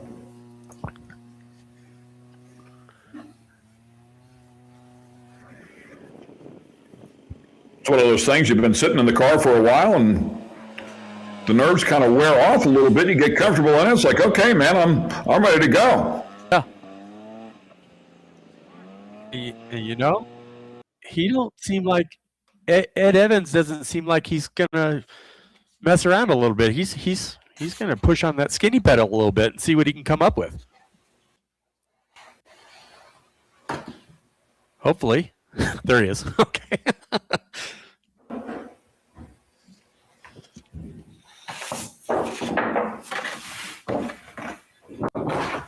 Yeah, he's being a little aggressive. Good for him.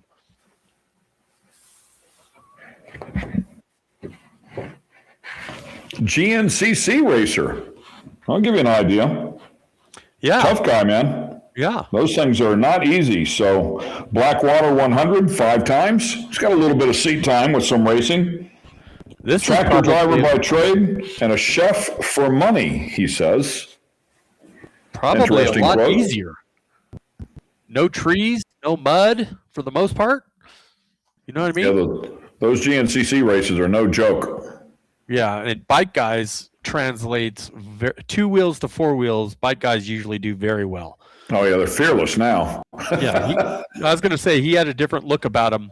You know what I mean, when he took off, and he's definitely getting it. So he's probably going to have a pretty decent time. And some decent speed there through the right-hander. Yeah. Here comes that off-camber jump coming up.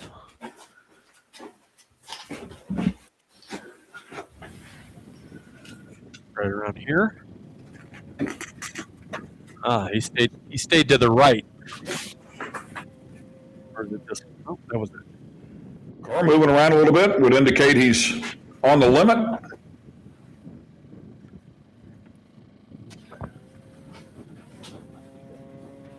And he's probably juggling that thing that we were talking about earlier. Should I go a little faster, or should I just kind of stay here where I'm at, you know?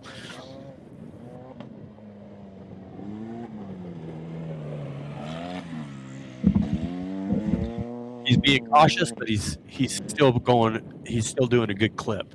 Yeah, I mean, he's getting all he can get where he feels comfortable, if you will. Exactly. He's but not pushing the areas where it could really bite him. Had a good, smart run here.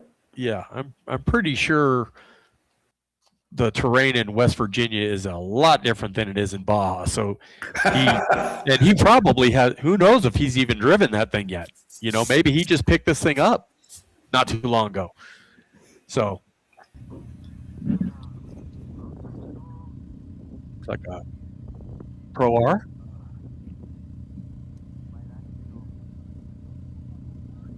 Yeah, next one up here. Yeah, I don't see a number. 2062, I believe. Okay.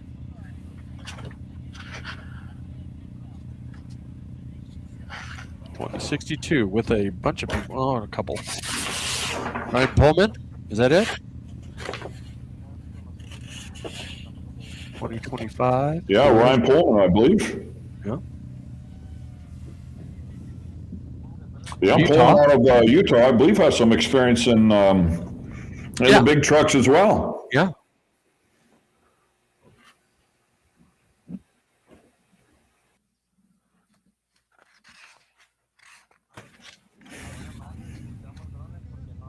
Yeah, I think they had a unlimited truck at one time. If it's the same one, I'm pretty sure it is. I could be wrong though. I've been wrong before. No, I agree with you. I think it is that family, and yeah, they've had some successful runs, no doubt. Gets right after it there. Yeah.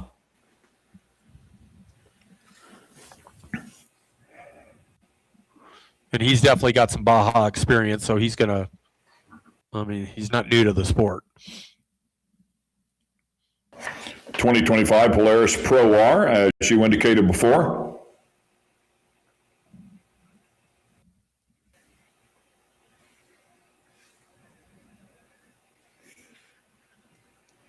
Find out how the car is set up, how he attacks this right-hander. Drives in pretty deep. Yep. A little bit hot, gets a little bit high. And when they had that drone footage, there was clearly two different lines there burned in. There was the inside line and the outside line. And a lot of guys started taking that inside line, it seemed like. It was faster.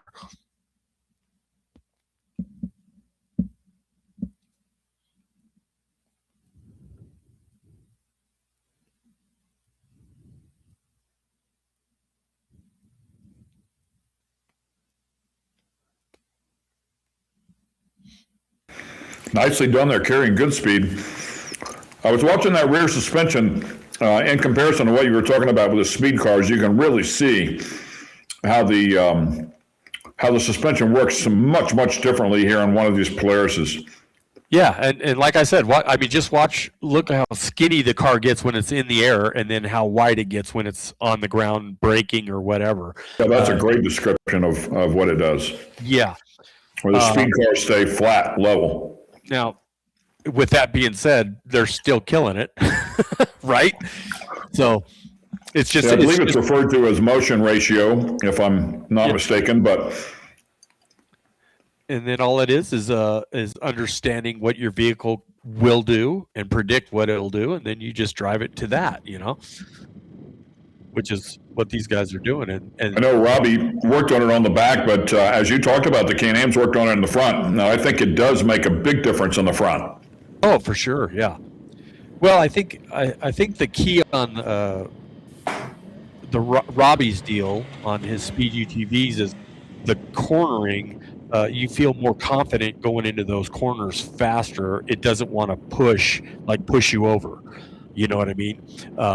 And the camber and everything on the Pro Rs, they tend to want to tip over a little bit. But then again, it's just all in how you drive it too and how you react to it. So even if it does have that tendency, you can overcome that tendency with your driving abilities. But I think with Robbie's, it's probably a little user friendly for somebody that might not be that talented at driving.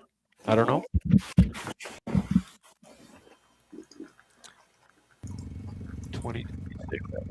So Pullman comes across the stripe under full speed. Number 17. 2:43.53. Nice lap. Yeah. I mean, that's a pretty fast lap. No, not bad at all. As the 17 car comes up here next. That is driven by Dale Carson. Dale out of Henderson, Nevada. Another 2023 Speed UTV, El Diablo. That's rookie.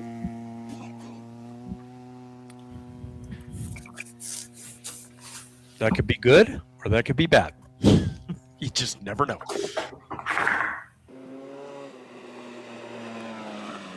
Oh. Says on the entry sheet he's a rookie. And he's going for it. Going for it as a rookie. Yeah. I mean, again, I think, if you're going to be aggressive, you're an aggressive style driver. Take what you can get here, where it's straight, get after it as hard as you can. And then when you get to the corners, check up and make sure you don't make a big mistake. Yeah. And then if you do, you say, hey, I'm a rookie. I think that's exactly what he did there. Look at that, Imes. No issues with that at all. Stayed out of trouble. Man, there's some silt piles down there. It's getting deep already, which is going to make it interesting for tomorrow morning when all those limited cars start going through there.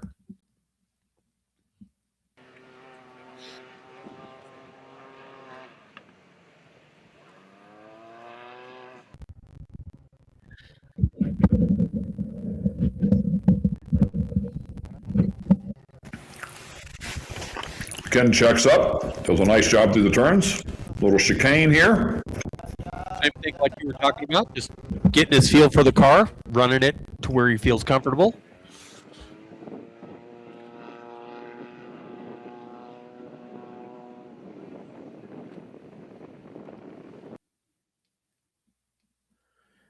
Yeah, just comparing this to watching Robbie, Trey, or the Matlocks, or PJ for that matter. I mean, just the way they were throwing it into the corners and hitting the G outs at speed and getting crossed up over this back straightaway with the rollers in it. I mean, you can tell the guys that are confident in their car and in their driving, and guys that are just kind of, okay, I just need to get through this, Yeah, that seat time is irreplaceable.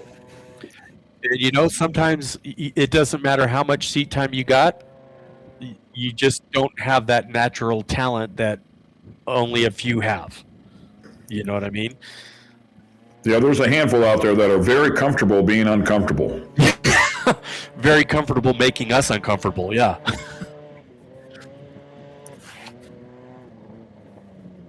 See, that car looks really good coming through there. Nice and settled. Yeah, really stable, right?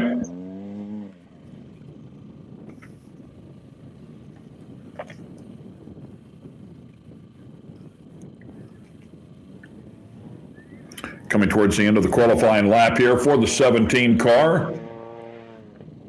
John Condon will help him out throughout the course of the week out of Plymouth, California.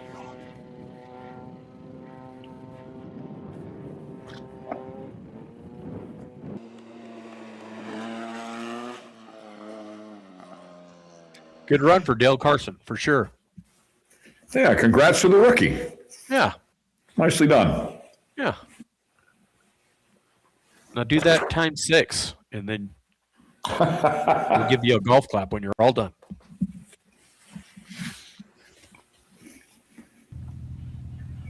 .302.75 as the 62 car comes up. Another OR. Yeah, this is Dodge Pullman. Yes, same family. Also out of Utah. Dodge and Jack will be sharing some fun here, along with 4 others.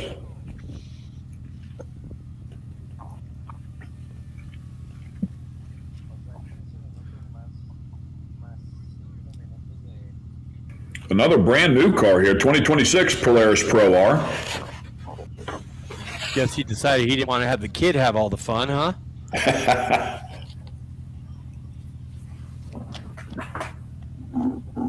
Well, like they say, you can't take the money with you, so. Yeah, if you can afford it, man, go get some. Faux show.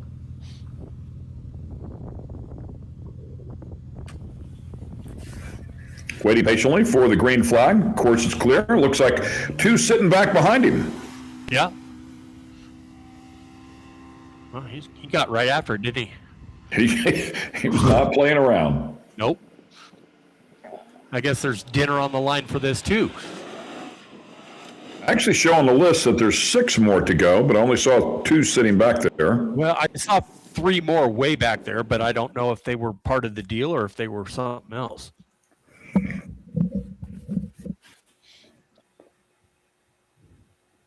Yeah, he's getting after it here. Well, again, I mean, coming out of this Pullman family, they've been racing for a long time. They're good at what they do. Yes. Right down on the bottom, nicely done. Yeah, look at the ruts. That is a different view than what we've been able to see on the outside of that corner.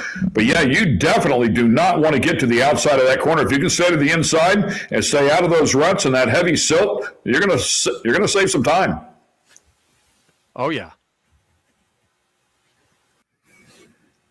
And he's going for it here. I bet this turns out to be a decent lap time. I think you're right. He's putting a good one together, nice and clean, not getting crazy. Wouldn't surprise me to see this thing in the 40s, maybe even high 30s. Yeah, that's exactly what I was thinking. It's like we share the same brain, Ed.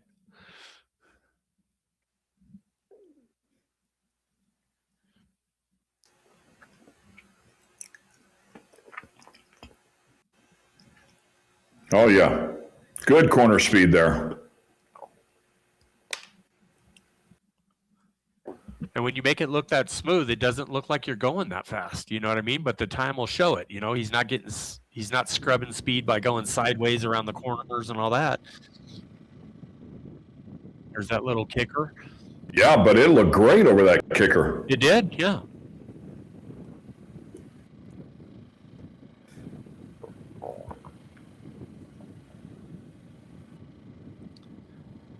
It's funny when it hits hard, it just kind of does that little kick out to the side.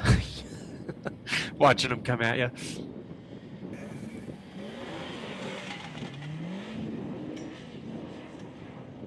Yeah, I mean, on the pipe here, standing on the throttle.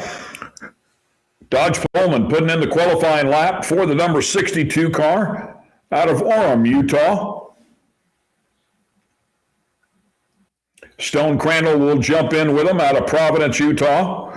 Sebastian Morales out of Guadalajara. Dan Mahill and Luis Dominguez out of Lake Elsinore. So good qualifying lap there. Absolutely. Curious to see what the lap time is on that one. Yeah. There it is. Whoa. And one more time, let's get it over to Pam Hall. Bet for years. I am here with Ed Evans. Ed Evans, you are out there in your Speed UTV, and you were telling me you've never been behind the wheel of this, and here you go out and you qualify and had some fun. Man, we had massive amounts of fun. Robbie Gordon set a race car up for us from Speed UTV. We flew in from the East Coast, West Virginia. We'd never seen our girl before. We'd never been in the seat. A couple spots, I was a little timid. Will admit I pulled off the gas when the air was getting big. My son here, he was yelling, hammer, hammer, hammer. He's all in. We're all in. We're proud to be here. We're proud to be blessed. And NORRA seems to be great so far, Pam. We're having a good time. And that's what we like to hear is you're having a good time. I mean, and this is just qualifying day. We have 6 days of going all the way down the peninsula. You've never raced NORRA, but here you are with us. You've raced other vehicles in the past, you were telling me. So, I mean, all in all, doing a desert race, and I mean, desert race, I say a desert rally, it's going to be a different style of racing for you. Absolutely. I'm used to road courses in Corvettes and run the GNCC back. I'm an older guy, but I used to run the GNCC back on the East Coast, the Blackwater 100 5 times, the Coombs family, dear friends. Proud of my background of that and proud of my faith. Well, Ed Evans, I'm super stoked for you to be down here with us with NORRA. NORRA is one of my personal favorites as well. I'm sure we'll see you back again next year, but good job out there on qualifying and good luck for the next 6 days. We're here for the duration, man. Take it to Cabo.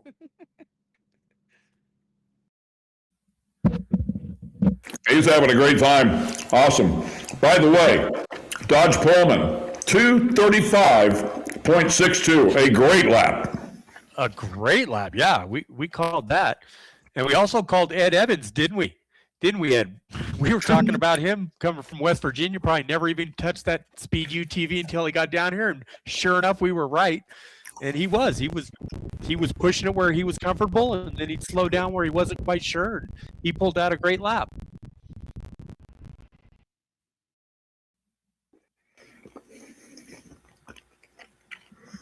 And I didn't see who this was. Did you catch who this is in this Speed UTV? I did. It's red. John Hybert.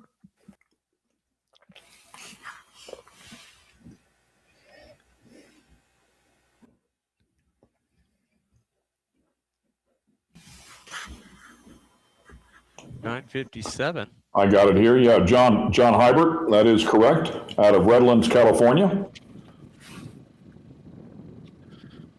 Putting it through his paces. See how he does through here. A little kicker right here. Yeah, he's just kind of taking it easy. Nothing wrong with that.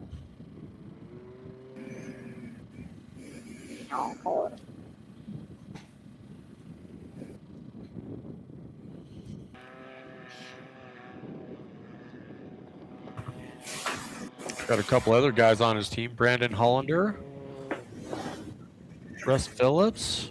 Yeah, and he made a move to get to the left side of that rut. I haven't seen the rut upset too many cars, oddly enough, but man, it sure looks like it would pull the car left or right. But for the most part, I think they've split it. Yeah.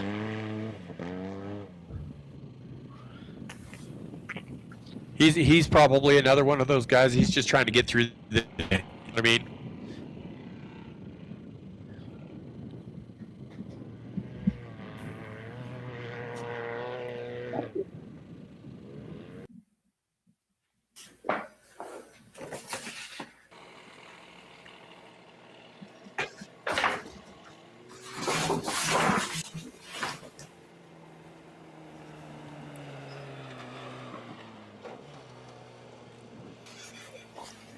And crosses the stripe. Nice job there for John Hybert.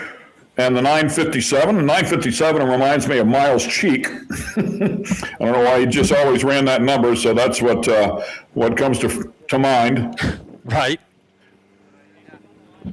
327.08. Wow.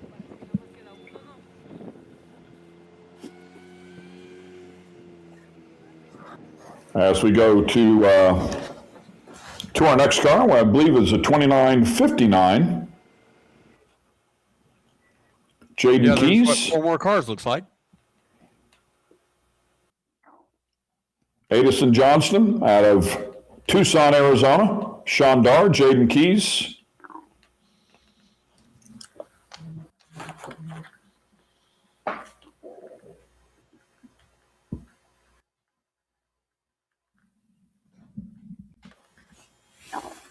Maybe that's Addison.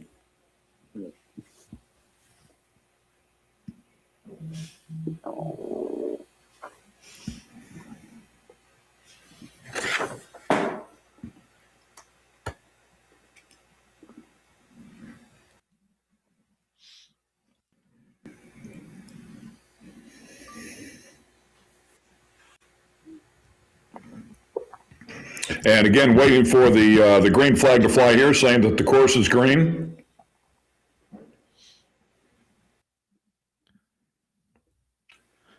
Well, with 4 more cars to go, it looks like, Ken. What are you looking for tomorrow? I'm just excited to see how things shake down, to see how aggressive people get and what they're going for. By the way, just got a quick note from Rob Mack, who said he will probably navigate for Augie for the first 100 miles or so tomorrow. Then Carl will drive to San Felipe. So they're not sure if Franz is going to get in or if Rob Mack will stay in. So a little update there for the Renazetter team as we watch our next car get ready to go here, as we talked about just a moment ago. And that's another beauty of the transit sections, being able to utilize, you could do driver changes, you could do tire changes in those times and not lose any time whatsoever. So another great strategy to be used if you're doing the rally here at the NORRA Mexican 1000.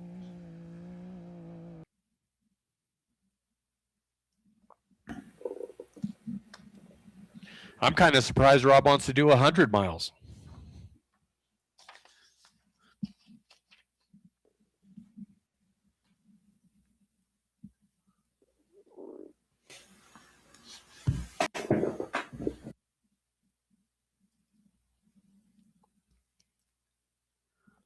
Looks like he's got the Arizona flag plastered on the top of his car, if I'm seeing that correctly.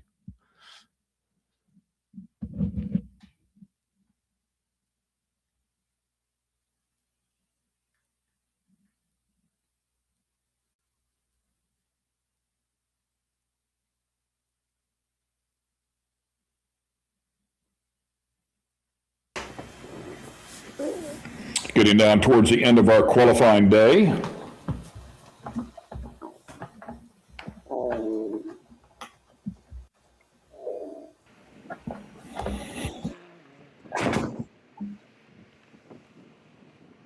And that's another one of those factory Pro Rs, isn't it, Ken? Looks like it. Looks to be.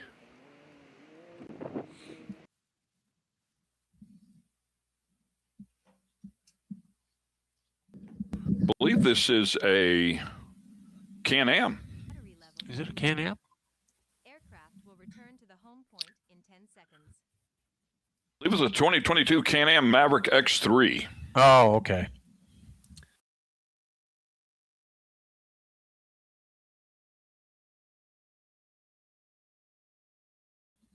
Yeah, I guess I just didn't. It was a little grainy on my feed here. I didn't see it quite clear enough there. So Can be tough to tell depending on the angles that they're giving us. And yeah, great overhead shot right there of the entire course, or at least a large section of the course. Once again, 2.5 mile lap. and it looks like Baja's got a lot of rain lately because it's pretty green, nice huh? Green. Looks like the skid plate's already coming undone a little bit. Yeah, something hanging down there that did not look normal for sure. But going for it nonetheless. Definitely another one of those laps here. I don't know if he's going to be in the 30s or not, but it's like good enough to at least get into the 40s. Pretty good. I'm sure every time that suspension goes down and that skid blade hits the ground, they both look at each other and go, "What the heck was that?" Oh yeah, he peeled it back. He hit something and it just peeled that thing all the way back. Get the hammers out. And we'll see what he comes across here with time-wise, but it looked like a really good effort. Yeah, it looked really smooth.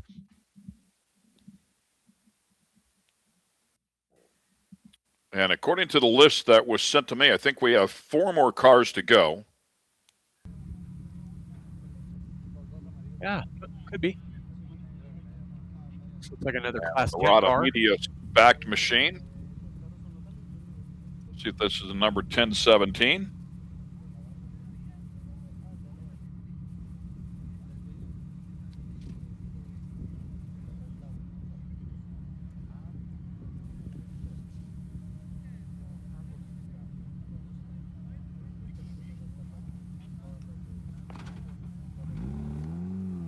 If it is, I do not have a 1017.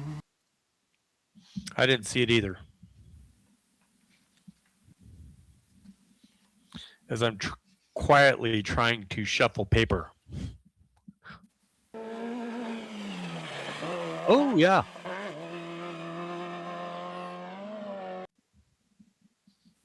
Gonna give her a little what for?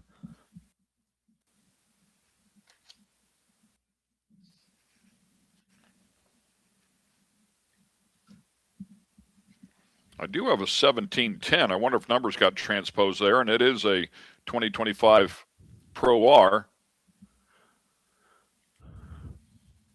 which that looks like. But tough to make out the number.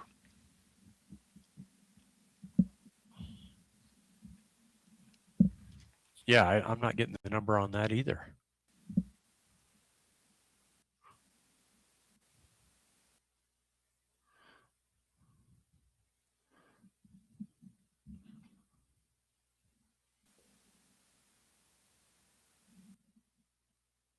This is Wade Porter. What's the number? You get that? I believe this is the 1017. Beautiful car.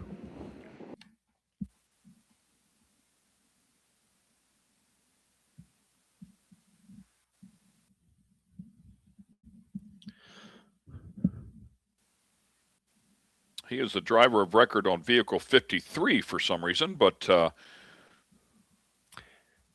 Val is helping us down there in country and says that is Wade Porter behind the wheel.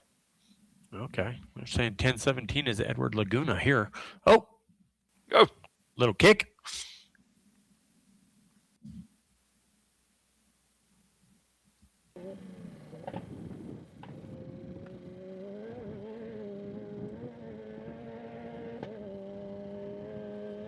Yeah, see that little blue light on the passenger side? That's like one of those identifying lights. Sometimes that's even for the pit crew. If the race car is coming down a long straightaway or something, the pit crew's at the end of that straightaway, they'll see that little blue light and they'll go, "Oh, there he is." Yeah, it's pretty wild when you're in a vehicle for a long time, the little things you can pick up. You wouldn't think you'd be able to see anything back through the dust, but the little things you pick up there, here and there, how your senses are all heightened when you're in the driver's seat doing that. Yeah, finish hard. Yeah. This is Eduardo Laguna.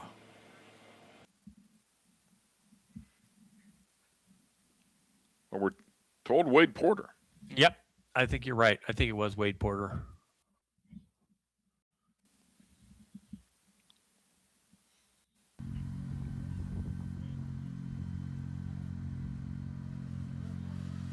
$36.19. Yep.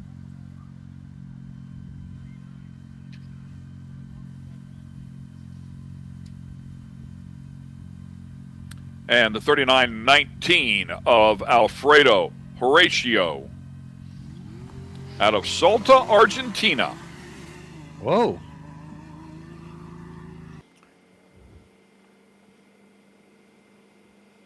That's a long way to travel. Come down to a race, and then you have to have your car shipped over here too. I'm thinking. Wade Porter putting together a good one, by the way. Our previous qualifier, 237.19. Nicely done. Whoa, Nicely yeah. done. Real good lap. That was kind of a sleeper, wasn't it? I mean, you get into the 30s, man, you're doing something for real. I mean, 40s is a really good lap. 30s is getting it done, and then obviously a couple of cars there in the 20s. Hey, and that four-wheel drive is four-wheel drive turbo on top of that is, that's hard to beat. And that's what we were talking about, that route he just took. He went to the high side of that corner and got in a couple of those deep ruts, and it just sucks all the speed out of the car. Yep. That's one of those where you would like to have some info going in. If you had a previous driver come back to you and say, hey, man, and in that tight right-hander, make sure you stay down at the bottom, and then you can stay out of that. Yeah. They might not be able to see it until they get committed.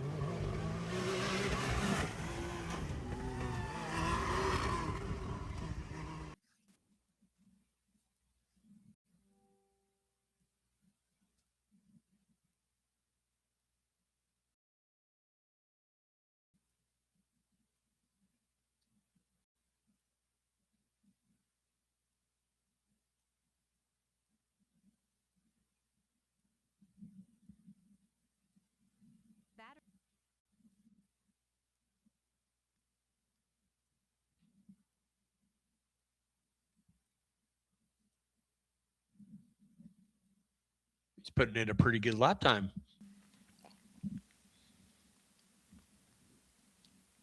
Yeah, if you had to guess a number, where would you put it? I'm thinking he's in the 40s.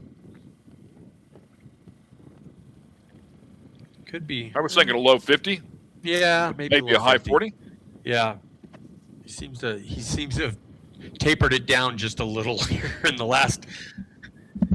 We'll see how he does in that chicane. I mean, I think there's so much time to be gained or lost in this chicane up here that he's coming up to. And you never know. He might have got halfway through that lap, and his co-driver might have said, "Hey, why don't you? Yeah, we got a long ways to go. We came a long way to come do this race. Let's extend it a couple more days."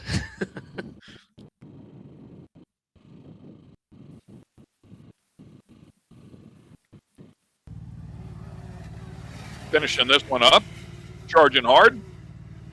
Yeah, he's definitely under 3 minutes. Oh, yeah. I think it's a good lap. Let's see. Maybe he'll surprise me. You might be right. I might be wrong. I hate when that happens, but it's more likely than not. How about that? 255.62. Huh?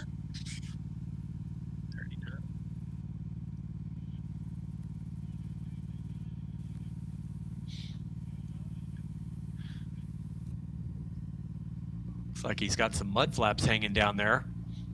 Down to 2 cars. Is that what it said? It says we got 39, 19. Yeah, 551 should be this one, correct? That's what I have.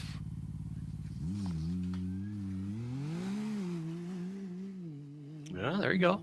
Turbo Joe kicked in. Acapenti. And there's a really good chance that I just absolutely destroyed his last name. Better you than me, sir. If you want me to make you feel better, I can try and pronounce it. There's another guy that's in the car. His name's Dave Gibbs. I've got that one covered. Right, okay. How about Joe O? How about that? That works. Moscow,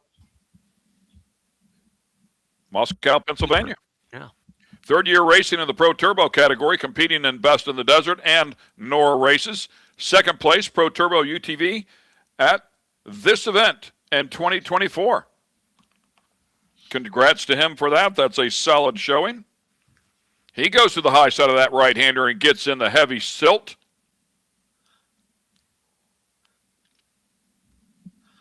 Yeah, he's got those big mud flaps hanging off the bottom trailing arms on the rear. We like to call those dust makers because they just flap in the wind and it just disrupts all the dust behind you.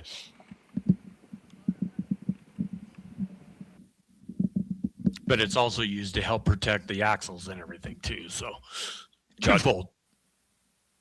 Yeah, rocks pounding against those axles, and Yep. you see a lot of people put protectors up there.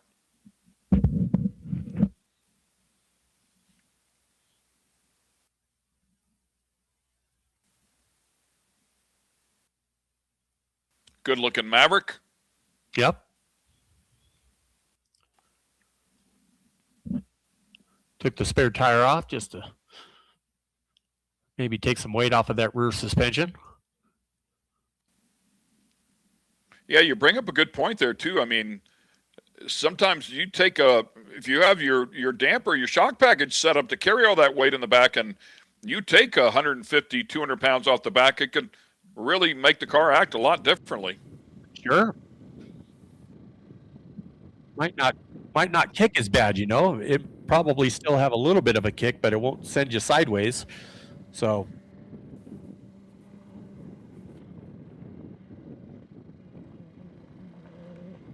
Good look at those front control arms we were talking about before. They're just drastically different. yep. Kind of keeps that front end just stays wide all the way through the cycle for the most part. You know what I mean?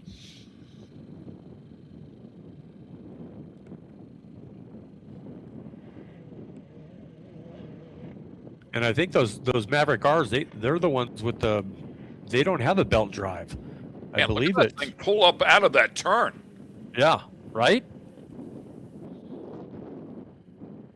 It's got some horsepower, no doubt. Yeah, I don't think those Maverick R's are short on horsepower at all. And I think those transmissions really make a difference also. Joe O, getting it done. Joe O, there it is. Like it. 250.59. Not bad. Nearly in the 40s. So close. And he didn't screw anything up. No, I did a good job. I mean, well, you finished second out here a couple of years ago. It's clearly not his first rodeo, so he knows how to aggressively attack. Oh, somebody else snuck in now. Oh, no, 888, right? Then there was one.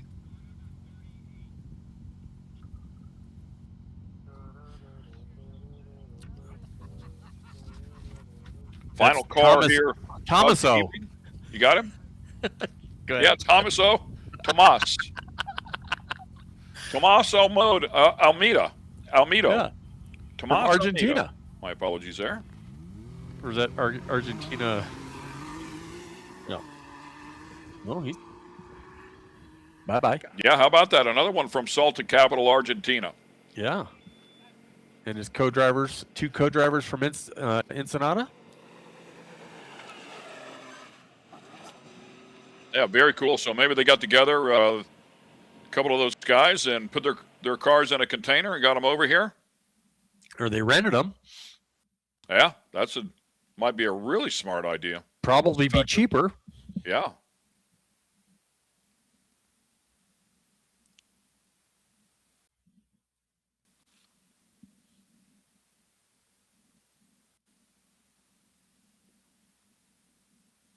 See which line he digs here.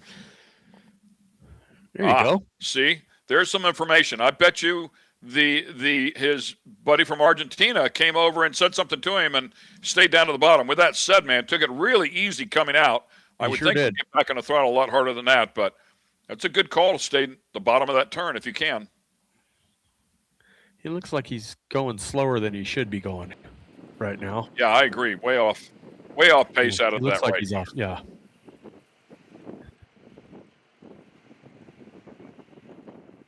Probably checking his email on his Starlink.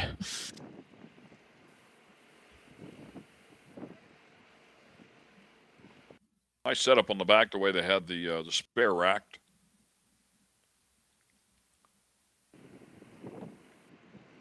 Yeah, he's off pace.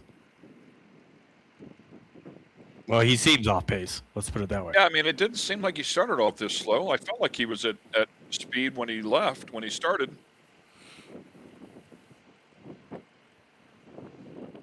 So maybe just trying to finish the lap up here. Yeah. Yeah, he's not.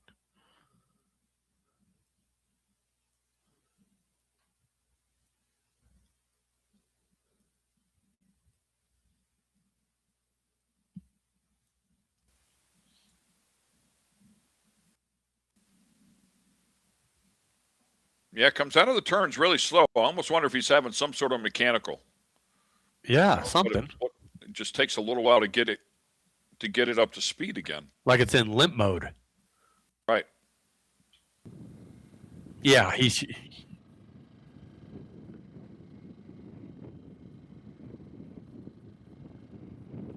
that thing still kicked him. Yeah.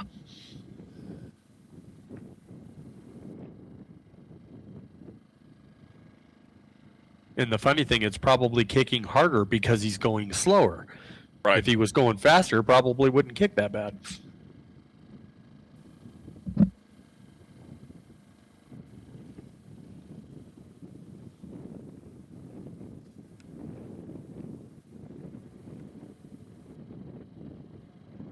Then again, this just might be his pace.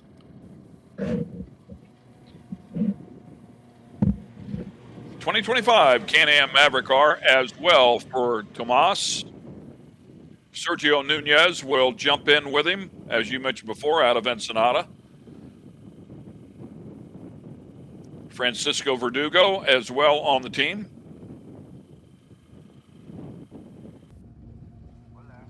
Picking his way forward, getting towards the end here.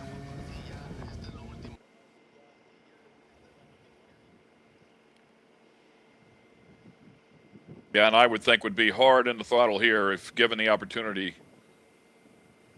Kind of with you there, Roy. I feel like that thing might have been in limp mode. But he's going to get it finished up. That's all that matters. Yeah.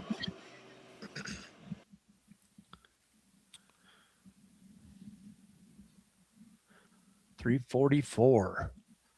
Lap time of That'll wrap up 3:44. the first day of the 2026 NORRA 1000, the NORRA Baja. Hello, everybody. Welcome to our studios, our separate studios. It's been fun. I mean, kicking off this first day, that's what it's all about. Everybody kind of getting used to what we're going to see, and I thought we saw some really, really good runs out of both the 6100 class and, of course, a couple of those side-by-sides, Roy, really were impressive. Quickest times of the day. Absolutely. Trey Hernquist was quite impressive on his run. And then so was Robbie and the Matlocks and PJ Jones. They all had good runs, and it was also impressive to see that the UTVs were faster than the 6100s. Now, will that translate out onto the race course over the next 6 days? That remains to be seen. Yeah, that's the ultimate test, right? I mean, the 1,400 miles. How long will they survive? Who will have the quicker times? We'll be able to chase this all week long. But one thing's for sure, it's a very competitive environment, and I promise you the 6100s do not want to be beat on any level. Oh, no, you can't. And they hate this term, but you cannot be beaten by a golf cart. And I'll tell you what, if they do, even the guys will be saying, "Hey, didn't you get beat by a golf cart? My golf cart?" Yeah. So, no, the Razors and the Can-Ams and the Speed UTVs, they made a showing today, and they proved that they can take the top spot, which I was a little surprised. I kind of thought Jake had it. I thought Jake in the 6100 truck had it, but Trey had different ideas. It was good. I mean, I think it's a lot of what we said, which is that horsepower to weight ratio and the all-wheel drive versus a two-wheel drive. It's a drastically different platform for sure. But it's going to be a lot of fun to watch how things sort out. Those 6100 trucks are very proven. They are very, very durable, and they can push them hard the entire time. And the side-by-sides, they've come a long ways. I mean, we might refer to them as golf carts from time to time, or they might want to tease somebody, but those are very capable and very fast golf carts now. I'm pretty sure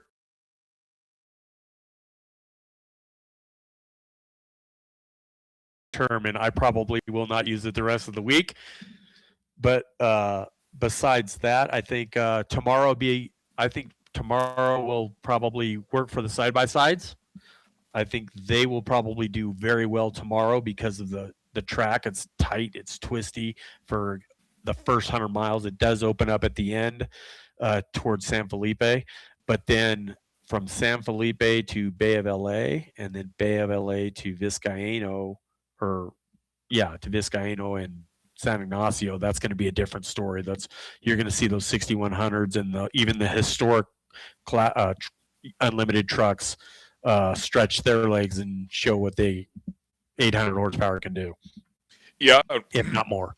And we did not see them in qualifying here today, but yeah, there are a couple of unlimited trucks and some of the unlimited buggies that will be in competition. They'll really be able to stretch out and use some of that horsepower and some of those areas where it's really fast. Oh, for sure. I can't wait to see some of those trucks run, because to see a truck that's 30, 40 years old scooting along just as fast, if not faster than the 6100s and making dust, it's a sight to see for sure. Great to we're going to have the Riviera truck will be part of the competition, and one of those historic trucks that's been around forever. Yeah, which started out as a Robbie Gordon truck back in 1994. Then Mark Post bought it in, I believe, 99, and it's been the Black Diamond ever since. So, but that truck has a ton of history, and it is still very viable to win this race overall if they have a good day. Plus, with the lineup of guys that they've got going, Larry Ragland, Mark Post, Josh Daniel, and Ricky Johnson, that's a pretty good lineup. Yeah, that's a very impressive lineup. I spoke to Ricky, I spoke to RJ a couple of weeks, maybe it was last week, and if they haven't changed anything, I think he told me that he was going to be on the truck for the first day. And then that was going to be it. But, yeah, he and Josh Daniels certainly can run right at pace. I think Mark Post is just going to drive a little bit, but wants to be part of the fun. And certainly Ragland, I mean, what a star-studded lineup. Ragland, 82 years old? And he can outrun this whole field if he wants to. And that's no joke. That guy, somebody forgot to tell him he was 82. Yeah, and that sounds like a Mario Andretti. I mean, those guys are so loaded with competitiveness and so much skill, even to this day at their age. It's unbelievable how passionate they can be at their age about this style or their style of racing, or really any kind of racing. You put him in something, he's going to go. Oh, for sure, and it's going to be fun to watch. It's been a great day, great way to kick things off. Enjoyed the short lap, if you will, to watch everybody go out and get after it. We thank Pam Hall for her efforts down there, along with the rest of the staff that's been in country and feeding us back a little bit of information. The production company here with a daunting task to cover everything that's going on down in Mexico and to bring it all back here and share it with all of us. We appreciate all of their hard work as well. Roy, it's been great. We knocked the dust off here and knocked some of the rust off along the way, and I think we're prepped to go for 6 more days of great racing. Your final thoughts? Well, as I like to say at the fire department, I was just happy to be here. So I appreciate the invite, and I'm getting a little better. This was day 1 for me, so bear with me. But Ken, at least you're here to set me straight and help me along the way. So I guess we're starting this back at 8 o'clock tomorrow morning. Is that what we're doing? 8 o'clock Pacific time. They will be at the starting line ready to go, and it will be for real. So we hope you will join us there. For everybody that has watched all day long today, thank you very much for watching that. We appreciate your time. Feel free to share the information with your friends. We'd love to have more watch us throughout the entire race, of course, for the next 6 days. Hope you enjoyed watching all the great qualifying action. We'll kick them all off tomorrow morning, as Roy just mentioned, at 8 o'clock Pacific time, and we'll start off and find out who's going to win this first stage. For Pam Hall and Roy Ward, I'm Ken Stout. We'll see you tomorrow with the NORRA Mexican 1000. Here's what we'll say about the road to greatness. The name Ford is synonymous with desert racing. You gotta keep pushing. The desert's not gonna let up. It sure isn't paved. It's a challenge just to finish.